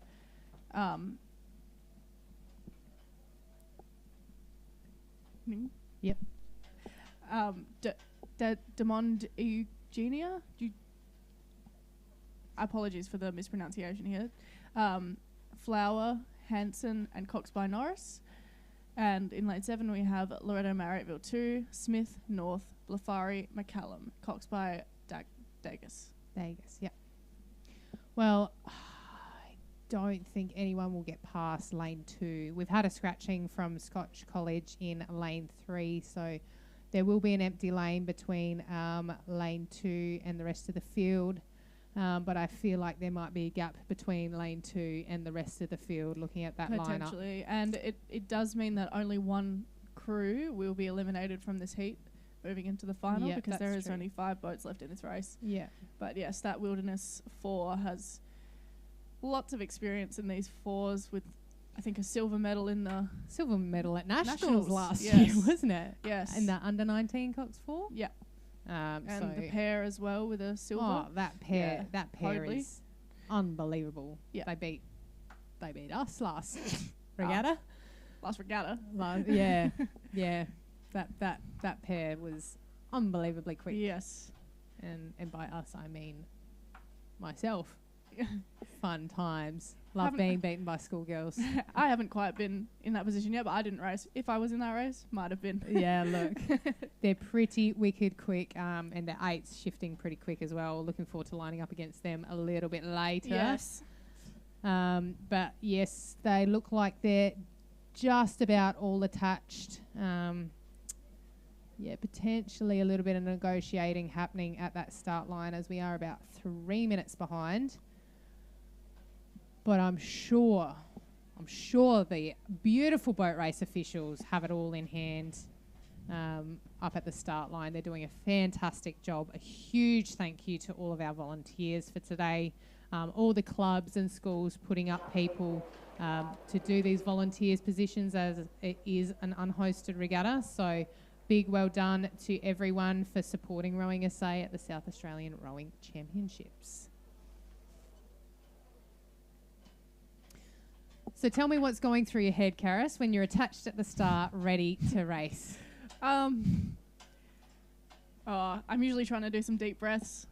You can go quite nervous down there, so making sure that the oxygen's still flowing into your muscles. It is quite intimidating looking behind you and seeing a whole 2 kilometre course. It's a really long way. And knowing how painful those races can be. Yeah. But yeah, looking over, seeing the other crews next to you, trying to stay internal, but also just thinking, got to get in front. I've got that bow seat. I've got or like I know that the other people in this boat with me are here with me. Yeah. Going to push for each other, staying internal. Yeah. It's all very important. Really important to run your own race, right? Because you can get caught up in the race of it all. And I think they might be faster than me. Yeah. But like, yeah, you don't know. They might have a mental weakness or catch a crab and then you row through them. Yeah. So you've just got to stay and make sure you put the best race you possibly can on the water. Staying positive. Yeah. Keeping internal. Rowing your best rowing. It really is. It's quite a skill and it takes a long time to develop, I think. Obviously, you need good coaching to be able to put you into that position. You need to have your processes in place so that you're there in time, you're not flustered. But yeah, I think it's really great that we get to see all of this this racing from the 2,000 metre mark all the way through from under 17s up to the schoolgirls and schoolboys races. Gives them that experience if they're going over to the national championships. And yeah, we should see this wilderness crew go again to try and knock out the gold at nationals, I would say. Yes, I would say so.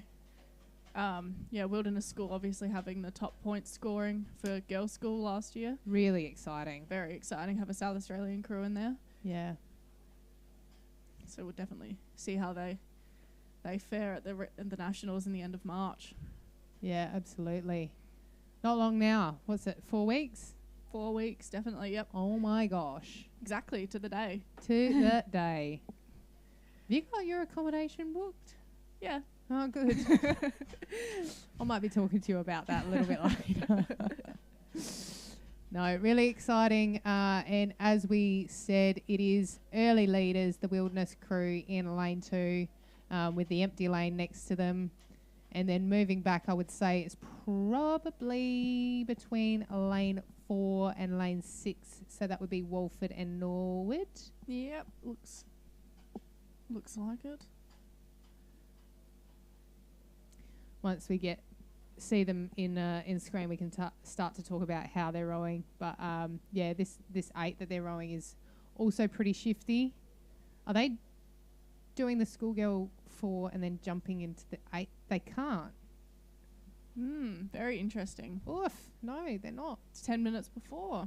Yeah, and so that will be one of the penultimate races of the day. So we'd be at race 77, so the final of this being held at 4:20.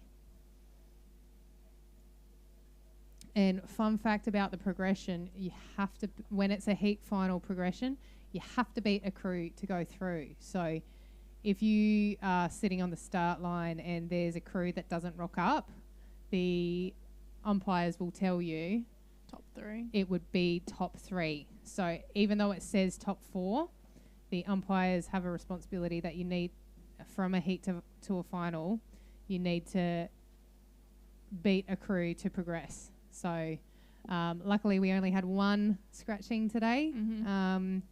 Otherwise we would be in that position where only 3 crews would progress. And it's pretty brutal. Yeah. Especially if the other heat has a full field. It is, just looking at the screen now, it is looking like that Wilderness crew has dropped their rate down already at about 1,500 metres. They are cruising. Very much cruising. I mean, yeah, with 1 crew being eliminated from the race, you would know you're going through. Try and stay calm. Yeah. In control. Save yourself for that final. A little bit of ego. Showmanship. Showmanship.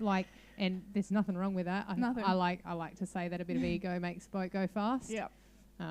Got to be backed up by skill and fitness, of course. But these girls looking really in control of what they're doing there. And that Seymour College crew has also dropped their rating right down. We got a little sculler on the side racing them. I think did too. Wait, is there 2 races at the same time? No. I don't know who that is. It almost looks like a uni zooty, doesn't it? Could you imagine?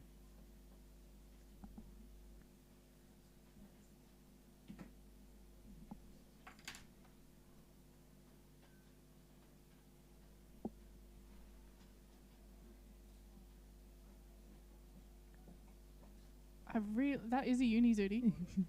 That is definitely a uni zooty. I'm not sure who that sculler is alongside, but I'm trying to see. Sometimes they mix two races together Yeah, to try and give them a race, but there's no single sculls around here, unless somebody's really mistimed or gotten the day wrong or something.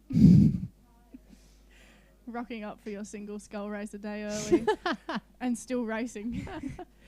Mind you, I had one of my girls rock up today, really ready to go, Yeah. and she's racing tomorrow. Oh, no. Bless her cotton socks.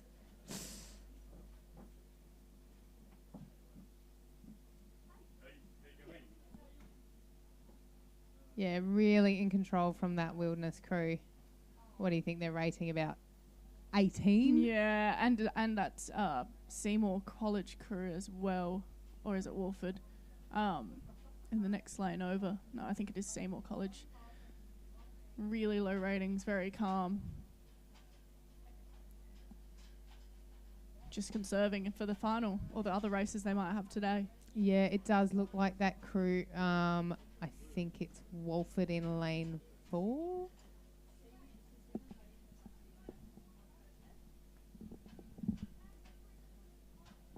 Look to be just out the back a little bit, so those top 4 positions looking really comfortable.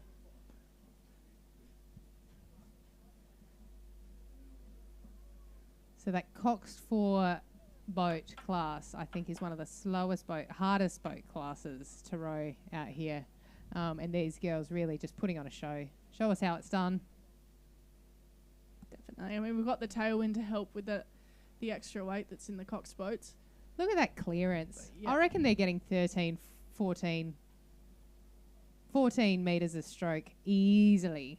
That single sculler on the far side is giving some of the 4s a run for their money. Where is she coming from? I don't know. What is she doing? She's got a bow number. She does have a bow number. It's not on our program, so excuse us for being a little bit caught unawares here. But she's really given it full send here.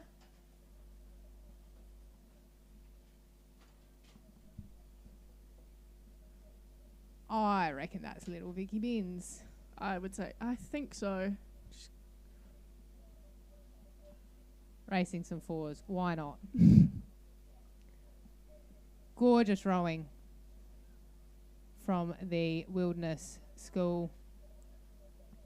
Probably rating about 17 strokes per minute.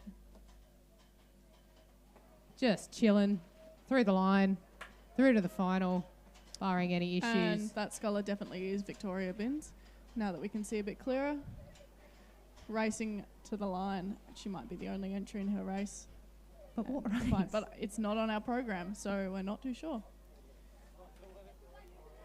And Seymour coming through the line in second place for that second qualifying position unofficially, followed by Norwood. And it is just looking like Loretto taking out that 4th qualifying spot.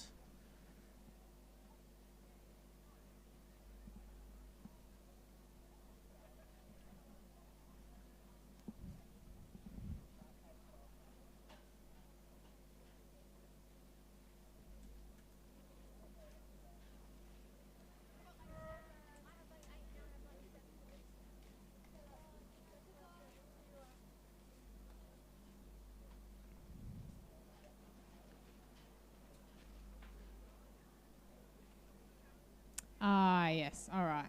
We have a little bit more clarity here.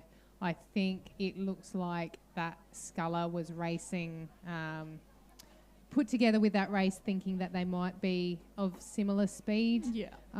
It looks like that could be the under 21 women's single scull. So congratulations to Vic Binns. Looks like she will be taking out that title, as she was the only sculler. So to give her a race rather than a row over, they combined those 2 races.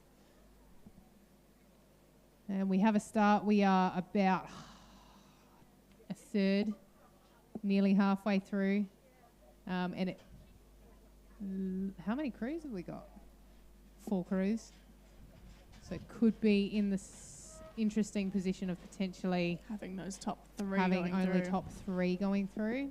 But yeah, lining up at the start should be Wilderness School 2, Hawker, Detmold, Dowling, Jackson, Cox by Lang.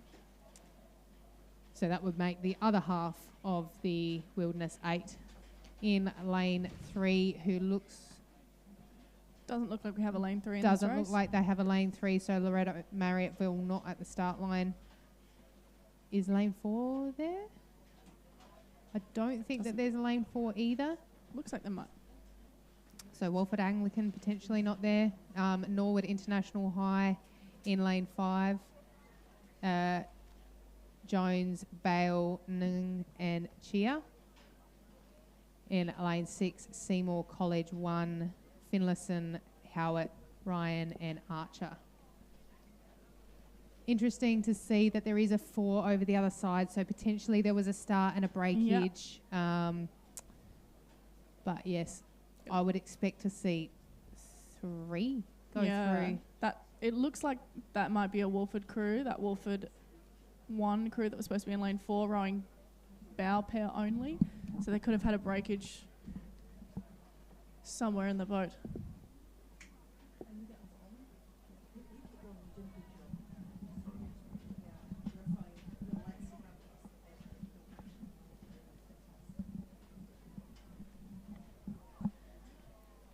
Again, some fantastic rowing here from that Wilderness crew, coached by Trovis and Dunstan.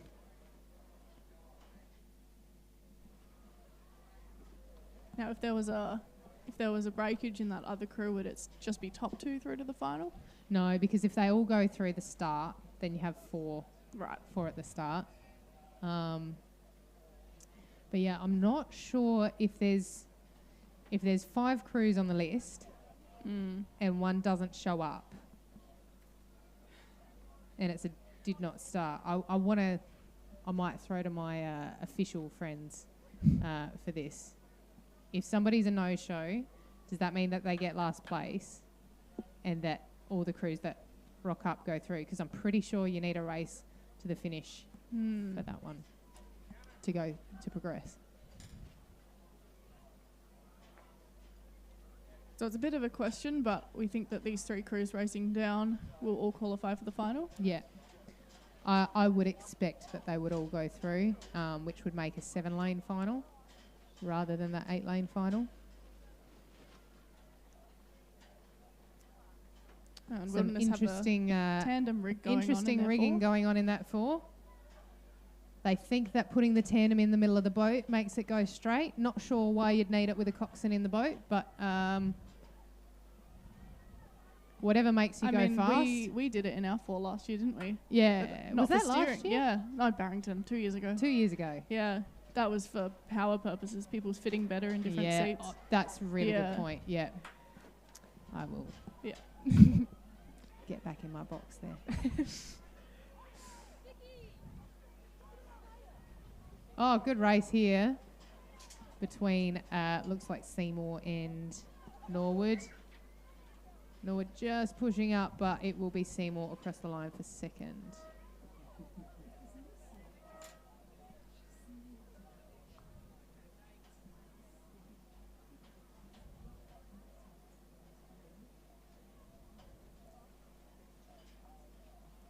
We do have the under-21 men's double coming down currently, heading into their last 300 metres. I will say that confidently this time.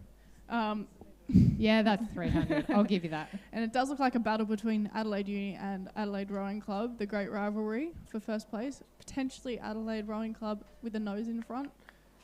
That would be the crew with Lascock and Holland. So Adam Holland obviously representing Australia in the junior men's 8. Big nudge from that and Adelaide Uni crew. This is really exciting racing. We do love this rivalry between ARC and AUBC. Both crews look like they're giving it their all. Coming into the finish line. Yeah, I think it is that crew with Lascock and Holland out ahead of Burr and Shermer. But it is a big race to the end. Yeah, you can see them on your screen now. Looking for a big push to the finish line. I think, barring any issues, it looks like the momentum's in the ARC boat. Yeah, first over the line will be Holland and Lascock, with Adelaide Uni's Burr and Shermer going over the line in second, with good performance from Buxton and Deckers from Torrens Rowing Club to take third. Now, just a little heads up for the rowing community, you'll notice a few members of specifically AUBC sporting some black armbands for their racing over the weekend. We're supporting a fellow rower who tragically lost their father in a recent incident. Our thoughts are with Chips and his family through this horrible time.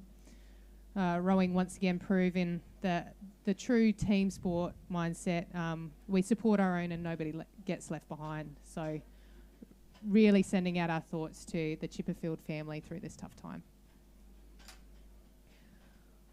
I think we'll... just as this really exciting race comes through, we are swapping over the commentating. Yeah, but we will finish this one race. So it's a combined race with the open lightweight men's 4 and the open heavyweight men's 4. But the open lightweight men's 4 are eligible for both titles in this race. Are they? They That's are so indeed. exciting. Yes. So if that crew, which looks like they're ahead Oh in the my yellow gosh. boat, takes out, they will get 2 medals at the end of this race. Hot racing for the open men's coxless 4 with the open lightweight men's 4 of Miller, Worm, Moore and Moore hitting the front here. Giving them a real nudge next to them in lane 5 would be Moore, Hamilton, Beale and Blackman.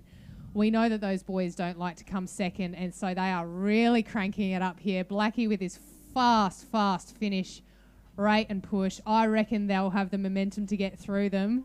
But that's a big call. That's a big call in the final 100 metres here. Bow ball for bow ball. Bow ball for bow ball. Yeah, absolutely. Could be on a surge. Oh, my gosh. Looking like the white boat, the heavyweight boat. Yep.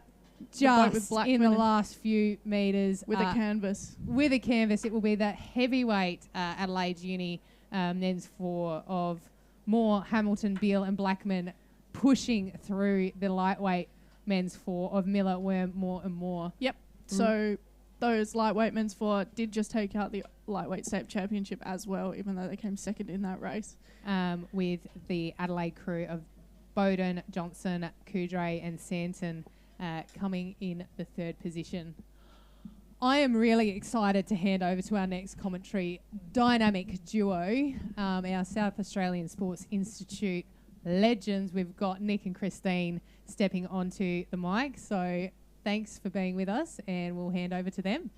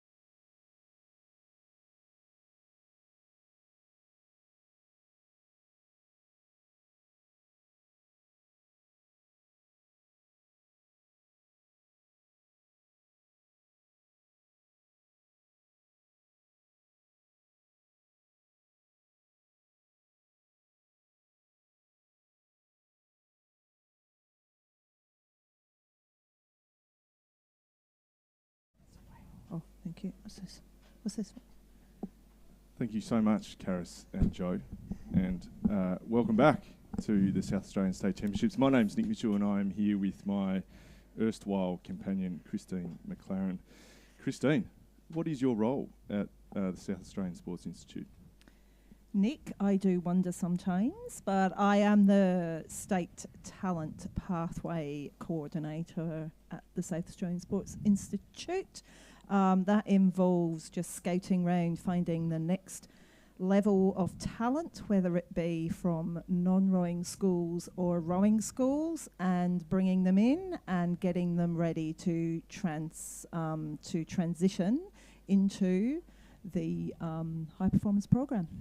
Amazing work that you do, and we have on the podium now Adam Holland and Josh Lascock, and obviously Adam Holland's been a very successful oarsman over the past couple of years, representing Australia in the junior men's 8 in 2020 and in the junior men's Cox's 4, which was an all South Australian boat in 2021. Adam's also heading off to the under-23 selection trials in a couple of weeks.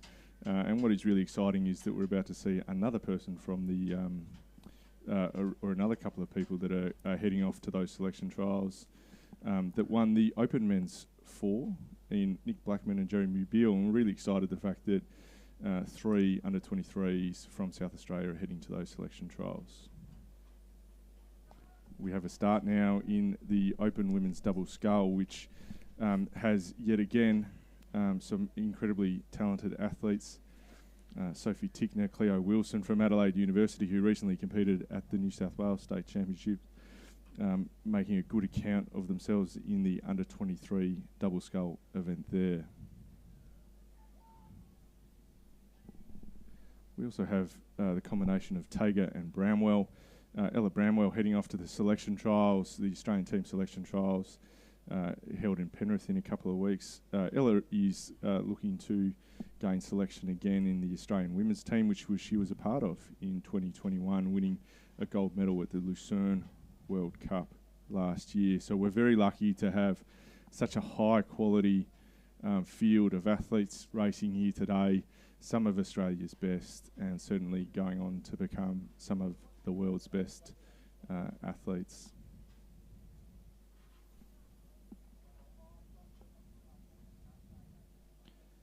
And as this race continues to develop, the combination of Bramwell and Tager rating 33 strokes per minute, and the combination of Wilson and Tickner rating a very solid 35 strokes to the minute. It looks like the Tickner-Wilson combination has a slight advantage at the moment as they progress through the 750 metre mark.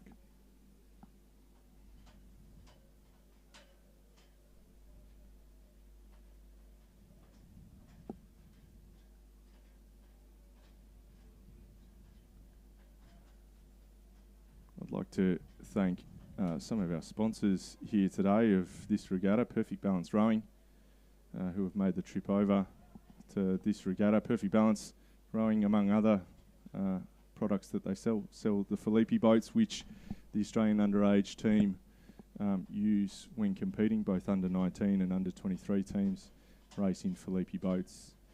Exceptional quality product. So feel free to go over, introduce yourself to Caitlin and Alistair, find out what their products are and how they can help you with your future rowing endeavours. And this really looks like a tussle, Christine, that's unfolding between Wilson and Tickner and Bramwell and Tager. And it does look very close, with Wilson and Tickner, to my eye, looking to have a small advantage here.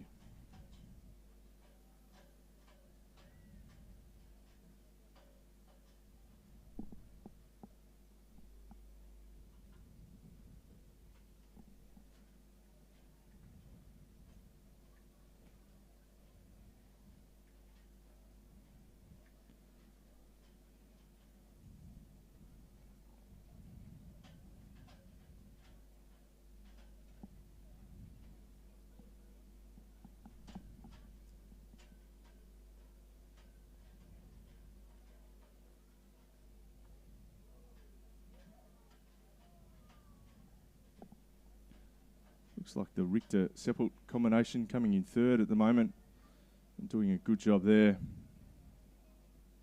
Moving well together. But the race really is at the head of the field here between Tickner Wilson and Bramwell and Tager.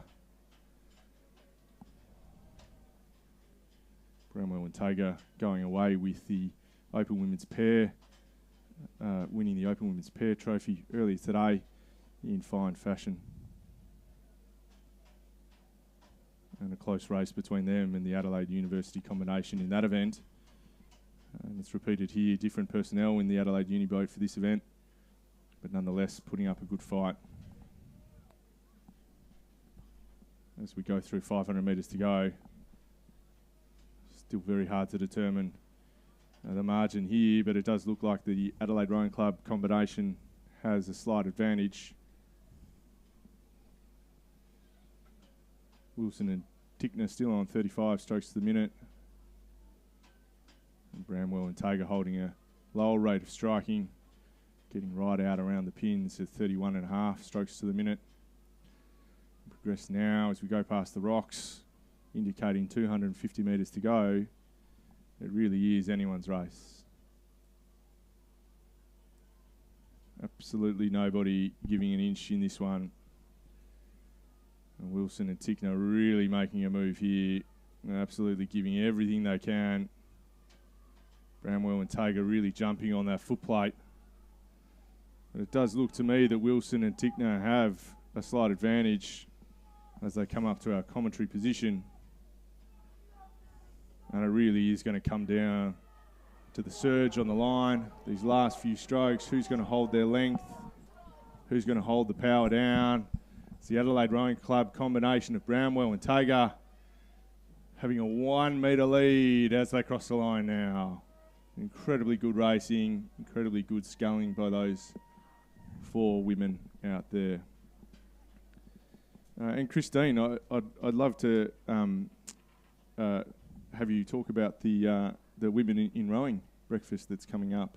Oh yeah, thanks Nick. Yes, with International Women's Day coming up on the 8th of March, we are having an international rowing Women in Rowing breakfast on Tuesday the 7th of March from 7:30 to 9 o'clock, hopefully after training before people have to shoot off to work. So everyone's welcome. There'll be some information and a booking form coming out next week through Rowing SA, but it will be just fabulous to get all these amazing women that are part of our rowing community together just to really talk rowing. So keep your eyes open on social media and your email for the invite and when and where it's happening.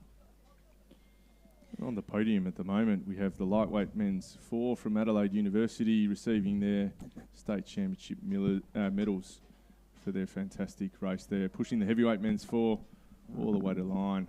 These gentlemen are the core of what will be South Australia's entry into the Penrith Cup, which is competed for at the Interstate Regatta at the end of Nationals on the 2nd of April in Perth. So well done to Miller, Worm, Moore and Moore, coached by Sam Morton.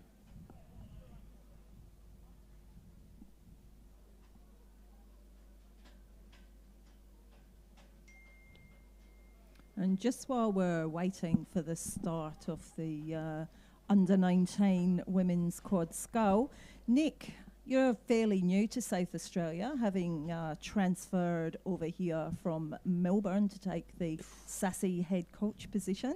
Tell us about the transition. What's it like here in the great South Australia? Well, thank you, Christine. And please, to those listening, don't hold the fact that I was once upon a time a Victorian. I'd like to say right now that I bleed red, yellow and blue for the great state of South Australia. I'm loving my role working with you, Christine, working with the incredibly talented athletes at the South Australian Sports Institute, working with our network of coaches as well, some of who we'll introduce over the course of our commentary stint today. But it's a really exciting time. I think we have an incredible amount of talent, both in coaching and in athletes in the state. We need to work really hard as a collective, as a team, to make sure that we continue to push forward and to compete at the highest level. And what Christine and I are trying to do is to help athletes to develop and achieve the highest standard that they possibly can, and have those athletes go on to represent Australia at both under 19 and under 23 events, World Championships, but also to make it into the Australian senior team. And what we're really passionate and thinking a lot about at the moment is having athletes go on to represent Australia at the Brisbane 2032 Olympics. Yeah, nice, Nick, thank you. And I think this next race coming down, which is on the start line now, we think, the under-19 women's quad scull, these athletes are definitely the group that should be looking forward and thinking about where they're at in 2032 when the Olympics are in Brisbane, in our home country. We've had 2 scratchings in this next race. Adelaide and St. Peter's girls have withdrawn, so it's now a 2-boat race between Loreto Marriotteville with Johansson, Kernahan, Rosenberg and Hogg, coached by Dario Sportelli, and against Adelaide University, Worth, Richter, Macalino and Binns, coached by Tom Dornbus.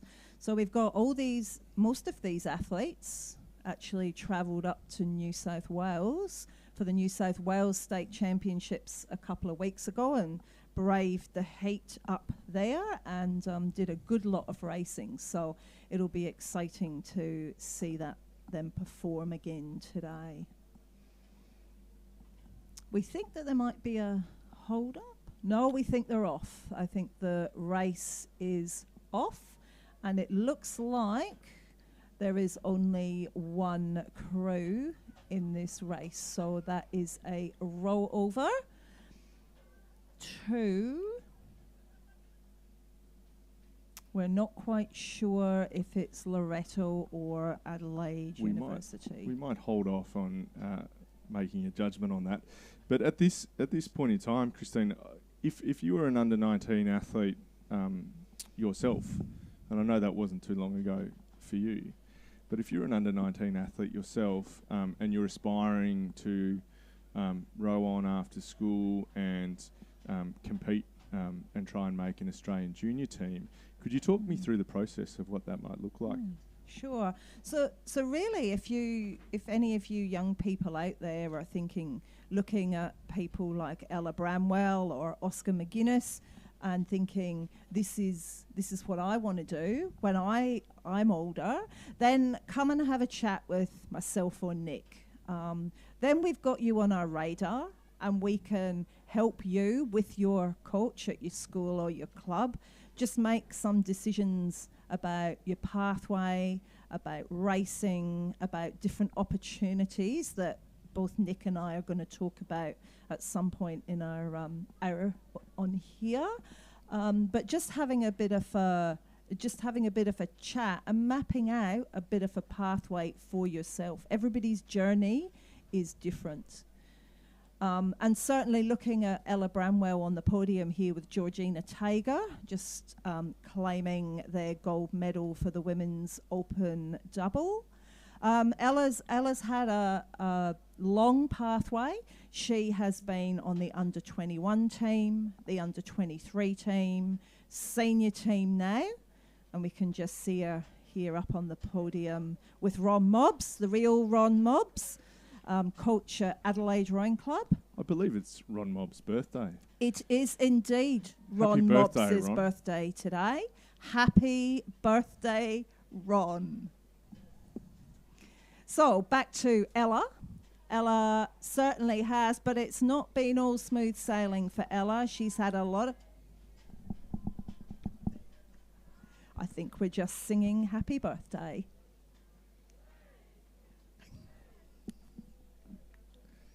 Well done, Happy Ronald. birthday, Ron. Well done. We look forward to many more birthdays for you on the podium. But going back to junior selection, Christine, looking at these athletes as they progress through the process, we're going to be holding a a selection event for junior athletes after nationals. And if you're an athlete at the moment in an under 17 or you're still currently in year 11, we'd like you to put that on your radar for next year. So again, really important to engage with us and talk to us about your journey and where you go from here, and knowing that there are very open opportunities for you to take part in and put yourself forward. And we really stress with those athletes that succeeding and the end outcome isn't actually as important as getting experience and nailing your process. We really do try and talk to all our athletes about putting the process first and knowing that the results come after that. But every time that we go out on the water is an opportunity to learn, develop as athletes and as people as well. And also, Nick, it's a great experience for young people coming into some of these pathway programs to be coached by a variety of people and just hear things differently and just see how other people do things. And I think that's right. The variety in coaching and having other people give their opinion can take you as an athlete to another level. Just back onto the course now, it looks like Adelaide University coming down in the under-19 women's quad, and Loreto seem to be coming down behind. I'm not sure whether Loreto missed the start. It does look like they're in the transit lane. It does look like they're in the transit lane. So Adelaide University, that's Worth, Richter, Macalino and Binns coming down in the under-19 women's quad. I'm showing some very good sculling skills here. This combination from Adelaide University really moving quite neatly and nicely here, keeping pressure on the blade face and rowing long. And even though they're no longer at race tempo or race rate, making sure that they're still getting a lot of value from their time out there on the water. And probably a sensible move, Nick, for these girls, with Adelaide Uni doing a lot of racing over the weekend to take the opportunity where they can to just row well over the course. That's right, and the way they're rowing here will help clear some of that lactate acid from earlier races. Deanna Macalino was in the women's pair, open women's pair earlier today, under-19 athlete as well, so very impressive to be backing up in open women's pair and under-19 events. And what a race that open women's pair was. Combination of Deanna and her partner pushing Ella Bramwell and Georgina Tager all the way to the line for that women's pair event, which is a new inaugural event or has a new trophy this year to recognise the achievement of the open women's pair rowers. Nick, some of these girls in this quad coming down, they're year 12s now. I know you've been working on, or we as SASI have been working on a bit of an incentive for some school leavers in that transition year between school and perhaps that under 21 level. Could you just share what your thinking is there and the plans? Absolutely, Christine, and thank you for giving me the opportunity as this Adelaide University combination comes past the trophy presentation area, showing us some fantastic sculling as well. Clean blade work, good bodies moving together. So well done to those girls. I'm really excited that together with Rowing South Australia, we are going to facilitate a trip for school leavers, so under 21 athletes that have left school to go and compete at the Holland Baker Regatta in the Netherlands later this year. So that regatta is in late June and is is a wonderful regatta held just on the outskirts of Amsterdam.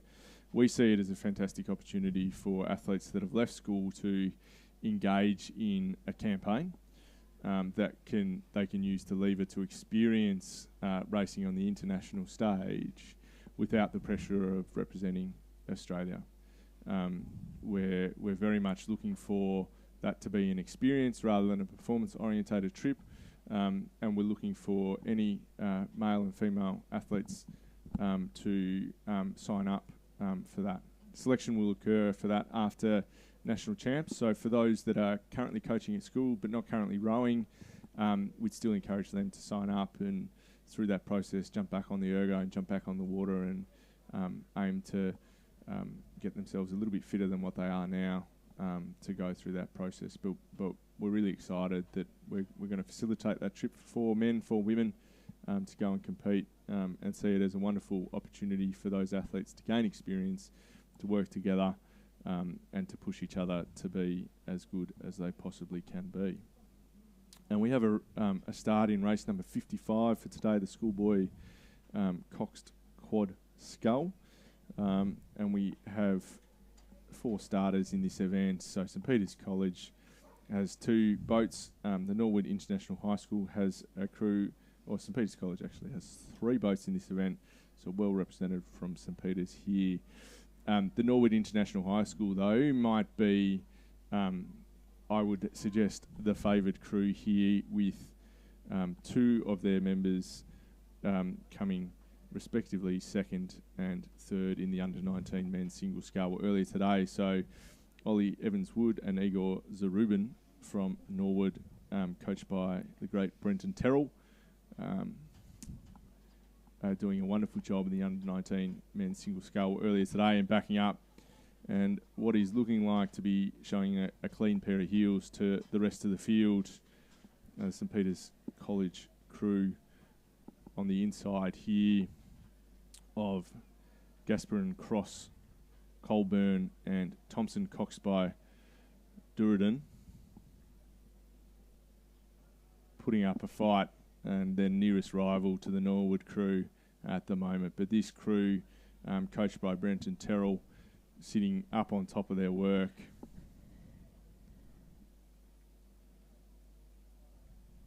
At 32 strokes to the minute. And Brenton Terrell, a former under-23 Australian team coach, doing a wonderful job over at Norwood.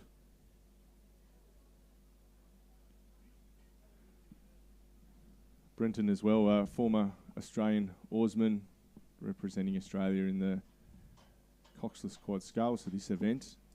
So he's very familiar with sculling and the quad scull. Former winner of the Queen Mother Challenge Cup, held at the Henley Royal Regatta, which is held every July over in the United Kingdom, and is a fantastic event which every athlete, every rower should have on their bucket list.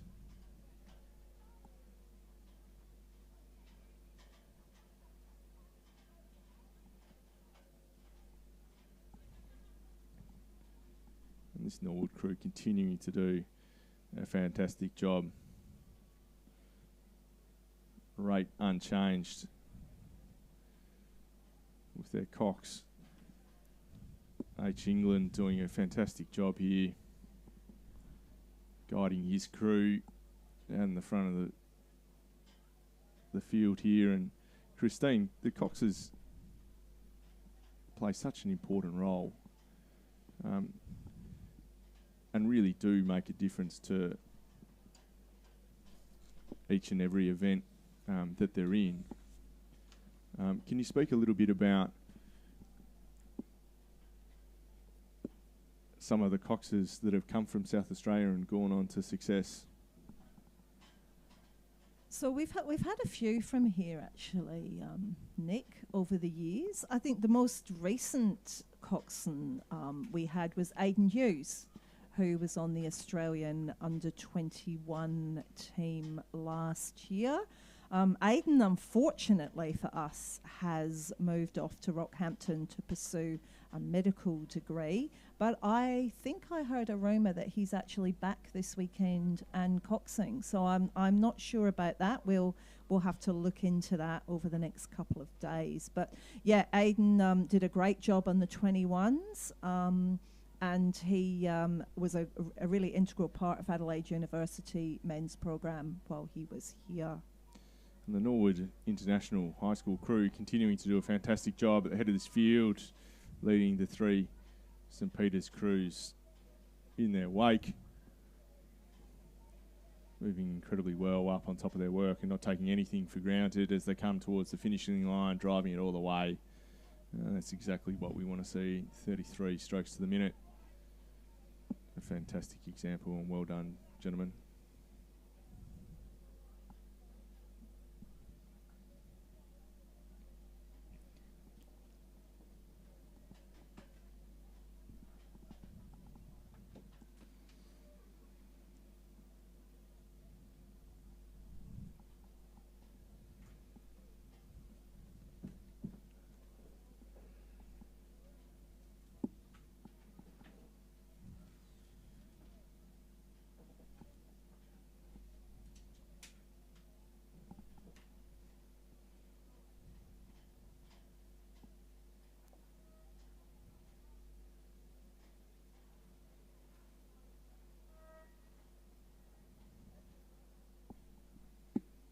And that was the conclusion of the schoolboy coxed quad.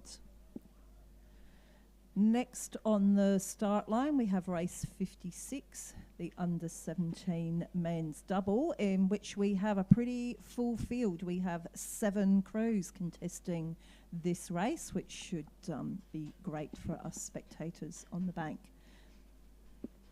And before this race gets underway, we have 2 para-athletes up in Canberra at the moment on the Australian Paralympic rowing team camp.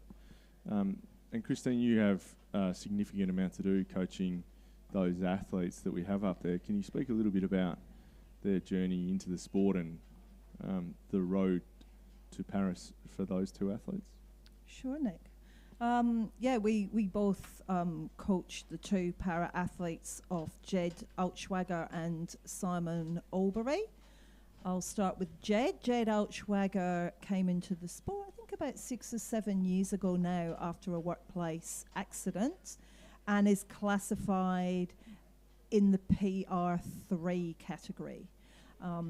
This year, they've brought in another category for PR3s, and Jed qualifies for the mixed double category, which is particularly exciting for Jed, and he is certainly doing a great job at putting himself forward to hopefully gain selection in that in the next few weeks. So Jed's doing a great job, primarily rows with our senior squad at Sassy.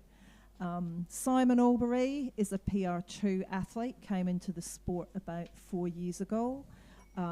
He had a very quick progression up the ranks and was successful in being selected to represent Australia at the Paralympics in Tokyo in 2021. This year, he's going for selection again. And we're pretty excited that the 2 of them were invited on this camp in Canberra. At which, Nick, you were there for a couple of days, weren't you, on the camp? How was the camp over there? I was, Christine. Yeah, thank you very much. It's always wonderful when you get athletes of a high-performance mindset together, working with the 2 at Rowing Australia para coaches who are doing a fantastic job.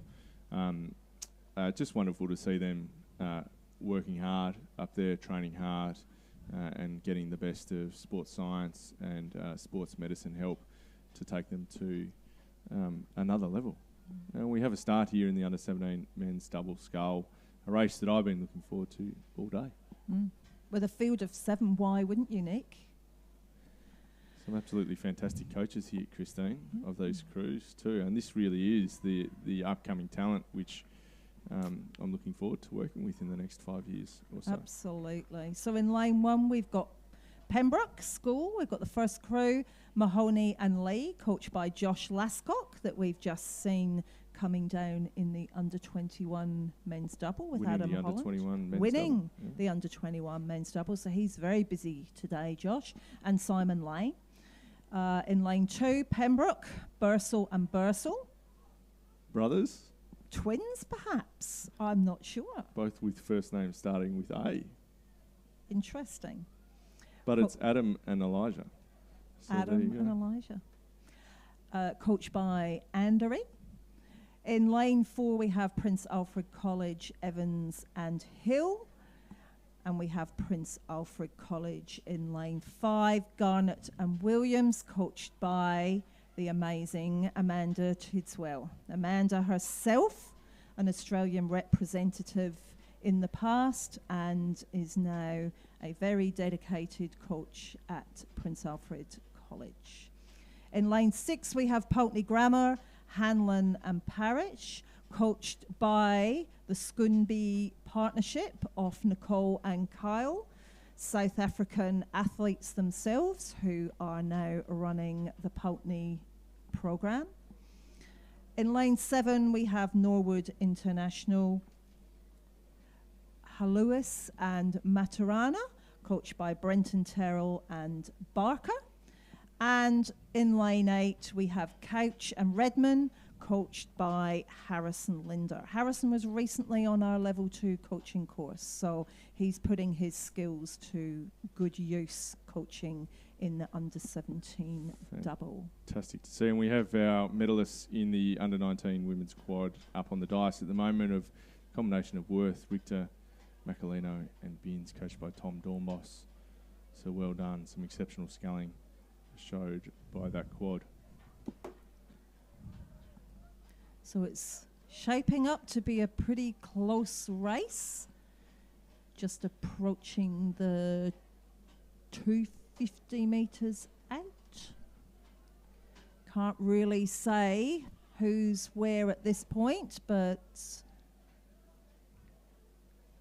there's 4 crews. It does look to me seem that to be the contesting. PAC crews are out there, and what a wonderful coach they have in Amanda Tidswell, former Australian representative herself, and it just shows the depth and quality of coaching that we have in this field. Amanda Tidswell, Nicole Kyle from Pulteney Grammar, and Brenton Terrell, all having represented Australia themselves. I should say the Scunby partnership have represented South Africa, and both at an incredibly high level, winning medals at an under-23 world title level. And Kyle himself actually having represented South Africa at the Tokyo 2020 Olympic Games, even if it was raced in 2021. It's looking like it's a Prince Alfred v Prince Alfred race at this point, with the crew of Garnet and Williams in lane 5 having a slight lead over lane 4. I would say that Simon Lane, who's coaching Pembroke School #1 crew here, formerly coached Nick Blackman, who won the under-23 men's single scull at the New South Wales State Championships, and backed that up with a win in the open men's single scull in a time of 6:58 this morning, which is rather slippery. We do have fast conditions today, which always makes racing quite exciting, but also at the same time tests the skills of our athletes. The Norwood International Schoolboy Cox Quad on the dais at the moment, so well done, gentlemen. Elation Eknexov, Evanswood, Zarubin and England, coached by Brenton Terrell, winning that title. And heading into the last 500, the crew in lane 5, the Prince Alfred College, seems to have a slight lead over their PAC crewmates in lane 4. A good race developing here in this last 500. Both those crews doing a wonderful job holding on to the water and accelerating their boats right through their strokes. Holding really good posture at the back end. So a lot to like about how those crews are moving, Christine. There certainly is. And coming into the rocks here, the last 250, this is where we will see if they can hold it in that last 250 of the race when the rate goes up and the pressure's on. So it's PAC versus PAC in the last 250. They really are setting about their work here, bending those oars. Indeed. Driving all the way to the line here. And what's really great in this race is you can see the crews behind the first two also giving it a good crack, racing to the finish line, just seeing how fast they can go. So as they come up to the commentary box here, it's lane 5. It's Garnett and Williams, coached by Amanda Tidswell, that have that lead over lane 4. But a 2.5 length lead. Just coming up to that finish line now, holding their form at the high rate. And lane 5 taking out the win, with lane 4 just crossing the finish line now. That's really exceptional double sculling there for athletes of this age. It really is exciting to watch. And what's also fantastic is just how many close races we've had since our time in the commentary box today. Just fantastic racing shown by these athletes. Yeah, it's great to see them all getting out there and racing. Actually showing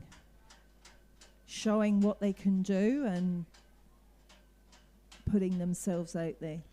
And Norwood is just coming across the finish line now. And that will conclude the final of the under-17 men's double scull, with a win to the Prince Alfred College double. And Christine, for these young athletes, what would your main messages be as they continue on the journey through rowing? What should they be prioritising? Well, Nick, I think we've discussed this a fair bit over the last few months, but really getting out and racing is what it's all about, isn't it?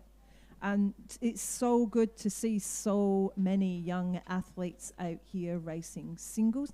I think there was something like 16 PAC singles racing in the under-17 this morning. That's amazing. And how good is that? Just getting out there and racing and putting themselves on the line to see where they're at. Of course, the director of PAC, Tim Hennessy, doing a wonderful job with that program. So I would just really encourage all the young people to get out there and race and also enjoy your rowing. The things you get from rowing outside of actually winning or competing really can shape you up for the rest of your life. Schoolwork, your work, and your future. Fantastic. We have the under-17 women's single scull coming up here. And again, another fantastic event with athletes that we're really excited to see how they develop in the coming years. The field here, full 8-lane field, which is fantastic, and 2 heats earlier in the program.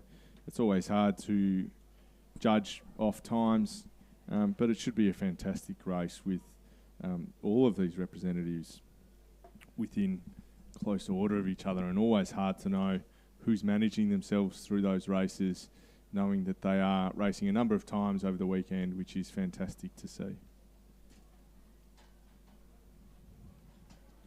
But it does look like it's a fantastic race at the moment between Kohlberg and Cox. Kohlberg racing for Adelaide University and Cox racing for Only High in the middle of the course at the moment. And they've really put themselves at the head of the field, developing a great chevron pattern out here.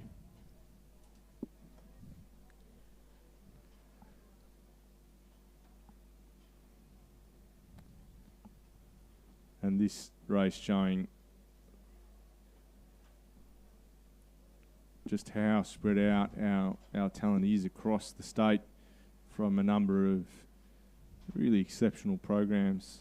Kimber from Norwood, Wilderman from St Peter's Girls, Brammy from Walford, we mentioned Kohlberg and Cox before, Burgess from St Ignatius, Reed from Adelaide High, and Mia also from Walford.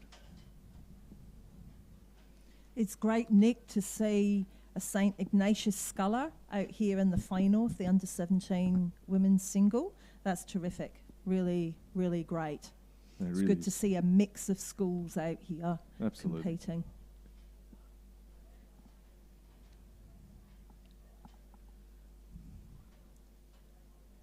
We're into the back half of this race now. These athletes doing an amazing job here. Kohlberg on 33 strokes to the minute. And Cox looking like she's at a lower rate of striking. 28 strokes to the minute for her.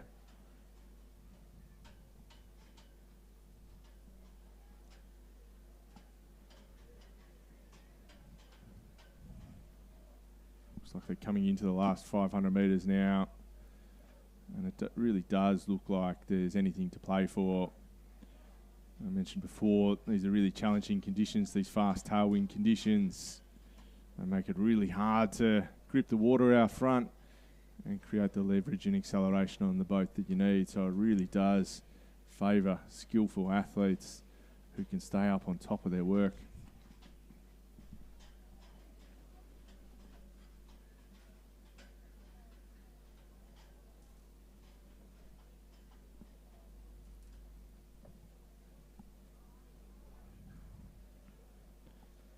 But again, just some wonderful sculling, and it's really is a strength of the rowing programs in South Australia that we do get our school-aged athletes out in single sculls.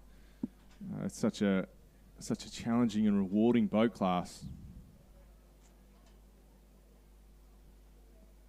And absolutely commended these athletes out here by themselves. It really is a race of truth, the single scull.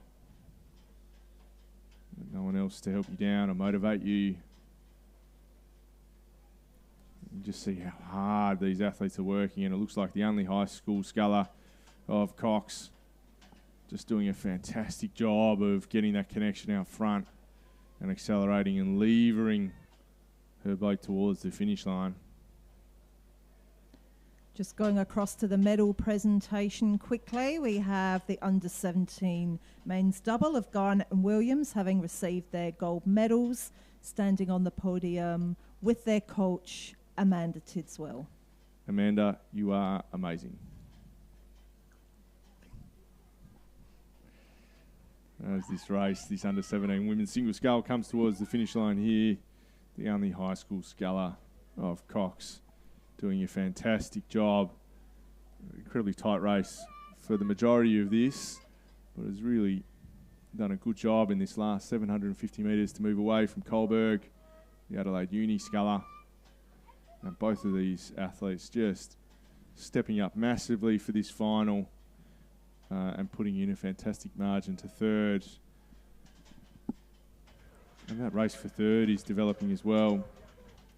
And it looks like the St Ignatius sculler of Burgess might be able to hang on to that third place from the Walford Anglican sculler Brammy. And again, both moving really well in these tricky and tough tailwind conditions. Well done to all the competitors, especially in the single scull. Really impressive. And Nick, a lot of these young scullers won't spend a lot of time in the single, will they, in their school programs, because the focus is on the crew boats. So it's really terrific to see such good sculling out there from these young athletes.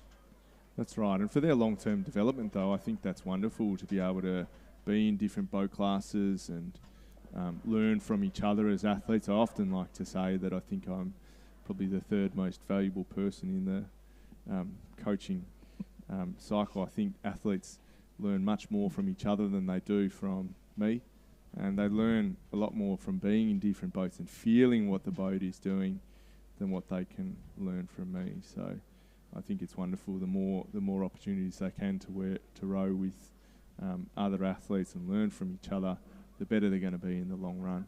And learning that ability to row and work out how to make different boat classes go fast is such a wonderful thing in the sport of rowing. So again, we learn more about ourselves as people than as rowers sometimes, which is fantastic. Skills that you can take forward. We come up to the under-19 men's coxless pair, and I'll hand over to you, Thank Christine. you, Nick. This has been a race I've been looking forward to all morning. This event is sponsored by Tap Electrical, and we thank them for their support, in particular of the under-19 men's coxless pair, but indeed of the regatta in general. The under-19 pair is just lining up on the start line there. We've got a full field here. We've got 8 boats on this one again. We've got a pretty hot coaching panel of these crews.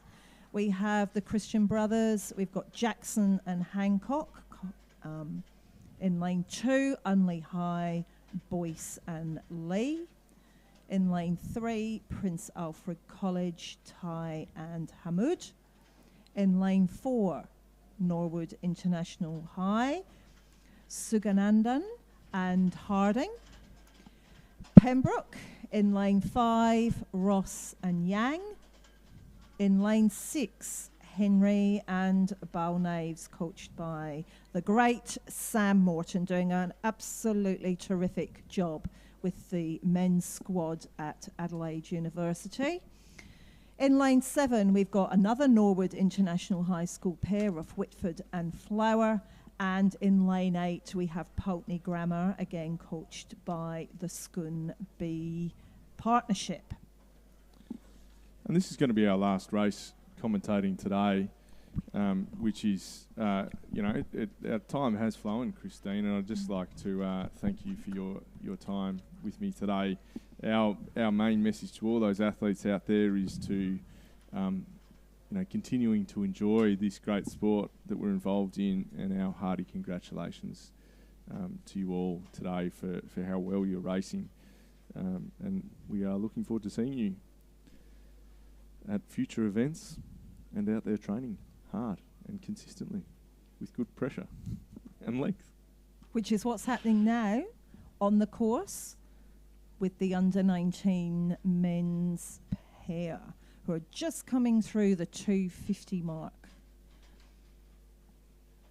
On the podium just now, we have Cox from Unley High School receiving her gold medal for the under-17 women's single. Fabulous bit of racing there, so congratulations. Just being presented with the trophy. As we said, great to see such a spread of schools in the under-17 women's single, which is showing us for the future there's a lot of talent in South Australia.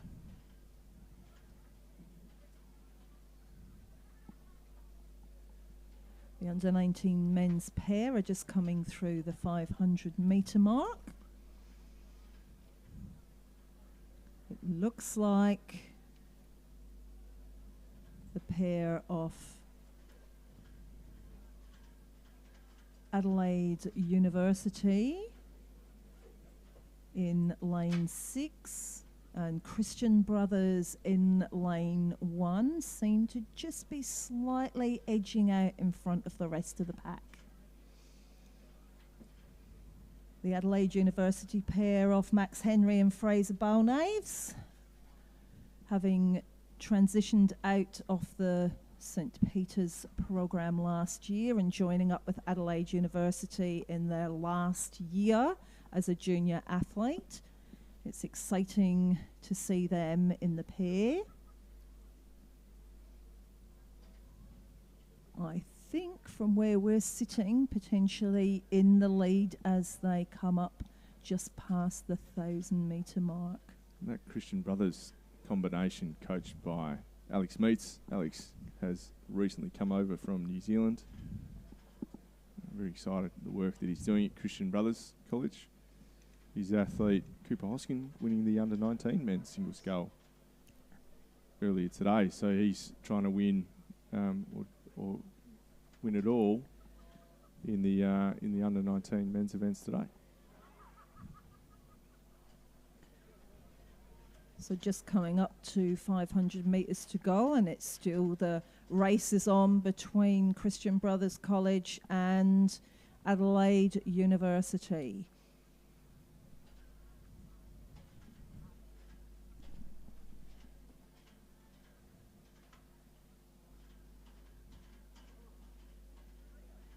Great race developing here in the final stages.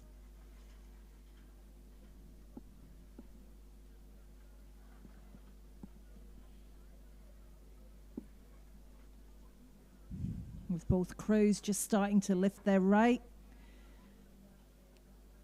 It really is a tight race here, but it does look like the Christian Brothers College combination has the edge over the Adelaide University combination of Henry and Balnaves.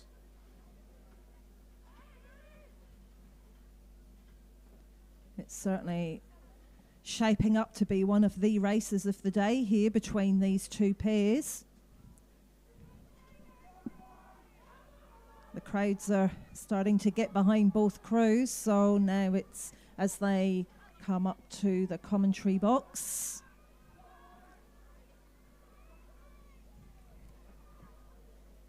I think the Adelaide University I think combination Adelaide has a University slight edge, is but slight ahead, but Christian Brothers who's have come actually with going to make it? Oh, that's anybody's race, that one, Nick. I would have given that to the Christian Brothers combination of Jackson and Hancock, but of course I'm not an official and will not make any proclamations. But what a race. That really did come in down to the shadow of the finishing post. And again, we've got a great race for the minor placings here. And again, great to see these young people racing all the way to the finish.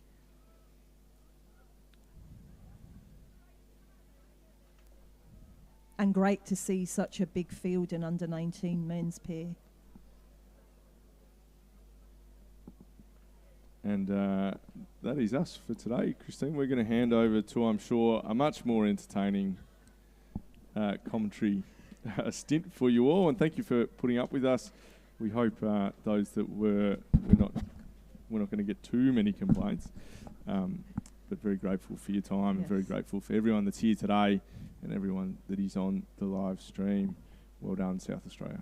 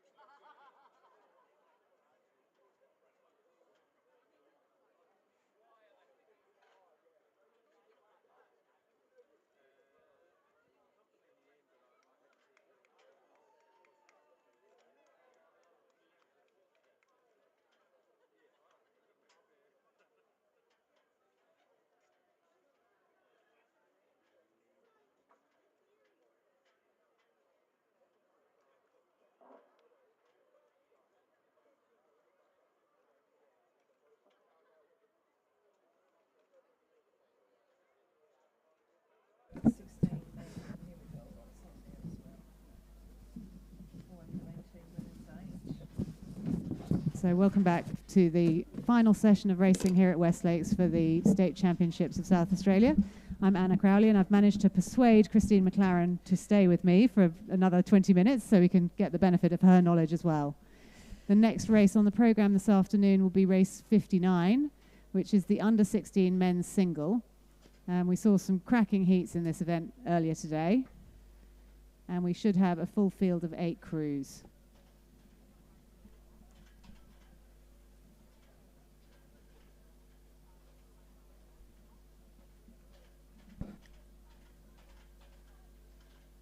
looks like there may be a start in this event, so it's a 2K event. No, it's not. It's a 1K event. Apologies. So they are either just rowing up to the start or they have started. Hard to tell from here. Yeah, I think the crews are just heading down to the 1K start line where they'll have a free start, so the umpires will be lining them up from the bank. Again, it's great to see an 8 singles racing in this final. We've got Prince Alfred College Gill.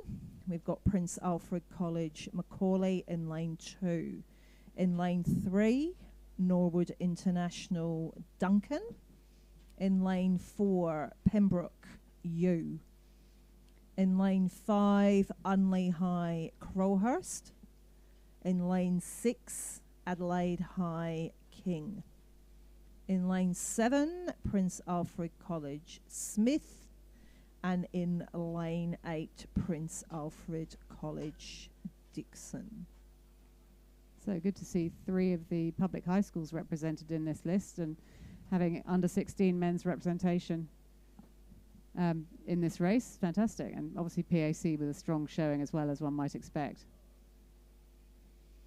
And just going back to the podium here, we have the winners of the under 19 men's pair, Hancock and Jackson, having received their gold medals. Congratulations, boys. Coached by Alex Meeks, recently come over from New Zealand to take the position at Christian Brothers College. It looks like we're still waiting for the under 16 men's singles just to get lined up on the start. And you'd normally expect the field to go into an arrow point, wouldn't you? So the fastest crews we would expect to see in the middle, but certainly over 1,000 metres they can surprise us. They definitely can surprise us, you're right, Anna.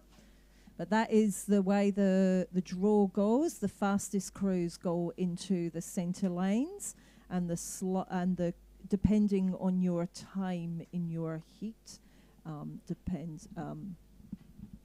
correlates to what lane you are in for the final.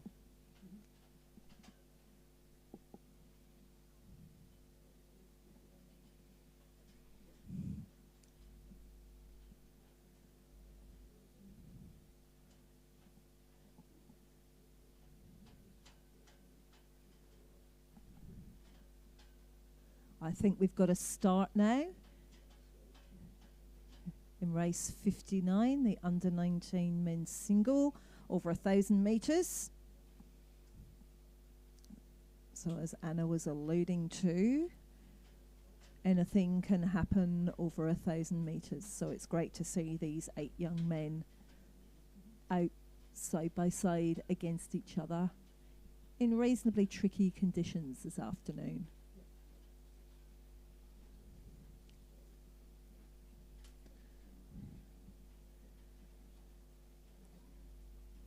It's a fairly even spread across the scullers as they come into the first 250 of the race.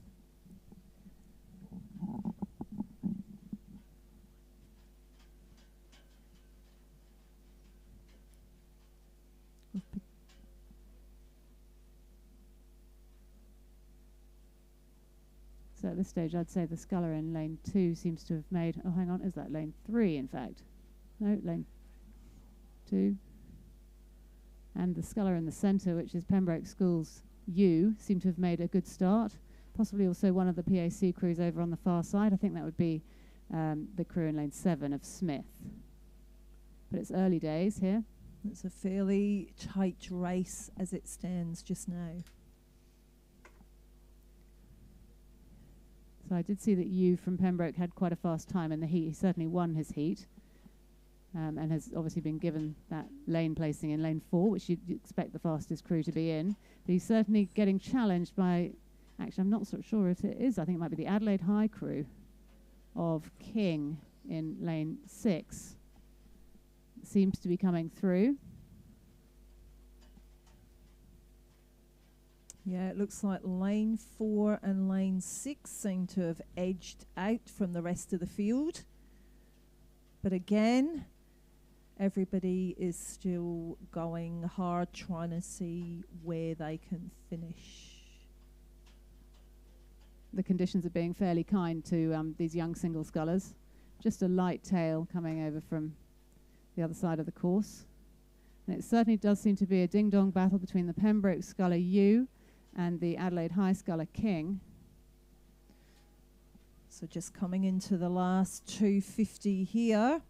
The race is definitely on between lane 4, rating 36, and lane 6, rating 36, so both rating 36, and seeing who can get across that finish line first. Adelaide High seem to have their nose in front.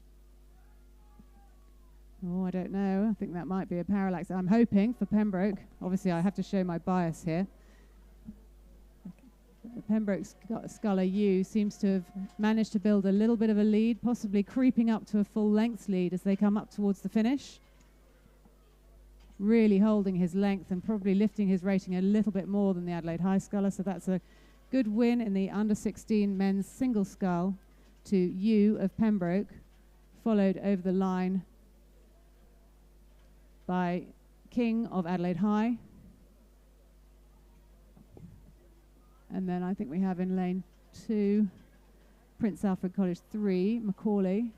Over on the far side, it's either Prince Alfred College 4 or 7, I apologise. No, it is Prince Alfred College 4, Smith. In the centre, the Unley High sculler, Crowhurst.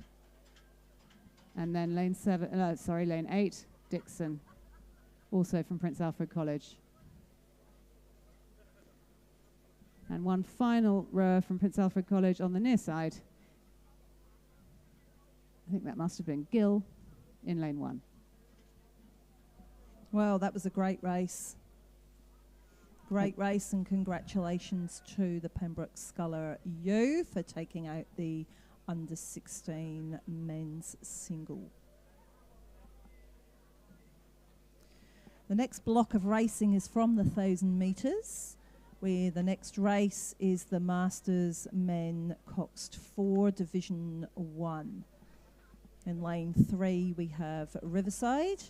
In lane 4 we have Riverside. In lane 5 Adelaide University. In lane 6 Torrance. And in lane 7 Torrance.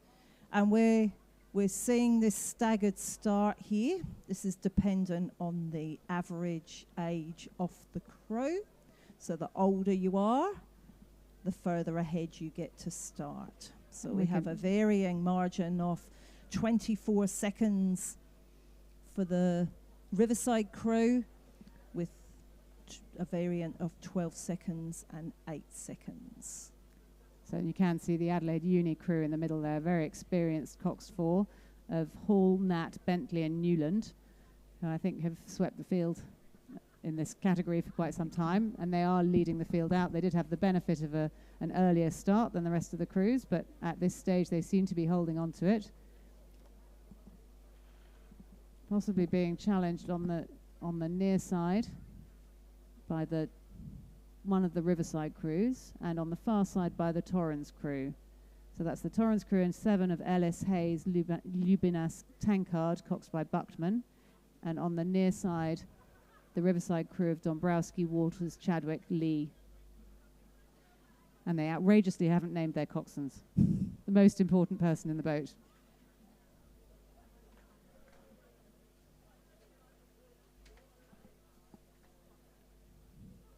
So as they come up towards the 500 metre mark, it does still look as if it's Adelaide Uni, but certainly being challenged on the far side by Torrens.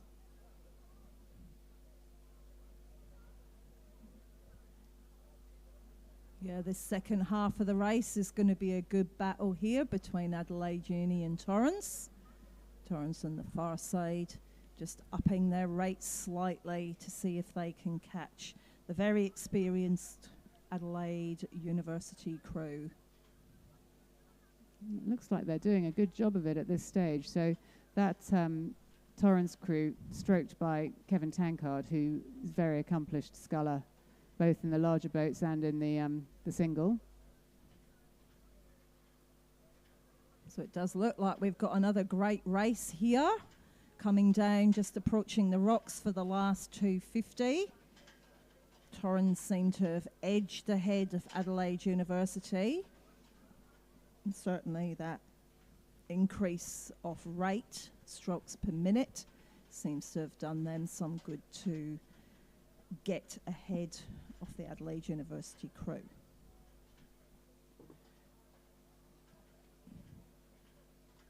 So they've built quite a tidy lead by the time they've come into the final part of this race. And Riverside are coming up behind Adelaide Uni as well. So this could be an exciting finish, Christine, but I think, barring accidents, we have got the winner over on the far side. Let's hope. It certainly looks like it, Anna, as Torrens come up to the commentary box now. They've got a good lead over Adelaide University, who are just being overtaken by that Riverside crew in the final 5 strokes. So congratulations. Torrens coming in first, Riverside second, Adelaide University third. And then the 2 remaining crews are the Riverside crew of Glawson, Jones, Wegener and Perry, and the Torrens crew of Walsh, McCallum, Heaton Harris and Roper.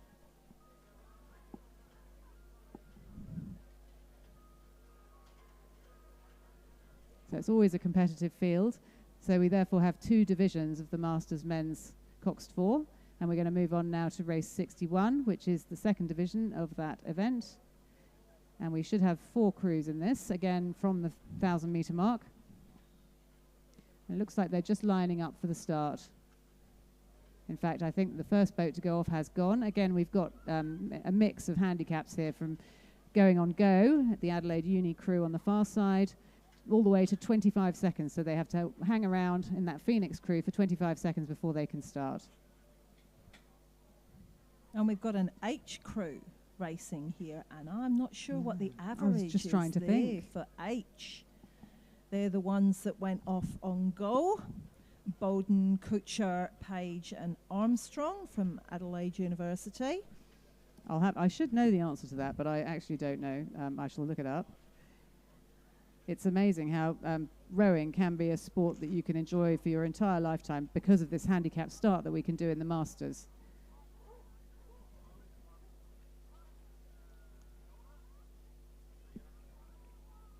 So all 4 boats are underway now. So in lane 3 we have Phoenix, Gebhardt, Musered, Cowan and McDonald. In lane 4 we have Adelaide, Menenju, Koch, Humble and Jackson. In lane 5 Riverside, Ploverson, Tilvis, Brown and Zeeley. And in lane 6 Adelaide University, Bowen, Kutcher, Page and Armstrong. So I have established that an H category crew would have an average age of 70 years or more. And it is that crew with the average age of 70 leading the field, taking advantage of their handicap. But it does look as if those younger crews are pretty determined to chase them down as they come up towards the 500 metre mark. The Phoenix crew on the near side's already made up a good amount of ground.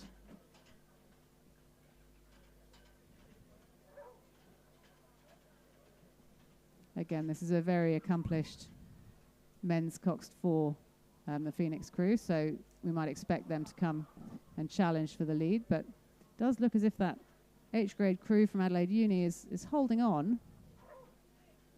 They certainly look like they're holding on, just approaching the rocks, the last 250 of the race. They are the highest rating crew that we can see out there just now, but it'll be interesting to see what happens in this last 250 as the Phoenix crew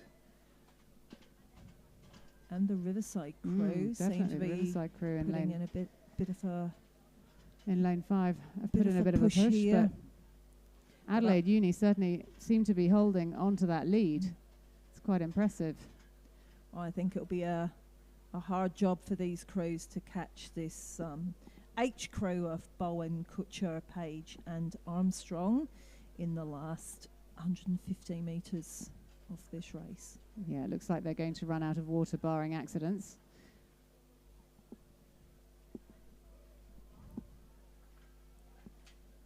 So interesting to see them using a bow cox boat.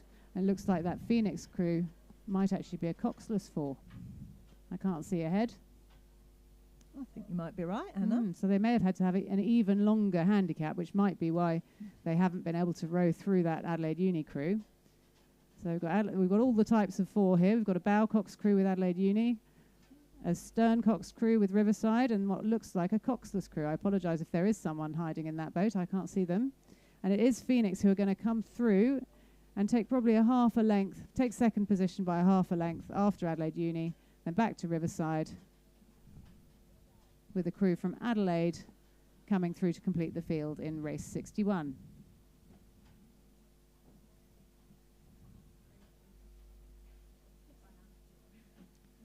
Okay, we're moving on. We are still sticking at the 1,000-metre start, and we've got the Masters Women double scull.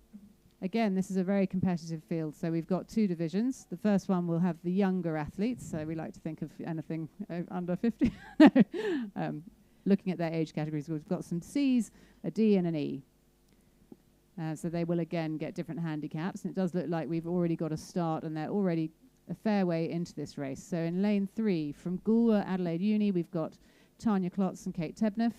In lane 4, from Adelaide Uni, we've got Angie Franco and Chris Bursell. In lane 5, from Port Adelaide, I'm afraid I don't know your first name, Bedwell and Lisa Putland. In lane 6, from Adelaide Uni, Lynch and Holland. And in lane 7, from Phoenix, Renata Zilm and Henny Shepherd. It does look as if the action's coming in the Adelaide Uni crew in lane 4 of Franco and Bursell.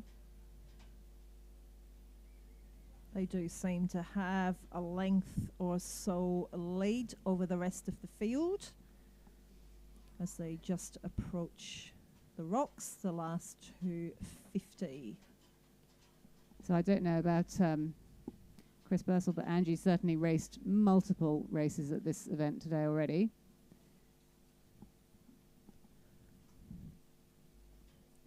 And coached as well, so she's been coaching the Wolford 9As, I think, against my Pembroke 9As. Who won? Our steering broke. So it's a grudge match next week.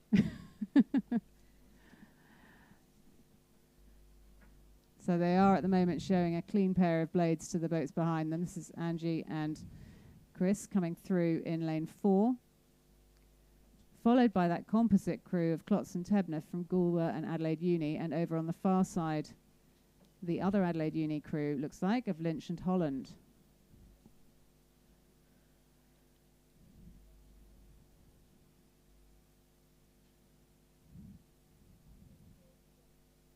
All the crews look to be sculling nicely.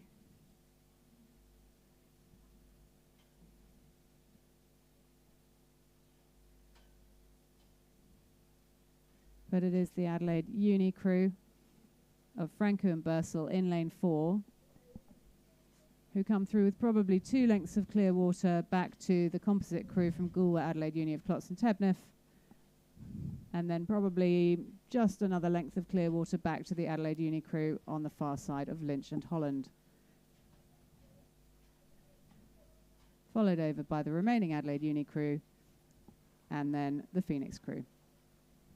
So that's Division 1 of the Masters Women's Double Scull. We're going to move on to Division 2.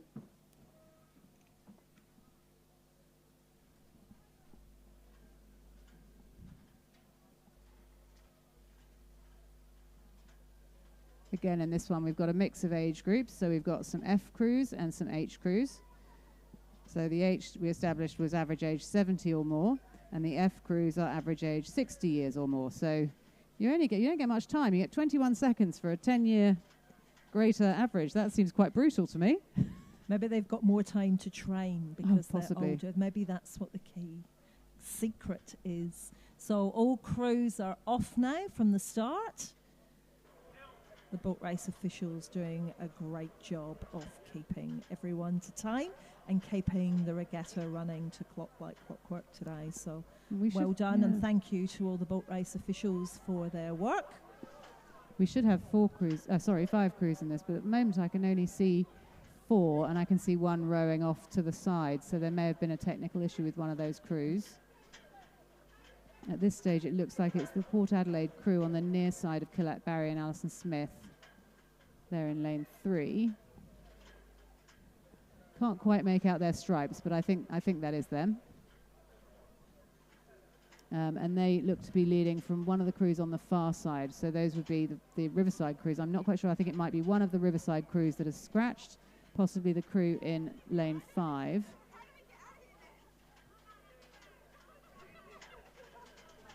But certainly Colette and Alison are doing a lovely job on the near side, making the most of their slight time advantage.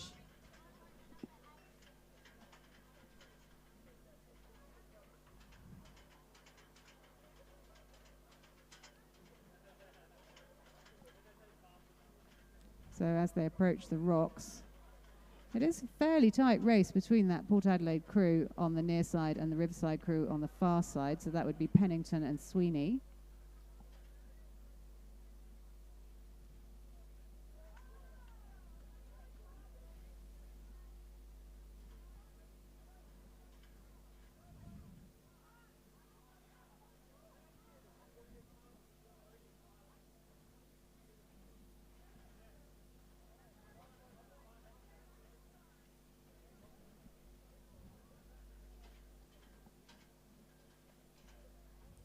So certainly the Port Adelaide crew doing the Magpies, the Port Adelaide Magpies proud to come through here in Division 2 of the Masters Women's Double. So Rowing really, really nicely, well in control, and certainly moving away from the rest of the field in this last 100 metres of the race.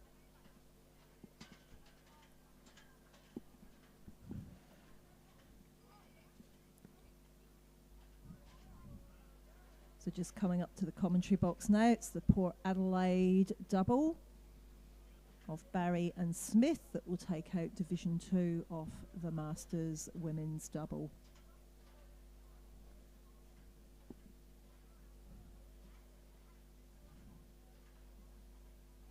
Just coming up to the finish line now is lane 7, Pennington and Sweeney, with Lewis and Parker just crossing the finish line now, just not quite able to catch their clubmates in lane 7.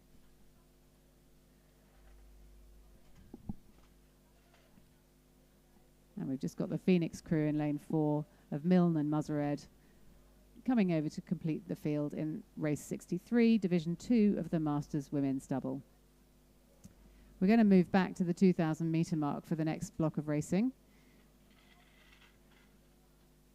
starting very shortly with the under 21 men's Coxed 4. So that's race 64 in your programme. And we should just have 2 entries in this one. In lane 4, Adelaide Uni, the crew of Burr, Worm, Shermer, Felderhoff, coxed by Hughes. And in lane 5, from St Peter's College, the crew of Young, Baroni, Miller, Hamilton Smith, coxed by Bater.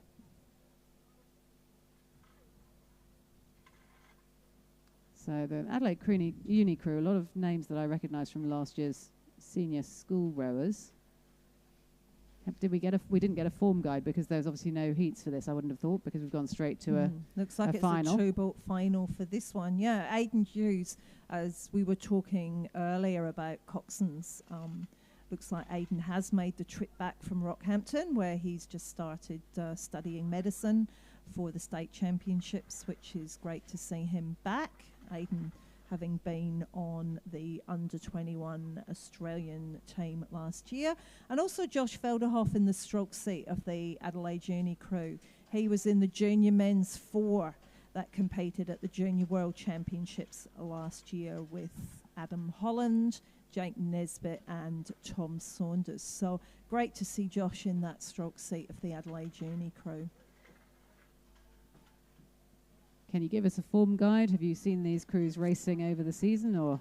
No, I think these crews have been put together for the day. Certainly I've seen the Adelaide Uni crews racing. They were all up at New South Wales State Championships a couple of weeks ago in various combinations of small boats and big boats. So it's great to see them hopping in a 4 and seeing if they can take this out. The St Peter's College, obviously normally racing in their 8, but it's great to see Saints just putting out some different combinations today and testing their kids in different boat categories. So we do have a start. We can just see the umpire's boat following the 2 crews down the course. They're not far into the race. Looks like they might be coming up to the 500 meters from the start, possibly. Just while they make their way extremely fast up to the finish, we'd just like to acknowledge some of our sponsors. We really do at Rowing SA appreciate the support of all our sponsors who come out not just for every regatta, but are here and supporting our facility throughout the year.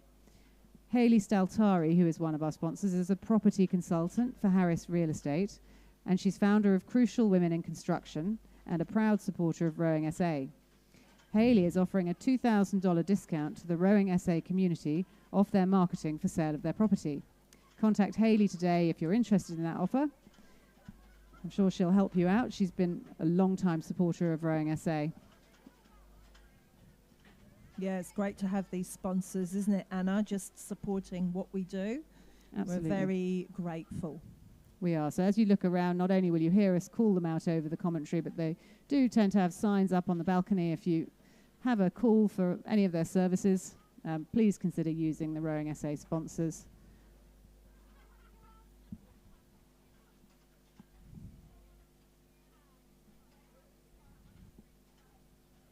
So it looks like a close race, but at this stage I would say that Adelaide Uni have built a bit of a lead over that St Peter's College crew. So Adelaide Uni are in lane 4, which is the lane with the yellow boys, and St Peter's College in lane 5, obviously next to them. Quite hard, this head-to-head racing, when there's only 2 crews, reminiscent of the sort of Henley side-by-side match racing that you don't see in a lot of places where there's only just the 2 of them. Yeah, right, Anna. And the great thing about this regatta has been that there has been a lot of crews and a lot of races. Absolutely. Which is really exciting to see so many people out there and racing. But yes, you're right, it's quite a different form of racing when there's only 2 crews head-to-head. And the 2 crews are certainly side by side here with what we think is Adelaide University with a slight lead over the St Peter's crew in lane 5. So lane 4, Adelaide Uni, with a slight lead over lane 5, St Peter's College. But these boats can change speed very quickly, can't they? It's not like an 8 where if you had a bit of a head start, you might think the game was over. I mean, a 4 less than a double or a single, I suppose, but they can still put on a turn of speed, do a push, that's right, and come up from behind. And certainly it's the middle 1,000 of the race that's going to count here in a 2,000 metre race. So we'll just be looking to see who's got the rhythm and who can hold their form through the middle of the race. But certainly Josh Velderhoff doing a great job there in the stroke seat. Experienced rower, experienced sweep rower. So he's doing a great job holding these boys through that middle part of the race. Conditions still looking a little bit bouncy there out on the lake. So the crews and the coxswain just need to be on top of the conditions. And the coxswains in particular just need to hold the crews together. So certainly as we come up to the 500 mark, Adelaide University has a slight lead over the St Peter's crew of Young, Baroni, Miller and Hamilton Smith. Just trying to edge their way a little bit further ahead.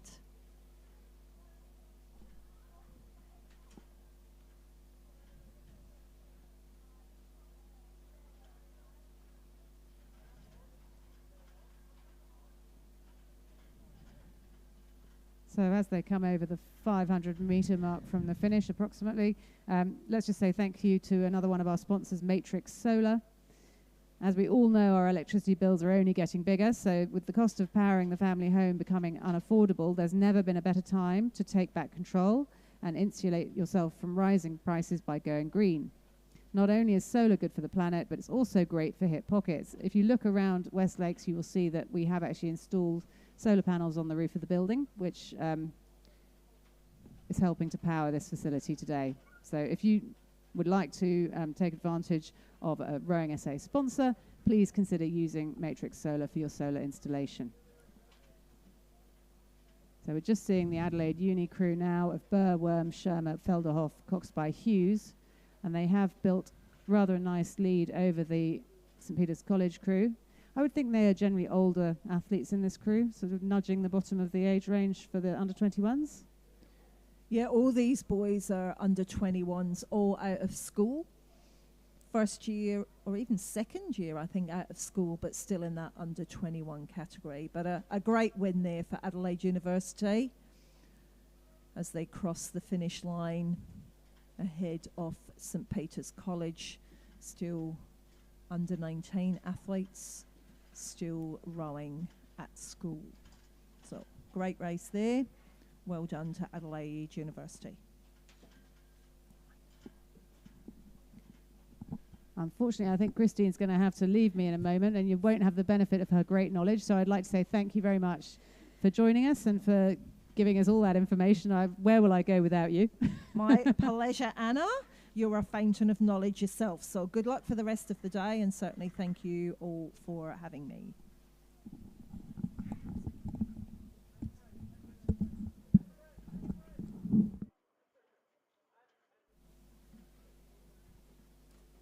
Okay, we're going to move on now to race 66 in your program. Race 65 was actually cancelled. So race 66 is the open lightweight women's double scull, the final, and that is from the 2,000 metre mark. We actually only have one entry in this race, so I suspect they may have combined it with one of the other events, but I can't see from my position whether they've done that. They will often do that, but let's just have a look on the information we've been provided.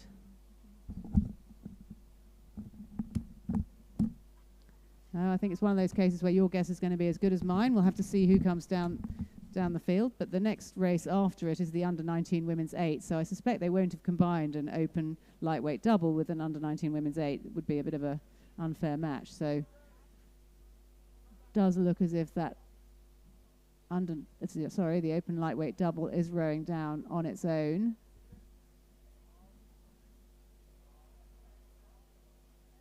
And I think in lane 5, that is the crew of Johansson and Lang from Loreto Marriotteville, coached by Sportelli.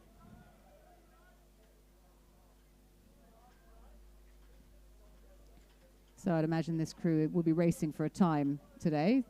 I believe they will win the state championship, even though there is only one crew in the race. I stand corrected if I'm wrong there.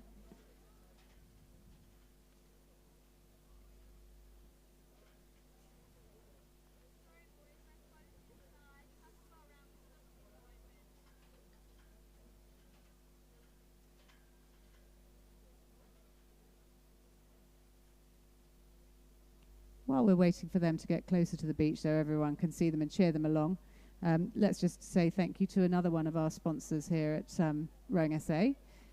Gentle Touch Orthodontics has been proudly creating Adelaide smiles since 1971. Their specialist orthodontics, Dr. Bayless Sriram, offers a personal, caring approach towards all patients and always goes the extra mile to ensure every patient is smiling and comfortable. With 2 modern locations in Rose Park and St Clair, Gentle Touch Orthodontics is the perfect choice to start your new smile journey. And athletes have got plenty to smile about, so if you know anyone who is interested, please consider using a Rowing SA sponsor who also happens to be an extremely good orthodontist.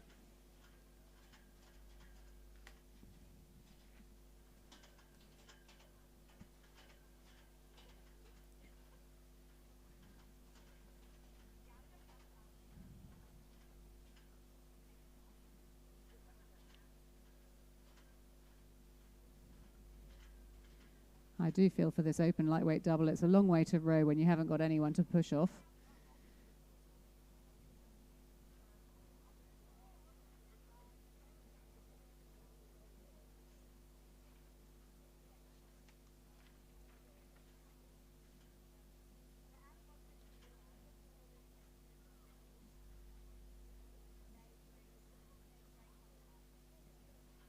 And as they row up the course, I can see the field for the under 19 women's 8 lining up at the start, so coming round the pontoon.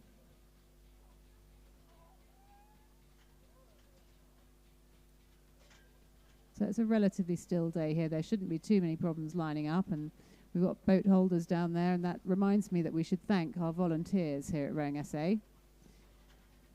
We couldn't stage these events without boat race officials, boat holders, boat drivers, you name it. We need every single one of them, and really like to thank them for their support. Many of them are very long-time volunteers here, and if you've got any interest in joining that volunteering community, please do approach Rowing SA. They'll be only too interested to have some more volunteers to help out.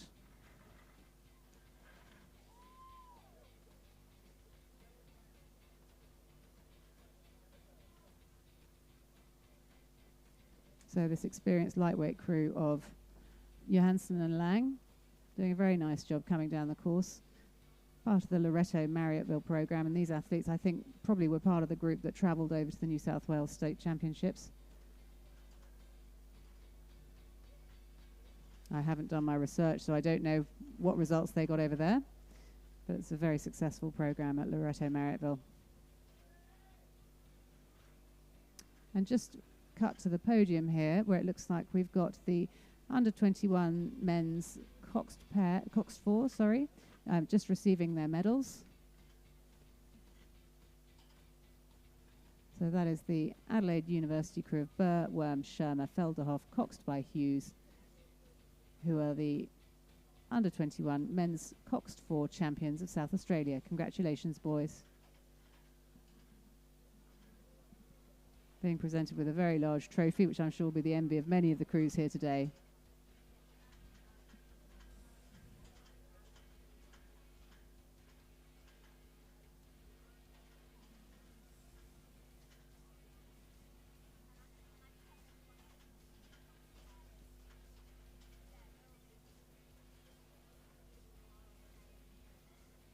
So that Adelaide Uni squad seems to be going from strength to strength at the moment. It will be interesting to see some of the open events later on, as I know there's always a hot rivalry between Adelaide Uni and Adelaide Rowing Club. Later it'll be interesting to see who takes the honours this time, who gets to have the swim in the lake. So meanwhile, the open lightweight double crew is coming up towards the 500 metre mark. You can see them now from the beach. If everyone can give them a cheer, this is a long race to do on your own.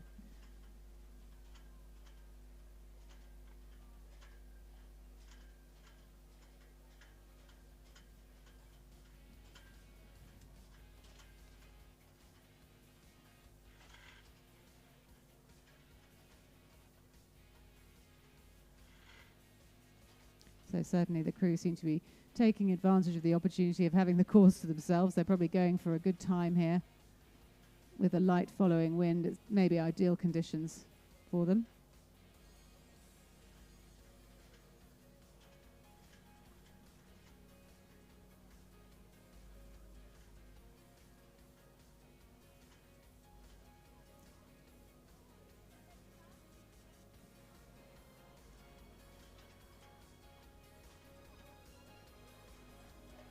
So just crossing the slightly choppy water as they come and past the rocks and into the red buoys that mark the last 250 from the finish line.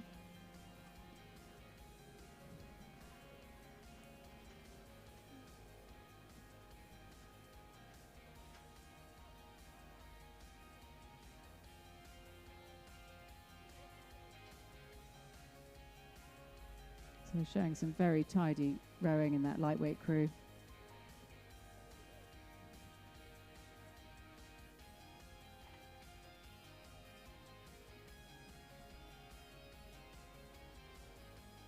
And some serious discipline, not looking out of the boat to see the finish line. I know I would be by now.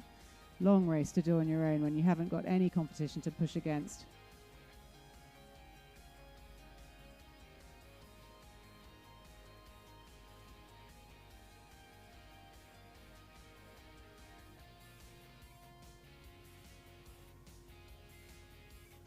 But they've made a great job of that uncontested race and come over the finish line to take the Open Lightweight Double Sculls Championship of South Australia. That's the crew of Johansson and Lang, coached by Sportelli.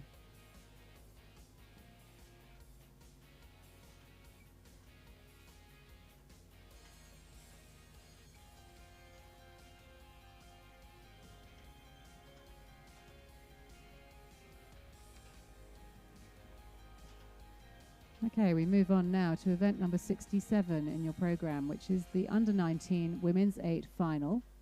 This again is from the 2,000 metre mark, and there were heats for this event earlier in the day. So this will have been seeded into lanes with probably the fastest crews in those heats going into lanes 3, 4 and 5. But you never know, there could be a dark horse in the mix. So we should have a total of 8 crews in this. In lane 1, Seymour College 2. In lane 2, Wilderness School 2. In lane 3, Wolford Anglican 1.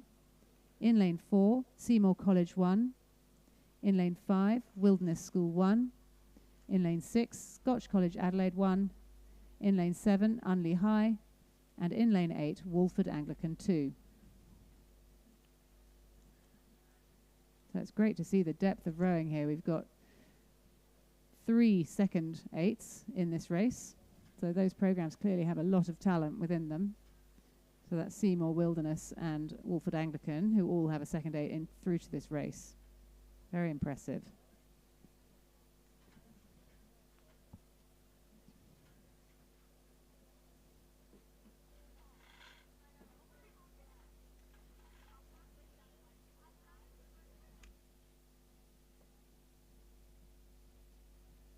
And looking at the screen, it does look as if we have a start in event number 67, the Under-19 Women's 8.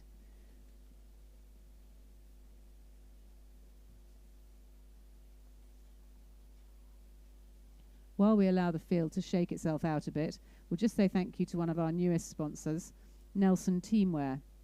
They've been working hard designing merchandise for our state championships, and I'm sure you can buy some down at one of the tents on the lawn outside Rowing SA's offices. They also have designed the uniform for our 2023 state team. They offer their services to all schools and clubs to provide an online portal for sale of their rower and supporter uniforms. Nelson Teamwear is a South Australian company specialising in sourcing, creating and supplying promotional products for sporting teams, businesses, schools and events. Their team will work with you to supply quality products at competitive prices alongside professional and supportive service. So if you need some new uniforms, please consider using Nelson Teamwear, who are one of our newest sponsors here at Rowing SA. We really appreciate their support, and we've seen some great clothes on the bank they've created. So if you're in need of some new designs, please consider going to Nelson Teamwear. Okay, so while I've been talking, the crews have probably made it up to about the 500 metre line from the start. And the race is shaking itself out, probably as we had predicted. So looks to me as if Wilderness in the centre lane, lane 5, have come out to a little bit of a lead in the early stages. I'll just cut from that. We're going to look at the podium at the moment, where the Open Lightweight Double Scull medals are just being awarded to the Loreto Marriotteville crew of Johansson and Lang, coached by Dario Sportelli, and they're getting some of the rather marvellous rainbow ribboned medals that I know my girls particularly wanted to get their hands on today. So congratulations to Johansson and Lang receiving their medals for the Open Lightweight Women's Double.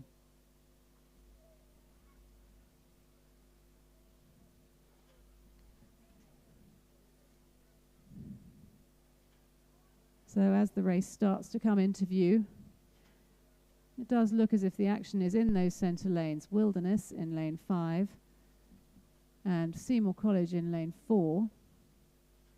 probably sneaking out to a little bit of a lead over Wolford Anglican in lane 3. And then back probably, I think, over on the far side.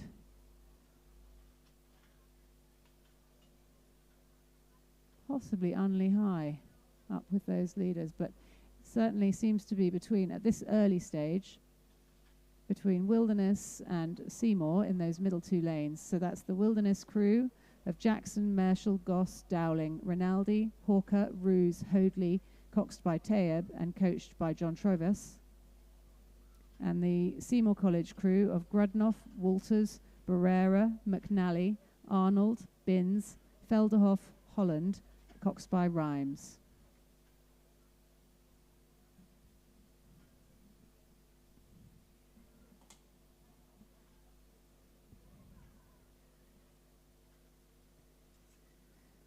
Probably say the Wolford crew is the next best in that field. So that's the Wolford crew of Taylor, Viacelli, Loudon, Catanari, Stewart, Spears, Newman, Morrow, coxed by Paps Burford. But they are being left slightly by the Wilderness and Seymour crews in those centre lanes.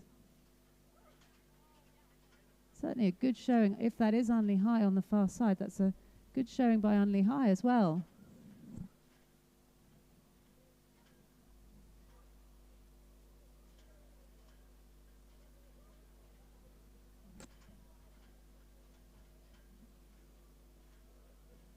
So very tidy rowing in the Seymour crew in lane 4, so the lane with the yellow boys, and they're wearing the dark coloured zooties, whereas in lane 5 you've got Wilderness in the pale blue zooties with the pink hats.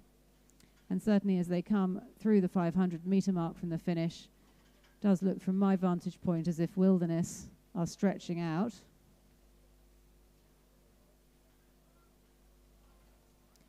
And the race is developing into the arrow formation that we might expect given the seeding races earlier.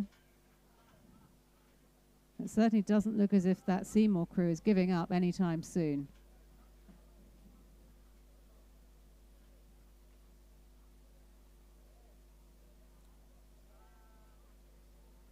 So at this stage it is the Wilderness crew with a bit of a lead over the Seymour crew. But Seymour seem to be coming up. They're certainly not letting them go. Can be hard to tell from this vantage point. I do think Wilderness has still got quite a nice lead there.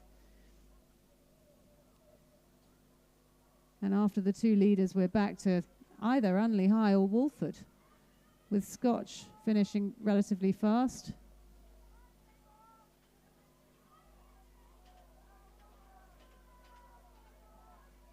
The Wilderness crew showing lovely length and power as they come towards the finish.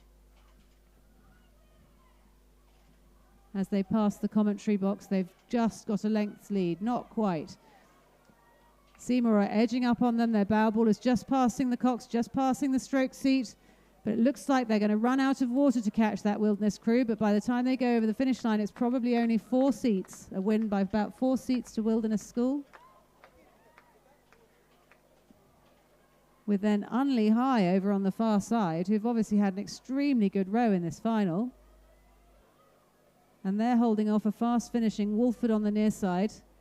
But they are going to take it with a length and probably half a length of clear water back to the Wolford crew, who will be followed over the line by the Scotch College crew.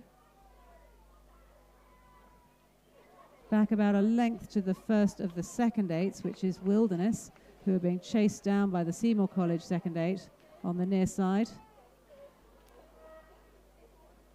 And I wonder if Wolford's second eight had a bit of an issue, because they're certainly paddling in a very relaxed fashion over on the far side. That was a great win to Wilderness School 1. The crew of Jackson, Marshall, Goss, Dowling, Rinaldi, Hawker, Roos, Hoadley, coxed by Taeb. And they take out the under-19 Women's 8 Championship of South Australia. Congratulations to those girls and all the parents who've supported them through this journey.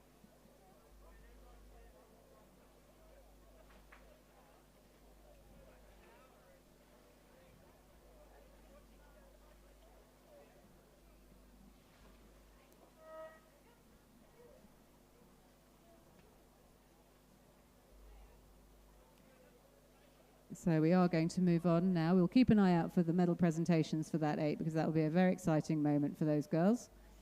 We're going to move on to event 68 in your program, which is the under 19 men's double scull final. Again, we've from the 2,000 meter mark.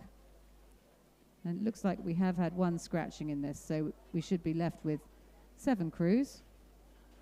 I suspect there were heats of this event earlier in the day, but I don't have the results of those to hand. In lane 1 from Unley High, Boyce and Lee. In lane 3 from Adelaide Uni, Henry and Balnaves, coached by Morton. In lane 4, St Peter's College 1, Eton and Hetherington. Lane 5, Norwood International High 1, Zarubin Evans Wood, coached by Brenton Terrell. Lane 6, Pembroke School 1, Watts and Willis Hell, coached by Dylan Andari. Lane 7, St Peter's College 2, Osborne and Walsh. And lane 8, Scotch College Adelaide, Blishki and Rainbow. So there is a start in this event, and they've probably gone about 250 metres from the start.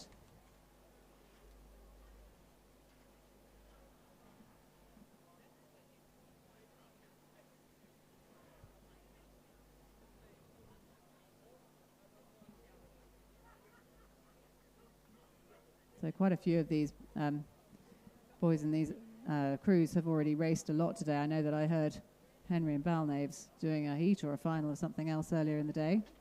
So it's a long day of racing. It is the one thing about state championships, because we do heats and finals, and often with a large gap in between. So we thank you for your patience hanging around to watch your friends, loved ones compete in their finals if they were lucky enough to make it into them.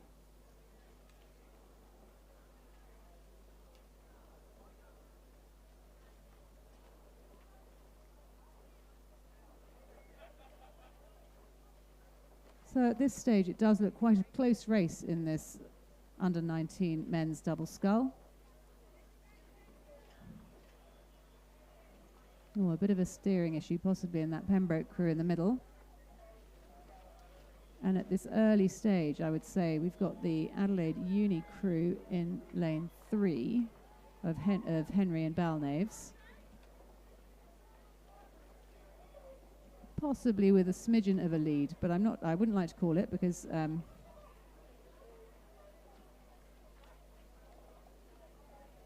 St Peter's College, the colours can be a little bit confused. It's the Unley High crew. I don't know whether we've changed some lanes around here, because I should have Unley High in lane 1.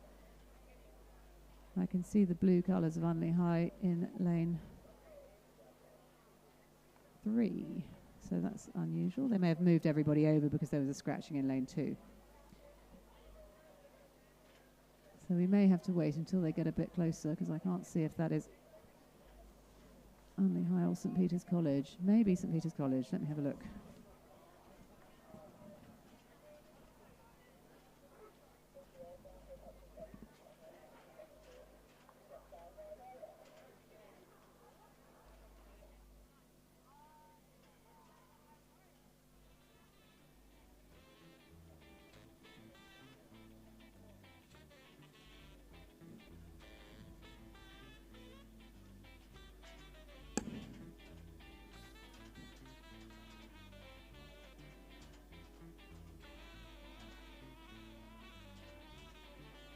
Okay, I'm a bit confused by the colours on the near side, but it does look like, conveniently for me, the action is on the far side with the Adelaide Uni crew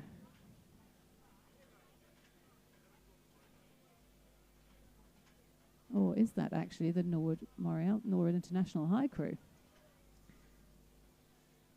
I think that's where I'm getting confused. So in lane 4, you've got the St Peter's College crew of Eton and Hetherington, and next to them in lane 5, that may actually be the Norwood International High crew of Zarubin and Evans Wood. And then back probably to the St Peter's College crew on the far side in lane 7 of Osborne and Walsh.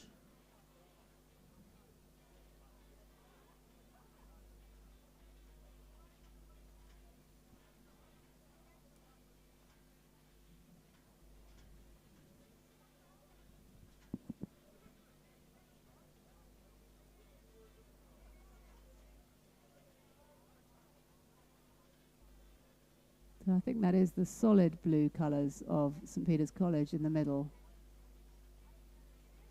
And then the Nord International High Crew next to them.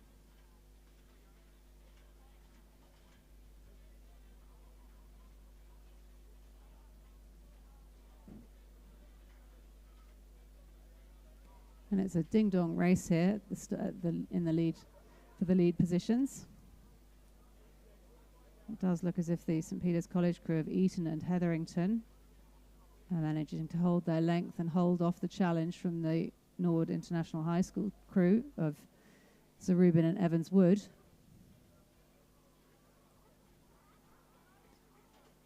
And as they come into the final stages of this race, everyone from the banks calling to encourage them to up their rating.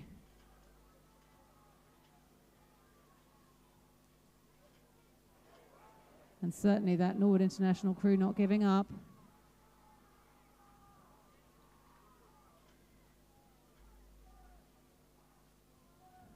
A really good racing here in the under-19 men's double scull final. As they come past the commentary box, it's probably only a half a length lead to the St Peter's College crew.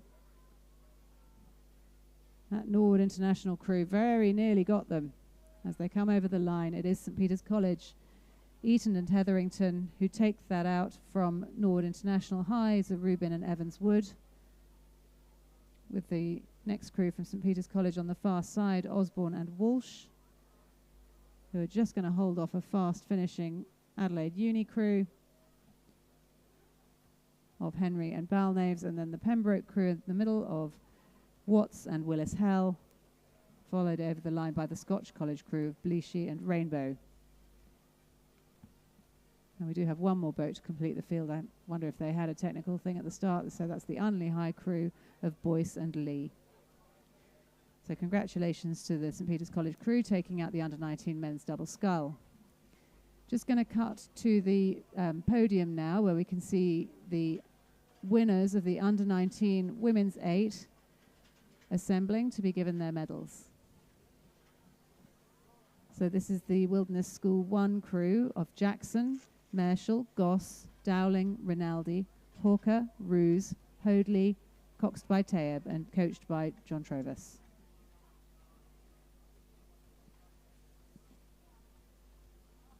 So as the early commentary team was saying, we expect this crew may well go to nationals. Certainly performing extremely well here in South Australia.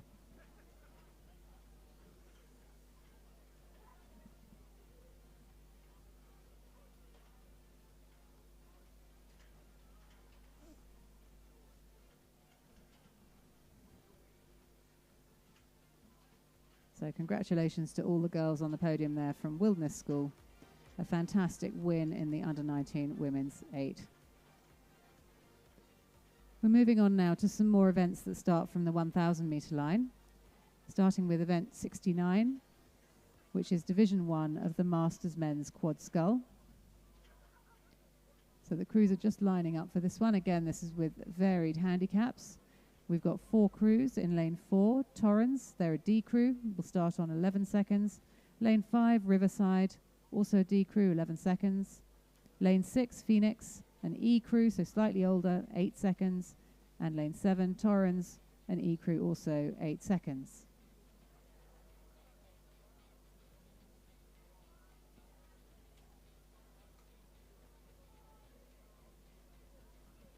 And we do have a start in this event in the Masters Men's Quad Scull, Division 1.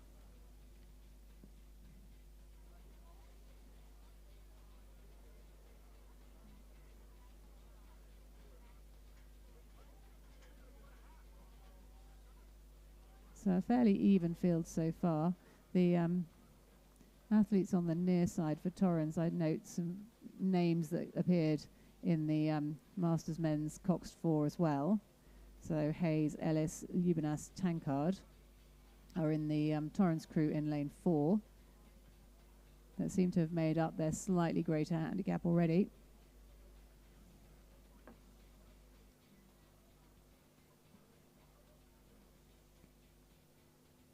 and they're being chased by the Riverside crew of Chadwick, Dombrowski, Walters and Lee. The Phoenix crew of Cowan, Hughes, Zilm and MacDonald. And then another Torrance crew of Roper, Walsh, McCallum and Heaton Harris. At this early stage, though, it does look like it's the Torrance crew on the near side in lane 4 who are coming out to something of a tidy lead as they come up and past the 500 metre mark.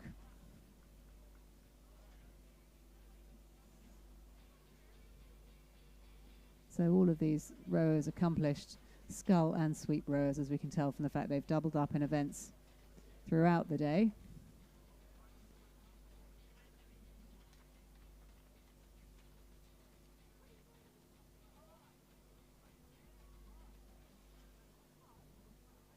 May mean they're getting a bit tired as they come towards the finish line, but they're certainly seeming to hold on to that lead that they built in the early stages.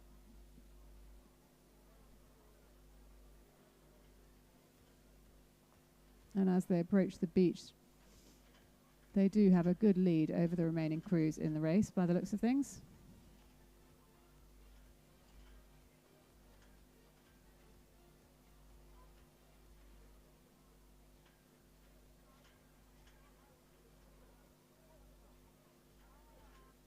And the other crew on the far side from Torrance also doing a very good job. Some of those rowers I know haven't rowed for all that long, and they're really making a good job of this Division 1 of the Masters Men's Coxed pair. Sorry, Coxed 4. Coxed Quad, even. But as they come into the red buoys that mark 250 metres from the finish, it is the Torrance crew in lane 4. Hayes, Ellis, Lubinas, Tankard. With Clearwater back to Riverside. And then a good tussle for the 3rd and 4th places over on the far side between Phoenix and the remaining Torrance crew.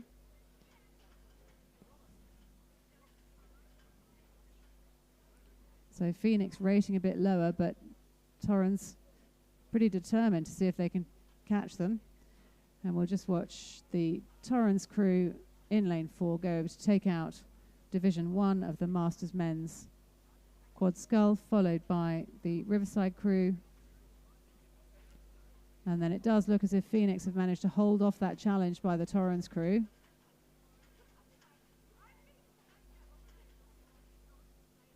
And they will take the 3rd position by about a canvas. Sorry, by about a length of water. A boat length over Torrance on the far side.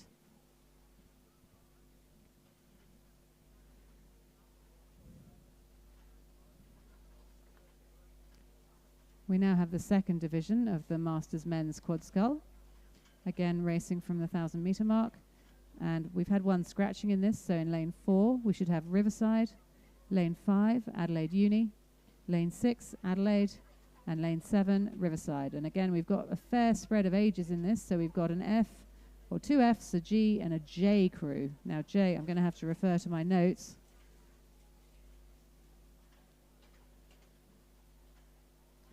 A J crew has an average age of 80 years or more. So the J crew of Clark, Hoseason Smith, Smith and Gunson from Riverside get a start of 35 seconds over the Adelaide Uni crew in lane 5 and 42 seconds over the Riverside and Adelaide crews in 4 and 6. A very accomplished oarsman in that lane 7 crew.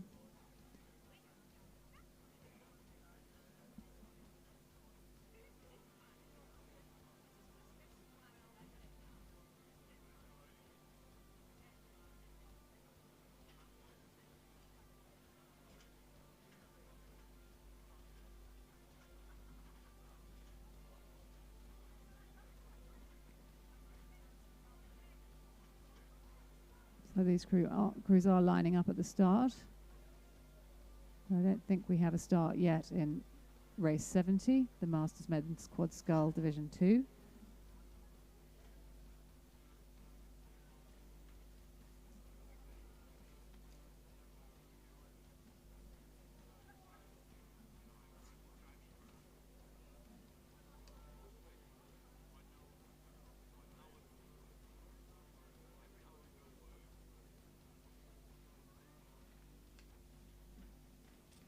While we're waiting for a start in this event, I'd just like to acknowledge another one of our sponsors. You'll see their sign up on the balcony, Low Farms. It's a proudly family-owned business located 20 minutes north of Gawler. They produce premium hay, chaff, grain and straw grown on the Adelaide Plains. So should you have livestock that require any of those products, please consider sourcing them from Low Farms. And their details will be on one of those signs.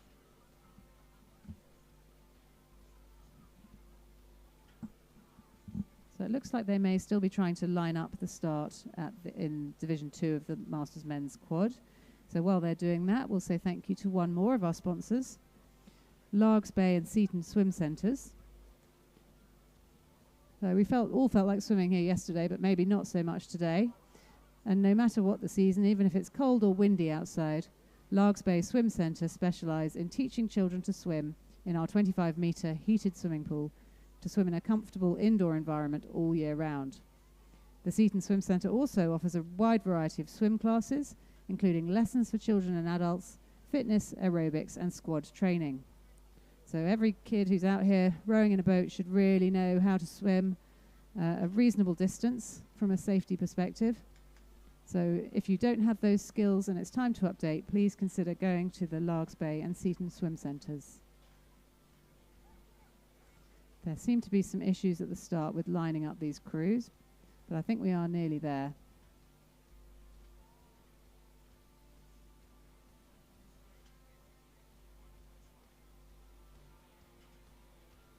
It can be quite tricky when you've got different age groups in a race, because obviously the crews that have to hang on for, in some cases, 42 seconds in this race will get blown around, and that can make it quite challenging both for the athletes and for the boat race officials. That we can just see the crews backing down to the start. They must have drifted over that start.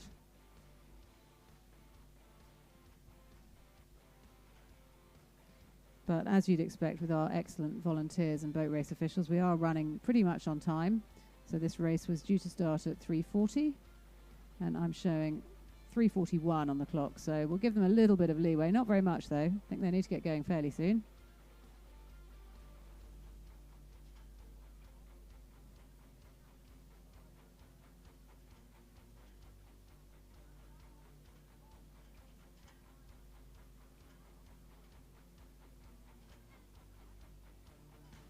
I wonder if they may have combined. Guys, I can see the Masters Women's 8 also up at the start, but it looks like they're backing off the course, so it doesn't look as if they've combined the men's quad scull with the Masters Women's 8, but they may. Certainly looks like they may be turning around into a lane.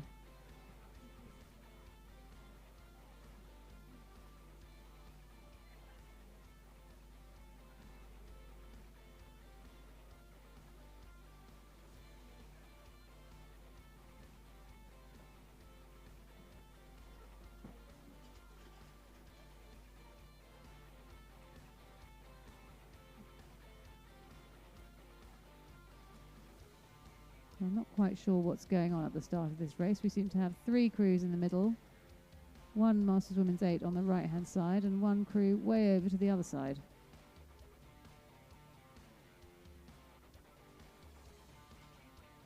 I'm sure all will be explained in due course when they come down the course. Just while we're waiting for that to happen, one more thank you to TAP Electrical. They have a rich tradition of servicing Adelaide residential, commercial and property management clients with a customer-centric focus. They have a reputation for delivering Adelaide's best electrician experience. So if you need electrical services at your house or your business, please consider using TAP Electrical. They do the electrics here at Westlakes, and we found them very reliable, so please consider using them if you've got electrical work that needs doing. So it does look as if the Masters Women's 8 is rowing down the course. Perhaps they may have been, because it was going to be a row over anyway, they may have been given the option to row with this men's quad by the looks of things, rather than rowing down on their own.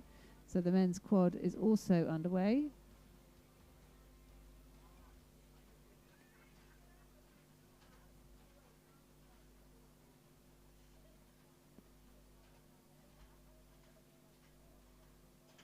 I think the J grade crew may be slightly out of sight of the screen over on the far side if they've actually started. So that Riverside crew of Clark, Hosies and Smith, Gunson should be in lane 7, but I can't see them on the screen at the moment.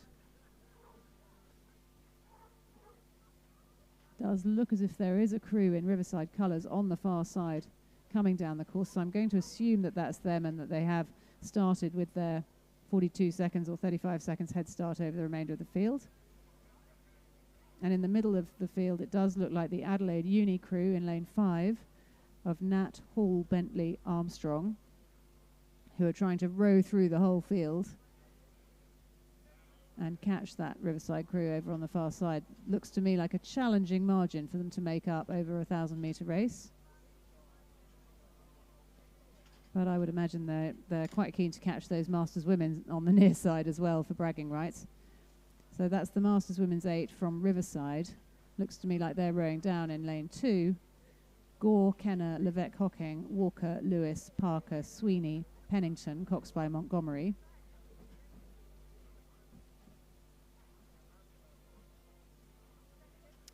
And then in the Masters Men's Quad Division 2, does seem to be that Riverside J-grade crew on the far side that is still making the most of its handicap as they come over the 500-metre mark. It's a challenging head start to make up over this distance.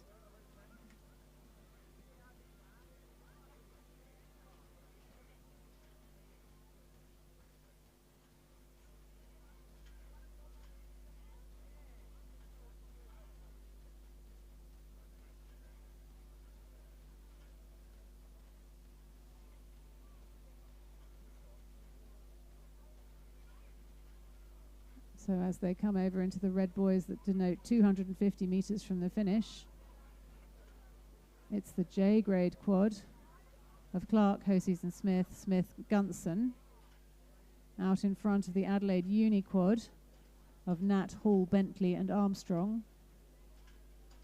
And they're followed by the Masters Women's 8 on the near side, who are catching their club, who are being caught by their club mates, the Masters Men's Quad from Riverside in lane 4.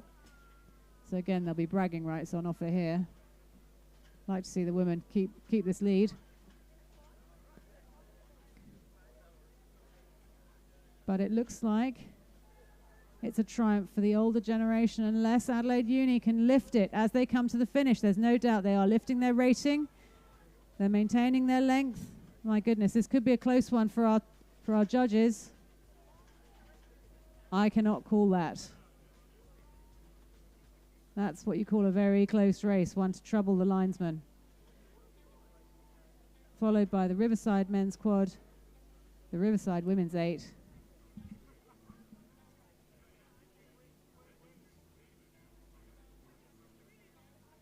and the Adelaide Quad completing the field. So that's the Adelaide Quad of Menadue, Simons, Jackson, Humble, and Cox by Greening.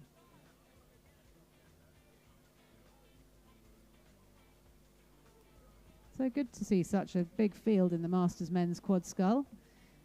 And as soon as we know the result, I will let you know what that result is. So we're going to stick with starts from the 1,000 metre mark, and this is one I have to declare an interest in this one. It's the under 16 women's double scull final. Race 72 in your programme.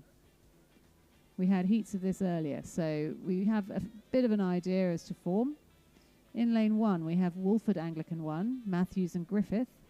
In lane 2, Loreto Marriotteville 1, Deans and Bell, coxed by Calabresi and Sportelli.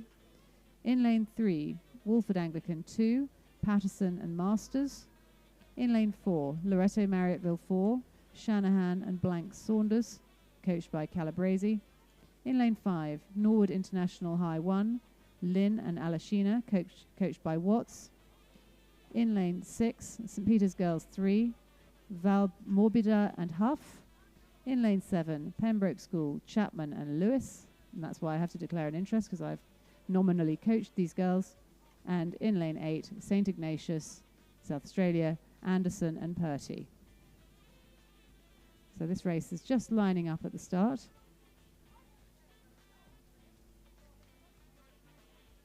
I think what we're seeing here is a lot of pairs from the Year 9 quads that we would have seen race earlier today.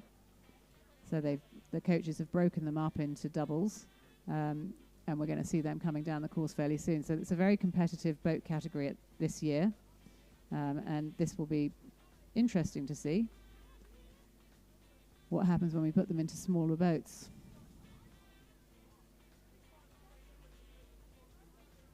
So it looks like we're still waiting for a start here.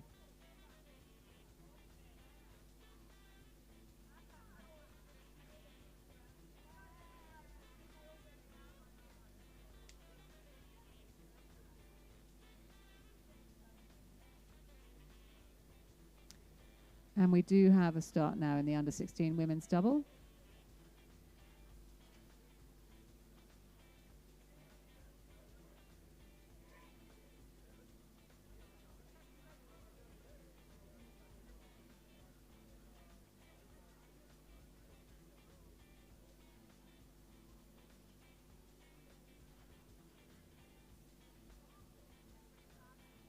So as we might expect, we see a lot of the action coming in those middle lanes.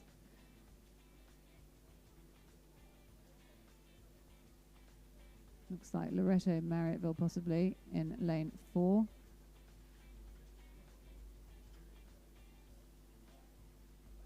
Nord International High in lane 5. St. Peter's Girls in lane 6. But at this early stage of the race, it's really anyone's race. These boats can change gear and change their pace very quickly.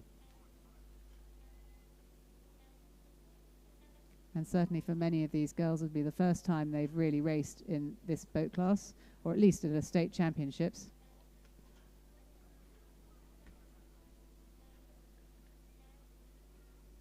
And it's shaping up to be quite a tight race across the centre of the field. In fact, nobody's really out of it. We've got a fairly even spread as we come up towards the 500-metre mark. Oh, probably that's a bit optimistic.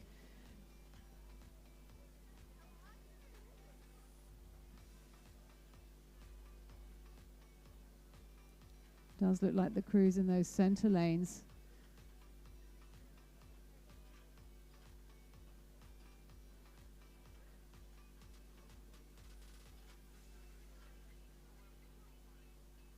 and probably the crew on the near side, Deans and Bell from Loretto Marriotteville, come out to a little bit of a lead, I think. But I'd say with 500 metres to go, nobody's really out of this race. Oh, there might be a bit of a steering incident in one of the crews, but I'm sure they'll right the ship in a minute. Unfortunately, that did look like it was the crew in lane 3. Wolford Anglican 2 look like they're having a few issues with their steering. But they haven't succeeded in putting off that Loretto Marriotteville crew of Deans and Bell in lane 2, who look to be striding out. And the crew over on the far side, which I have to apologise, I hadn't really picked from the commentary position, which is St. Ignatius, South Australia, Anderson and Purty. They've taken advantage of that position out of sight of the other crews to really challenge here.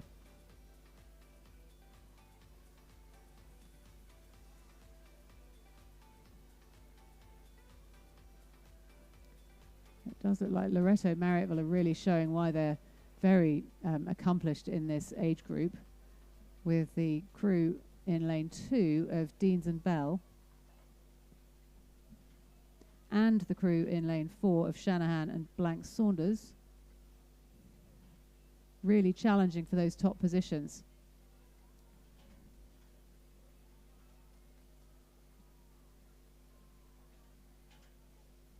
So as they approach the finish, last 10 or so strokes to go.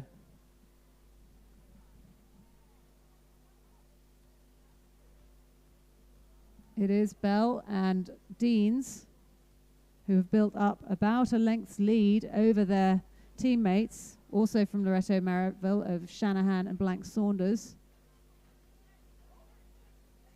And Bellandines do take out the race, followed by the other Loreto Marriottville crew. Then the brave St. Ignatius crew who rode from the outside. Wolford coming through. Then it looks like St. Peter's girls. Maybe a photo finish between my Pembroke girls and... oh, I think that might have been Norwood International High. Great race. And congratulations to Bell and Deans, who take out the Under-16 Women's Double Scull Championship of South Australia.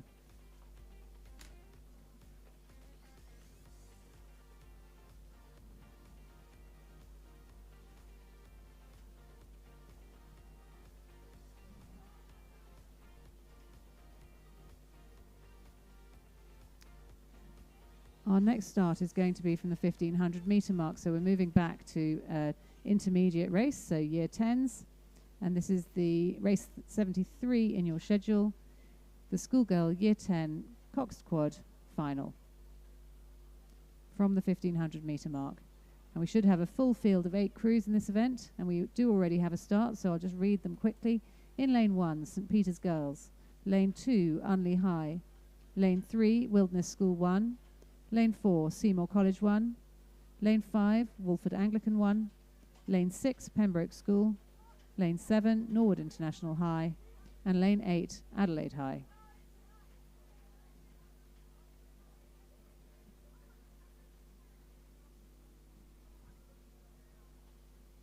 So again, there were heats for this event earlier in the day, so we would expect the lane placings to develop possibly into a bit of an arrow formation as they come down the lake. However, I'm wise to the crews on the far side. We do seem to have maybe some fast water over that side, I don't know, but it looks like Adelaide High in lane 8 got a good start, as did Pembroke School in lane 6. And I think the Unley High crew in the middle of the field, or in lane 2 actually, or are they in lane 2? It looks like we don't have all the crews that are listed. I can only see 7 crews on the monitor, so we may have had a scratching.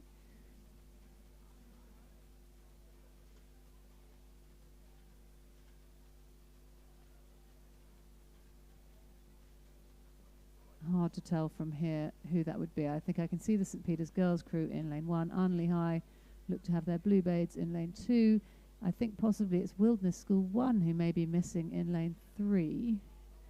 Then we've got Seymour College in lane 4, Wolford Anglican in lane 5, Pembroke School in 6, Norwood International High in 7, and Adelaide High over in lane 8. So yes, I think we have had a scratching there by Wilderness School. Please correct me if I'm wrong.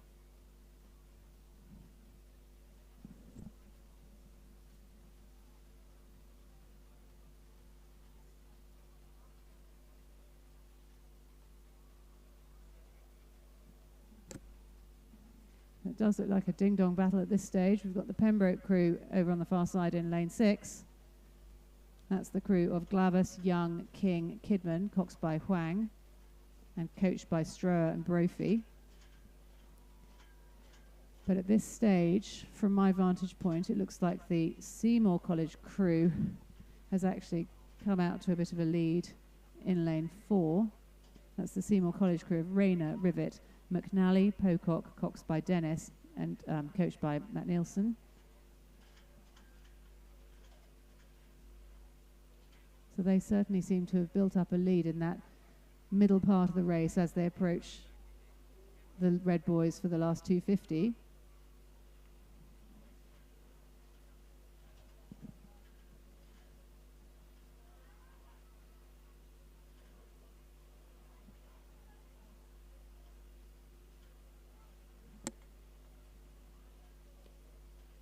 So really showing some tidy sculling in that Seymour crew.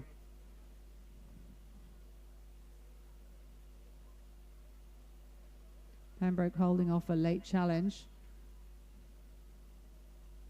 by Wolford Anglican 1. That's going to be a close finish in the for the second position by the looks of things.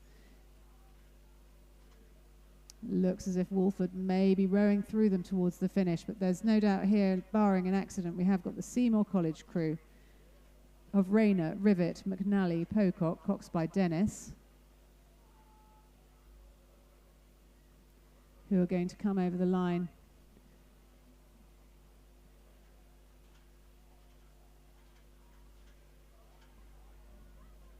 With 2 or 3 lengths of clear water, actually, back to the Wolford Anglican 1 crew of Reynolds, Scarpin, Brammy and Mia, Cox by Schultz. And they will be followed over the line by the Pembroke School crew of Glavis, Young, King, Kidman and Huang.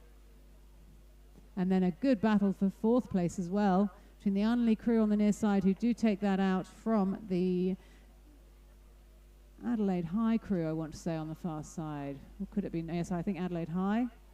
And then to complete the field, we've got Norwood International High and St. Peter's Girls. Gosh, they're not letting any of these positions go cheaply, are they? But it is going to be St. Peter's Girls on the near side, who come over the line to take the next position. So congratulations there to Seymour College 1, who take out the Schoolgirl Year 10 Cox Quad Scull Championship of South Australia.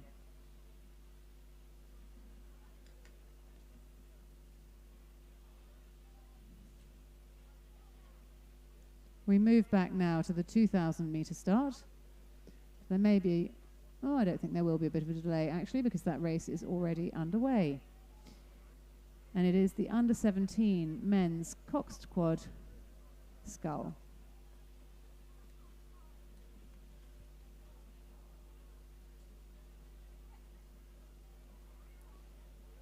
So we should have 7 crews in this one. We should have in lane 2 Scotch College, lane 3 Pembroke School, lane 4 Prince Alfred College 1, lane 5 Scotch College Adelaide, lane 6 St. Peter's College, lane 7 Prince Alfred College 2, and lane 8 Scotch College Adelaide. So this field dominated by a couple of schools with a few ringers in from 2 other schools. Again, we're going to be going for bragging rights here, probably within the school groups, especially as Scotch College Adelaide haven't given their crews any numbers, so I don't know how this is supposed to shake out. But in any event, we do have in lane 2 Scotch College Adelaide Young, MacDonald, DeRogie, Lucas, coxed by Appleby. Lane 3 Pembroke, Yu, Miller, Omani, Lee, coxed by Rowett. Lane 4 Prince Alfred College 1, Smith, Worth, Garnett, Williams, coxed by Barlow and coached by the legendary Amanda Tidswell. Lane 5 Scotch College Adelaide, Kittle, Merrigan, Brammy, Keenan, coxed by Darwent. Lane 6 St. Peter's College, Gray, Harrington, Anderson, Ingham, coxed by Tran. Lane 7 Prince Alfred College 2, Oswald, Davidson, Katsaris, Fremantle, coxed by Chapman, coached by Johnson and Romaniuk. And lane 8 Scotch College Adelaide, Mailer, Regal, Pern, Goldstone, coxed by Stratton. So they're probably about 500 metres into the race at this stage. And looking on the screen, it seems a fairly even split of the field.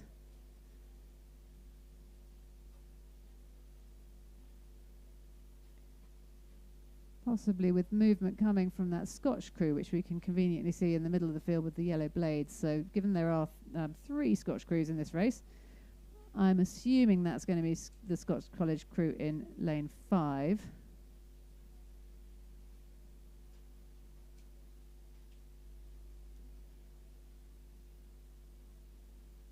Yes, because they've got St. Peter's College on the inside. So does look as if possibly they're coming out to a little bit of a lead in the early stages of the race. But again, this is a boat class that changes speed very quickly, so we're not going to make any predictions at this point.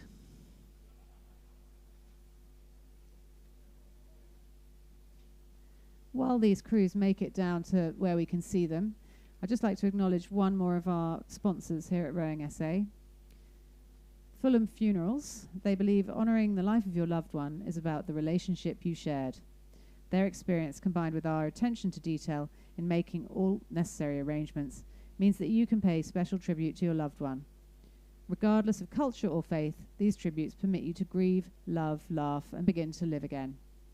So Fulham Funerals have been a long-term sponsor of Rowing SA, and we really thank them for their support. Obviously, it's not a service that you want to have to need, but if you do, please consider using Fulham Funerals.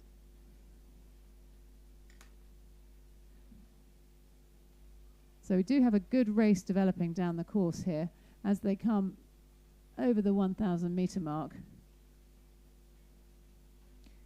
I'd say that Scotch crew in lane 5, the Prince Alfred College crew in lane 4, and the Pembroke School crew in lane 3 have come out to a little bit of a lead.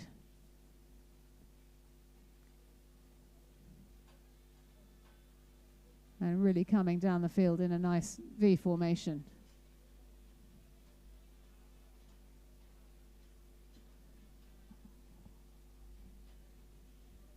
So plenty of these athletes have raced multiple times here today. I recognise some names from earlier events.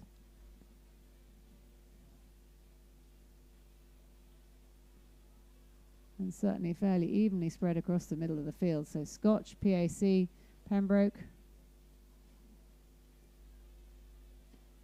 I think the lead is sort of changing positions between PAC and Scotch. Probably might give it marginally to PAC at the moment, but they've got a long way to go still. They're just coming over the 500 metre mark.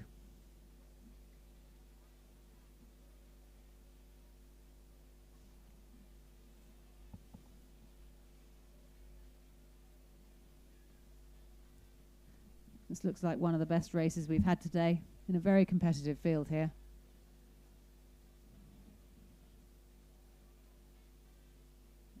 PAC does seem to be lengthening out. Pembroke going for a sprint on the inside.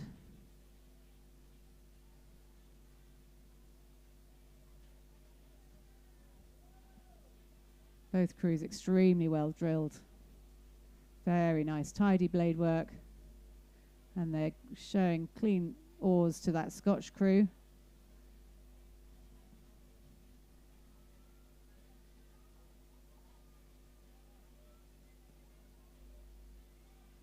I think these crews have been pretty much trading places in regattas so far this season.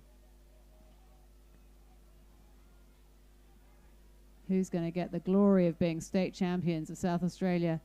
Certainly Pembroke are finishing fast. PAC trying to hold them off. This is going to be one for the line judges, I think.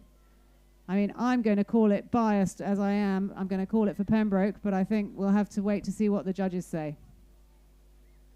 But whoever won that was a fantastic race, with Scotch coming over to take third and fourth positions.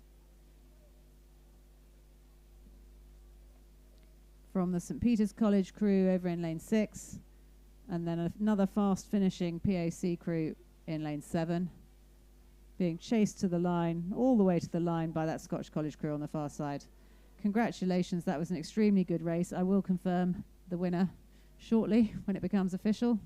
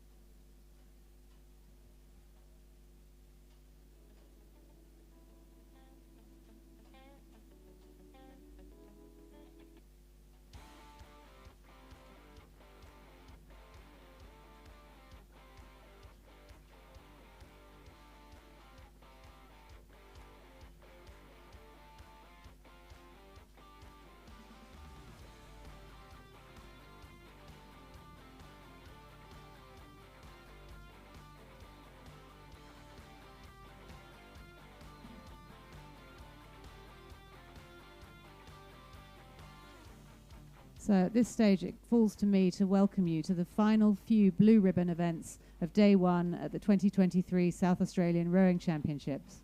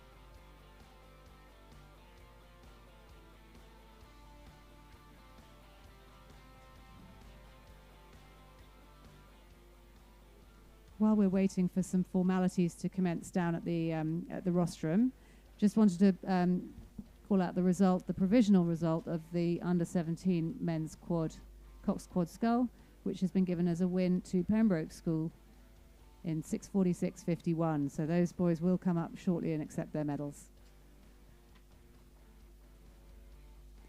And at this time, I'd just like to have the pleasure of welcoming Her Excellency, the Governor, the Honourable Francis Adamson, Governor of South Australia, and Rowing SA's patron, as well as Mr. Rod Bunton, to this afternoon's races.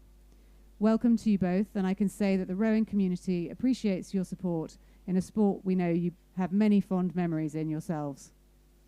Can I please ask that all present here today turn your attention to the presentation stage. I welcome Uncle Moogie to the presentation stage for the Welcome to Country.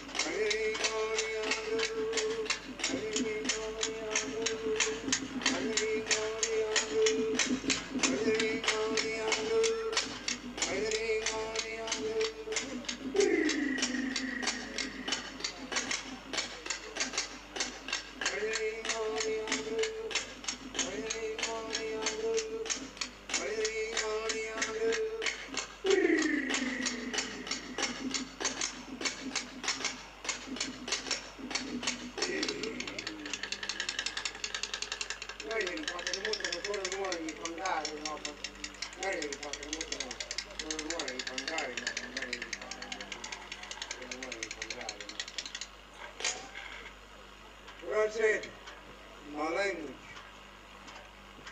I asked the ancestors from the four directions to come here and to sit down in the land of the Ghana people, the land of my mother. The song was to welcome you and your ancestors here to this land.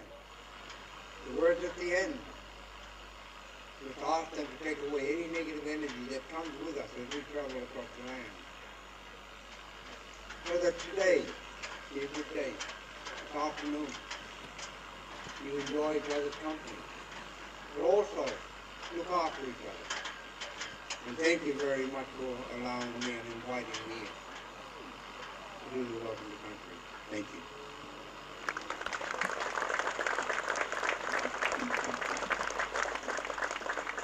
Thank you, Uncle Moody. We appreciate your attendance here today. The final event of the day is going to be the Open Women's Cox Date, which will start in less than 30 minutes. We are excited for this race and will now introduce the crews to you. In lane 4, we're going to have Seymour College 1. In lane 5, Adelaide 1. And I think in lane 6, Adelaide 2. We have had a withdrawal from Adelaide Uni. So Good luck to all the crews who have stuck around to compete in one of the blue ribbon events of the South Australian State Championships.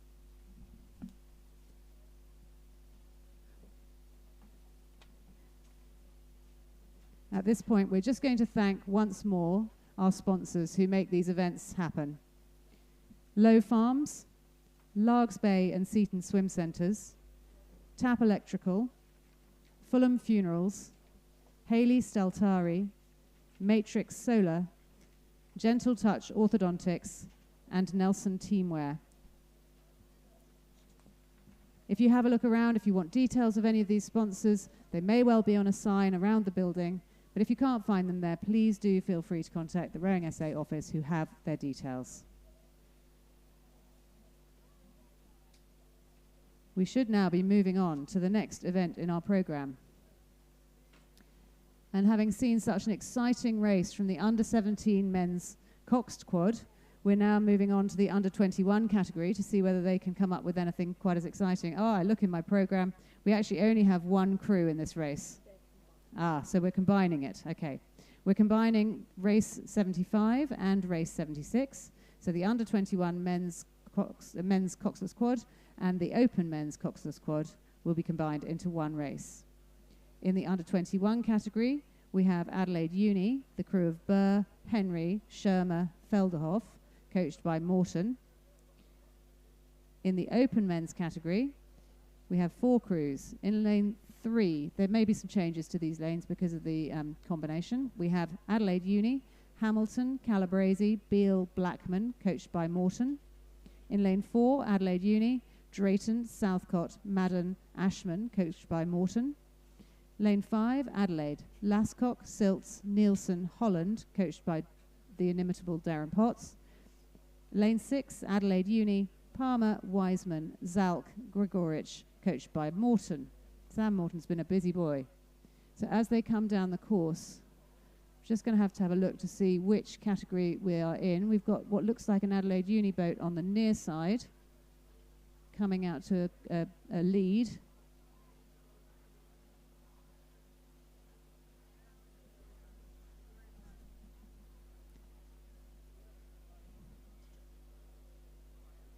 So that looks likely to me to be the crew that was due to be in lane 3 of the open men's coxless quad scull.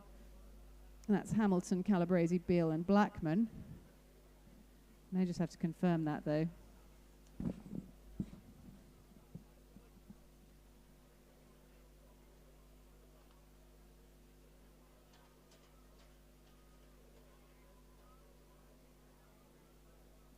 That certainly is a crew in lane 3. It does look like it could be the blonde hair of Nick Blackman in the stroke seat.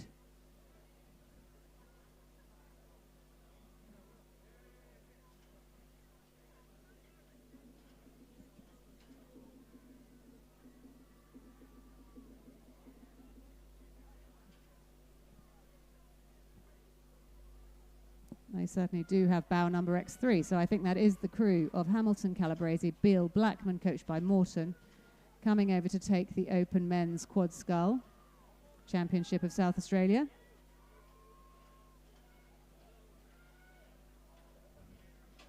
It looks like they're being chased by an Adelaide crew on the far side, which must be Lascock, Silts, Nielsen and Holland. So again, a very experienced group of rowers there, coming over to take second place. From another Adelaide Uni crew over on the far side, I think that must be Palmer, Wiseman, Zalk, Grigorich, coached by Morton. And yet another Adelaide crew in the middle, in lane 4, Drayton, Southcott, Madden and Ashman. I'm not sure if the under-21 men did race. That may be them coming down a bit further up the lake.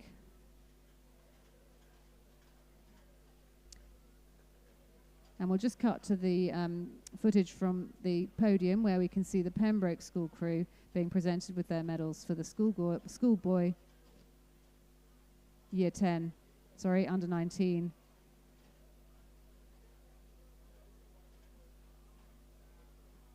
year 10, sorry, year 10.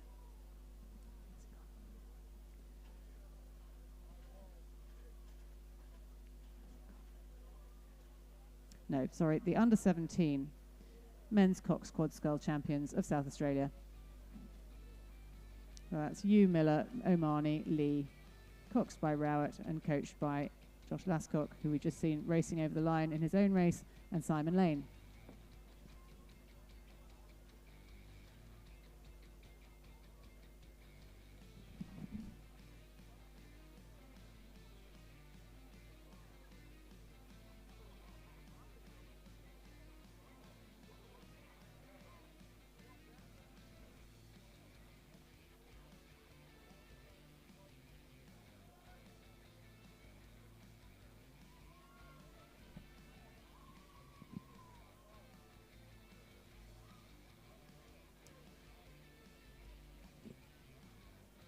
I don't know, but I wonder if that's the under 17. No, it's the under 21 men's quad just coming in from their row over. It looks like they've had a technical issue.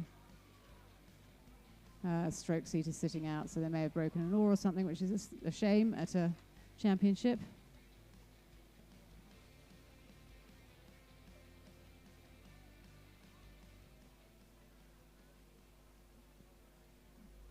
Okay, we're moving on. Another race starting from the 2,000 metres, and this is going to be a good battle, I think.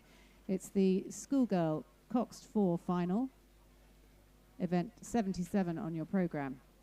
And in this one, we were due to have a full field of 8 crews. In lane 1, Loretto Marriottville. Lane 2, Norwood International High 2. Lane 3, Seymour College 2. Lane 4, Wilderness School 2. Lane 5, Wilderness School 1. Lane 6, Seymour College 1, Lane 7, Norwood International High 1, and Lane 8, Loretto Marriottville 1. And this race is sponsored by Hayley Staltari of Harris Real Estate, so we'd like to thank her for sponsoring this race.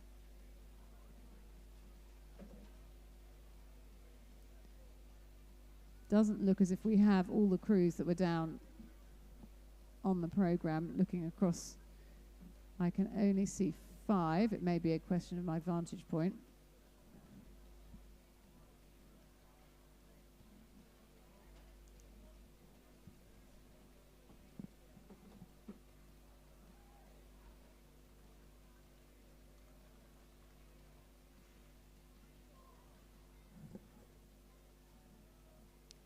And it does look like the crew in the middle of the field,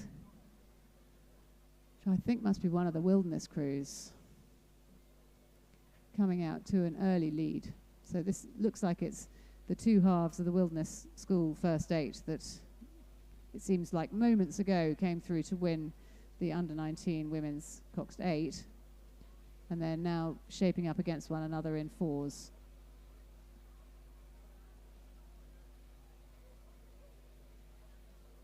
And I think at this early stage it is the crew in lane 5, Wilderness School 1, Jackson, Rinaldi, Ruse, Hoadley, coxed by Taib, coached by John Trevis, seem to be pulling a little bit clear of the other Wilderness crew, as they are well clear now of the 1 kilometre mark from the finish.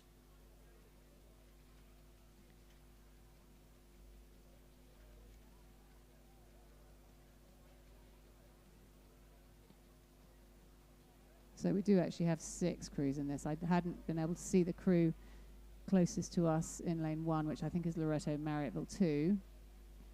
Then it looks like we've got no crew there from Norwood International High. We've got Seymour College, then Wilderness School 2, Wilderness School 1. Slightly back to the other Seymour College crew, I think.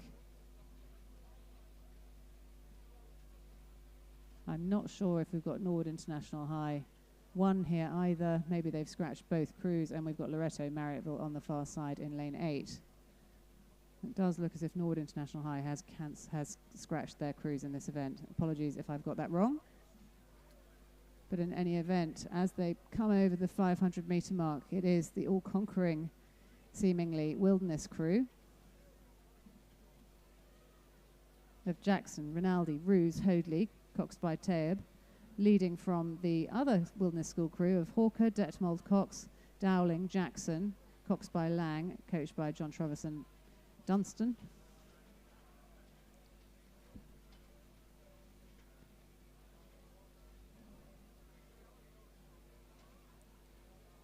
And then a little gap back to the Seymour College crew, I think, in lane 3. And that's the crew of Holland, Lease, Worm, Manifold, coxed by Webster.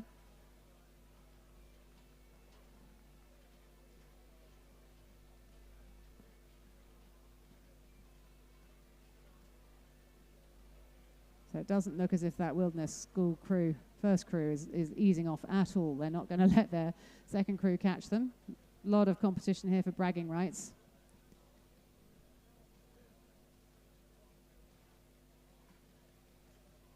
And they've probably built that lead. I would say that the second crew may have come up a little bit on them in the closing stages, but they are going to run out of water to catch them.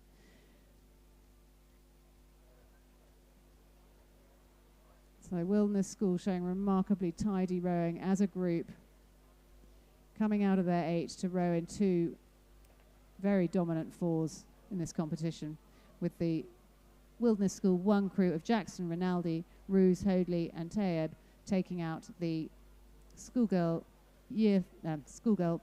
Coxed 4 Championship of South Australia.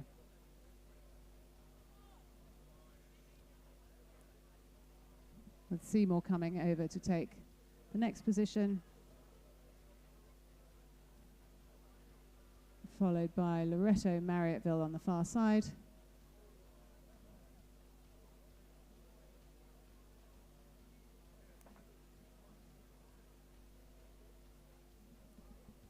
And then we have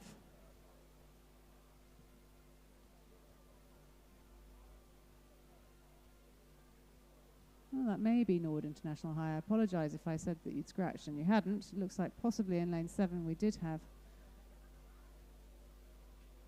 Nord International High, and they're being chased over the line by the Loretto Marriotteville 2 crew on the near side of Smith, North, Blafari, McCallum, coxed by Daggis, who will complete the field in the Schoolgirl Coxed 4 Championship of South Australia. Congratulations there to Wilderness School 1.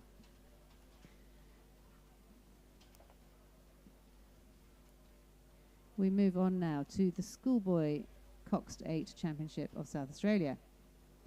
And we do already have a start in this one. So just quickly reading from lane 1 on the near side, we have St Peter's College 3, Norwood International High, Scotch College Adelaide. In lane 4, St Peter's College 2, lane 5, Pembroke School 1, lane 6, Prince Alfred College, and lane 7, St Peter's College 1.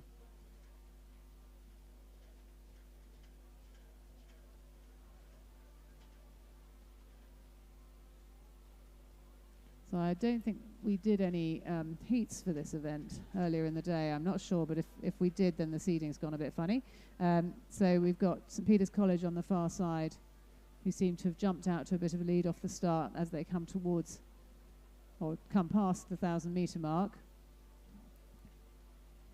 So that's the St Peter's College 1 crew of Howard, Van Ooyen, Scott Young, Baroni, Griffith, Edwards, Fowler, Hazel, coxed by Scalzi. And the St Peter's College crew in the middle of the field is also doing a great job. That's Osborne, Parsons, Myers, Browning, Wicks, Walsh, Hetherington, Eaton, coxed by Whiteman.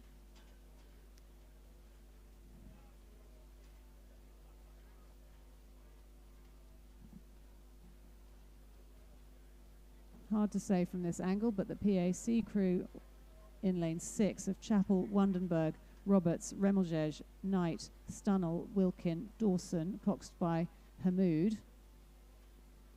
look to be challenging that St Peter's College 2 crew. And then in between those 2 crews we have the Pembroke School crew of Painter, Ross, Spiliopoulos, Bursell, Willis Hell, Yang, Watts, coxed by Patterson.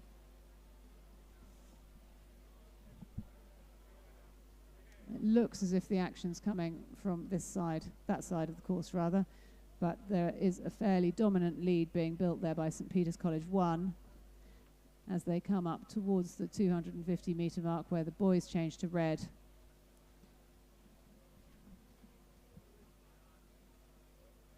This looks like a pretty dominant position by St Peter's College 1.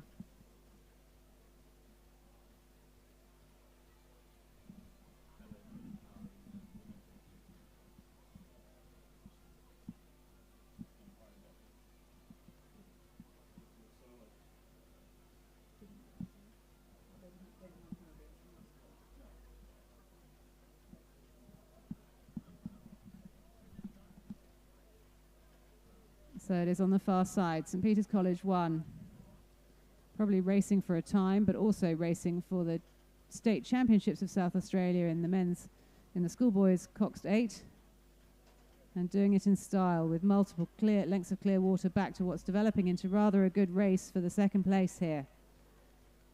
This is real bragging rights. St Peter's College 2 trying to stay ahead of PAC.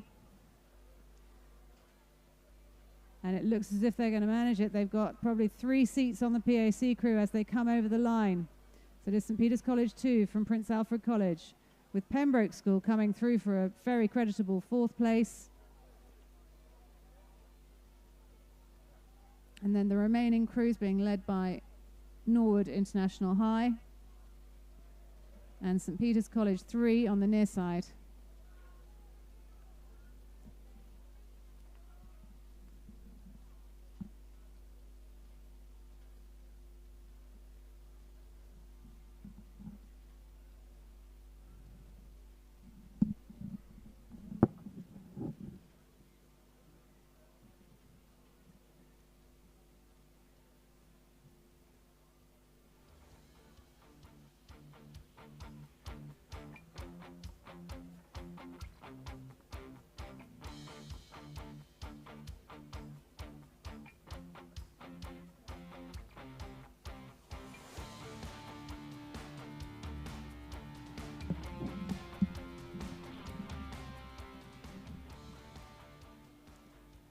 So we now arrive at the final event of the day, of day 1 of the South Australian State Championships.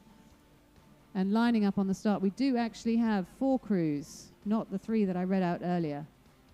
So in lane 4, we should have Seymour College 1, lane 5, Adelaide 1, lane 6, Adelaide Uni 1, and lane 7, Adelaide 2.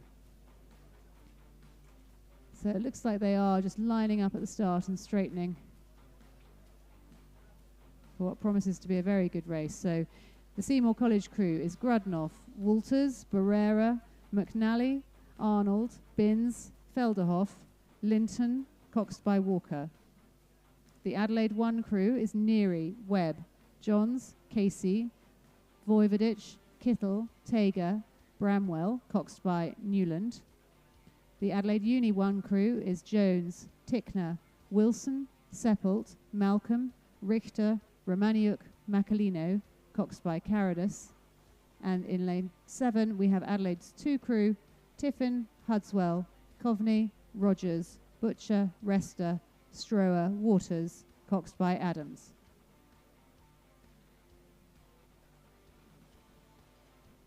So it does look from the footage as if we have all 4 crews in the starting gates. Now this historically has been quite a battle royal in this boat class.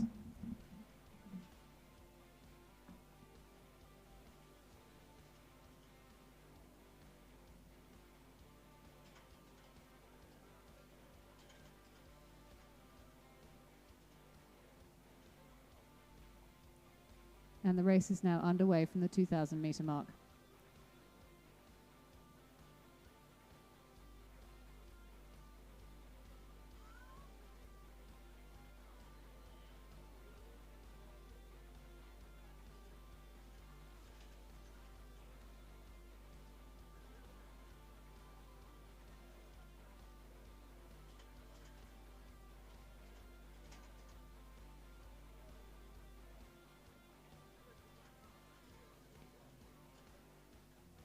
It does look as if the crew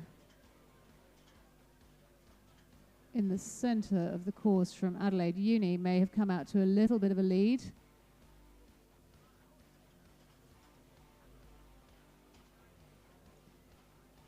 but it is early days yet.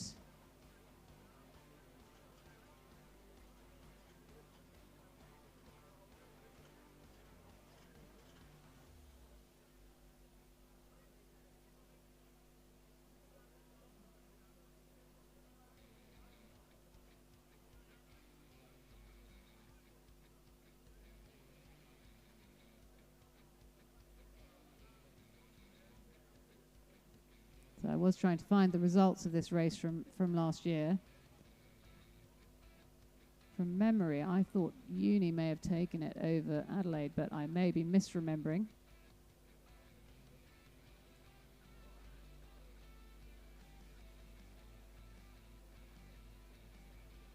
No, amazingly, I'm not misremembering, I don't think. So in the final, Adelaide Uni took this boat class last year by a margin of 4.92 seconds over Adelaide Rowing Club.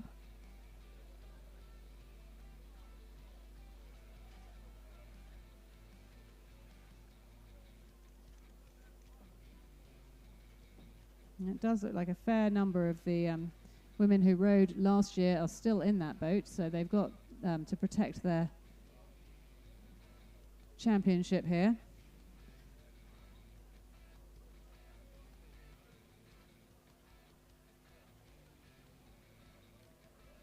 Doesn't look quite as much of a repeat crew in the Adelaide crew as it was in the Adelaide Uni crew, so interesting to see.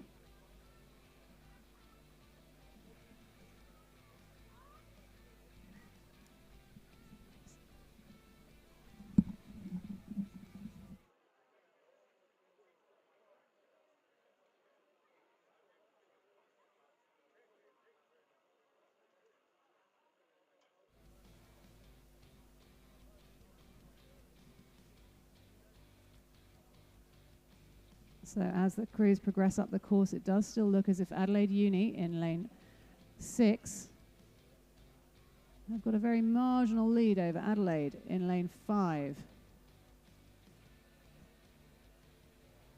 So the distinctive black stripes of Adelaide Uni on the back of their bow women,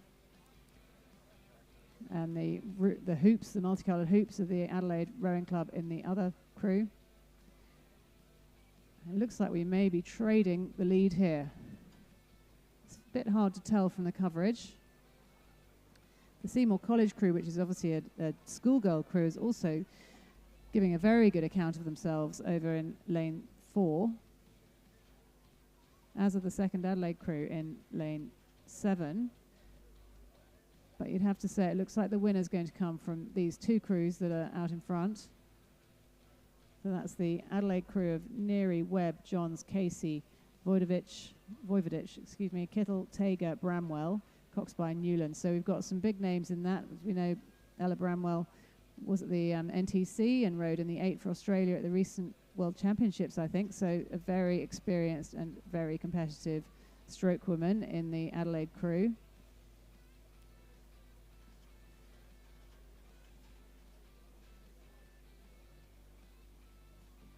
It does still look to me as if Adelaide Uni may have a slight margin over Adelaide. So that's the Adelaide Uni crew of Jones, Tickner, Wilson, Seppelt, Malcolm, Richter, Romaniuk, Macalino, coached by Tom Dornbos.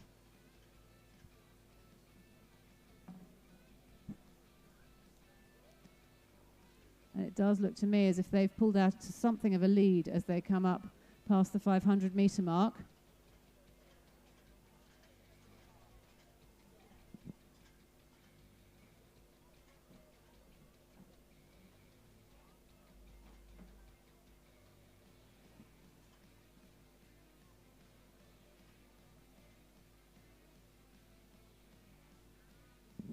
So certainly the Adelaide Uni programme really showing strength and depth here today at the state championships.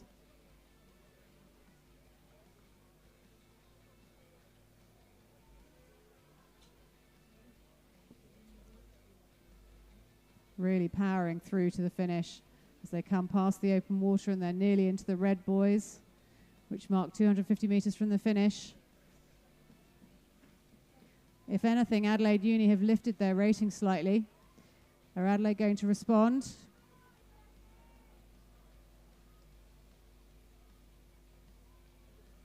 Again, some extremely close racing in this blue ribbon event. But Adelaide are sitting tall. They're staying long. Adelaide Uni sitting tall, staying long. Driving to the finish. And it looks as if, barring an accident, we will have a slightly larger margin probably than last year. As Adelaide Uni take it over the finish line to win the State Championships of South Australia in the Coxed 8 for women, followed by Adelaide Rowing Club 1, with Seymour College giving an excellent account of themselves in this event.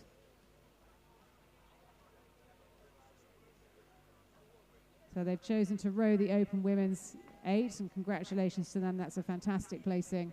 And they will be followed over the line by Adelaide Rowing Club's second crew over in lane 7.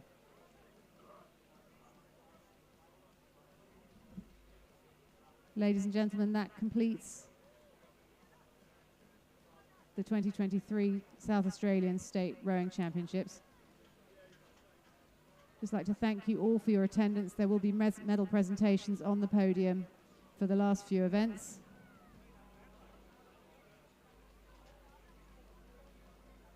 Please feel free to stay and celebrate with the crews.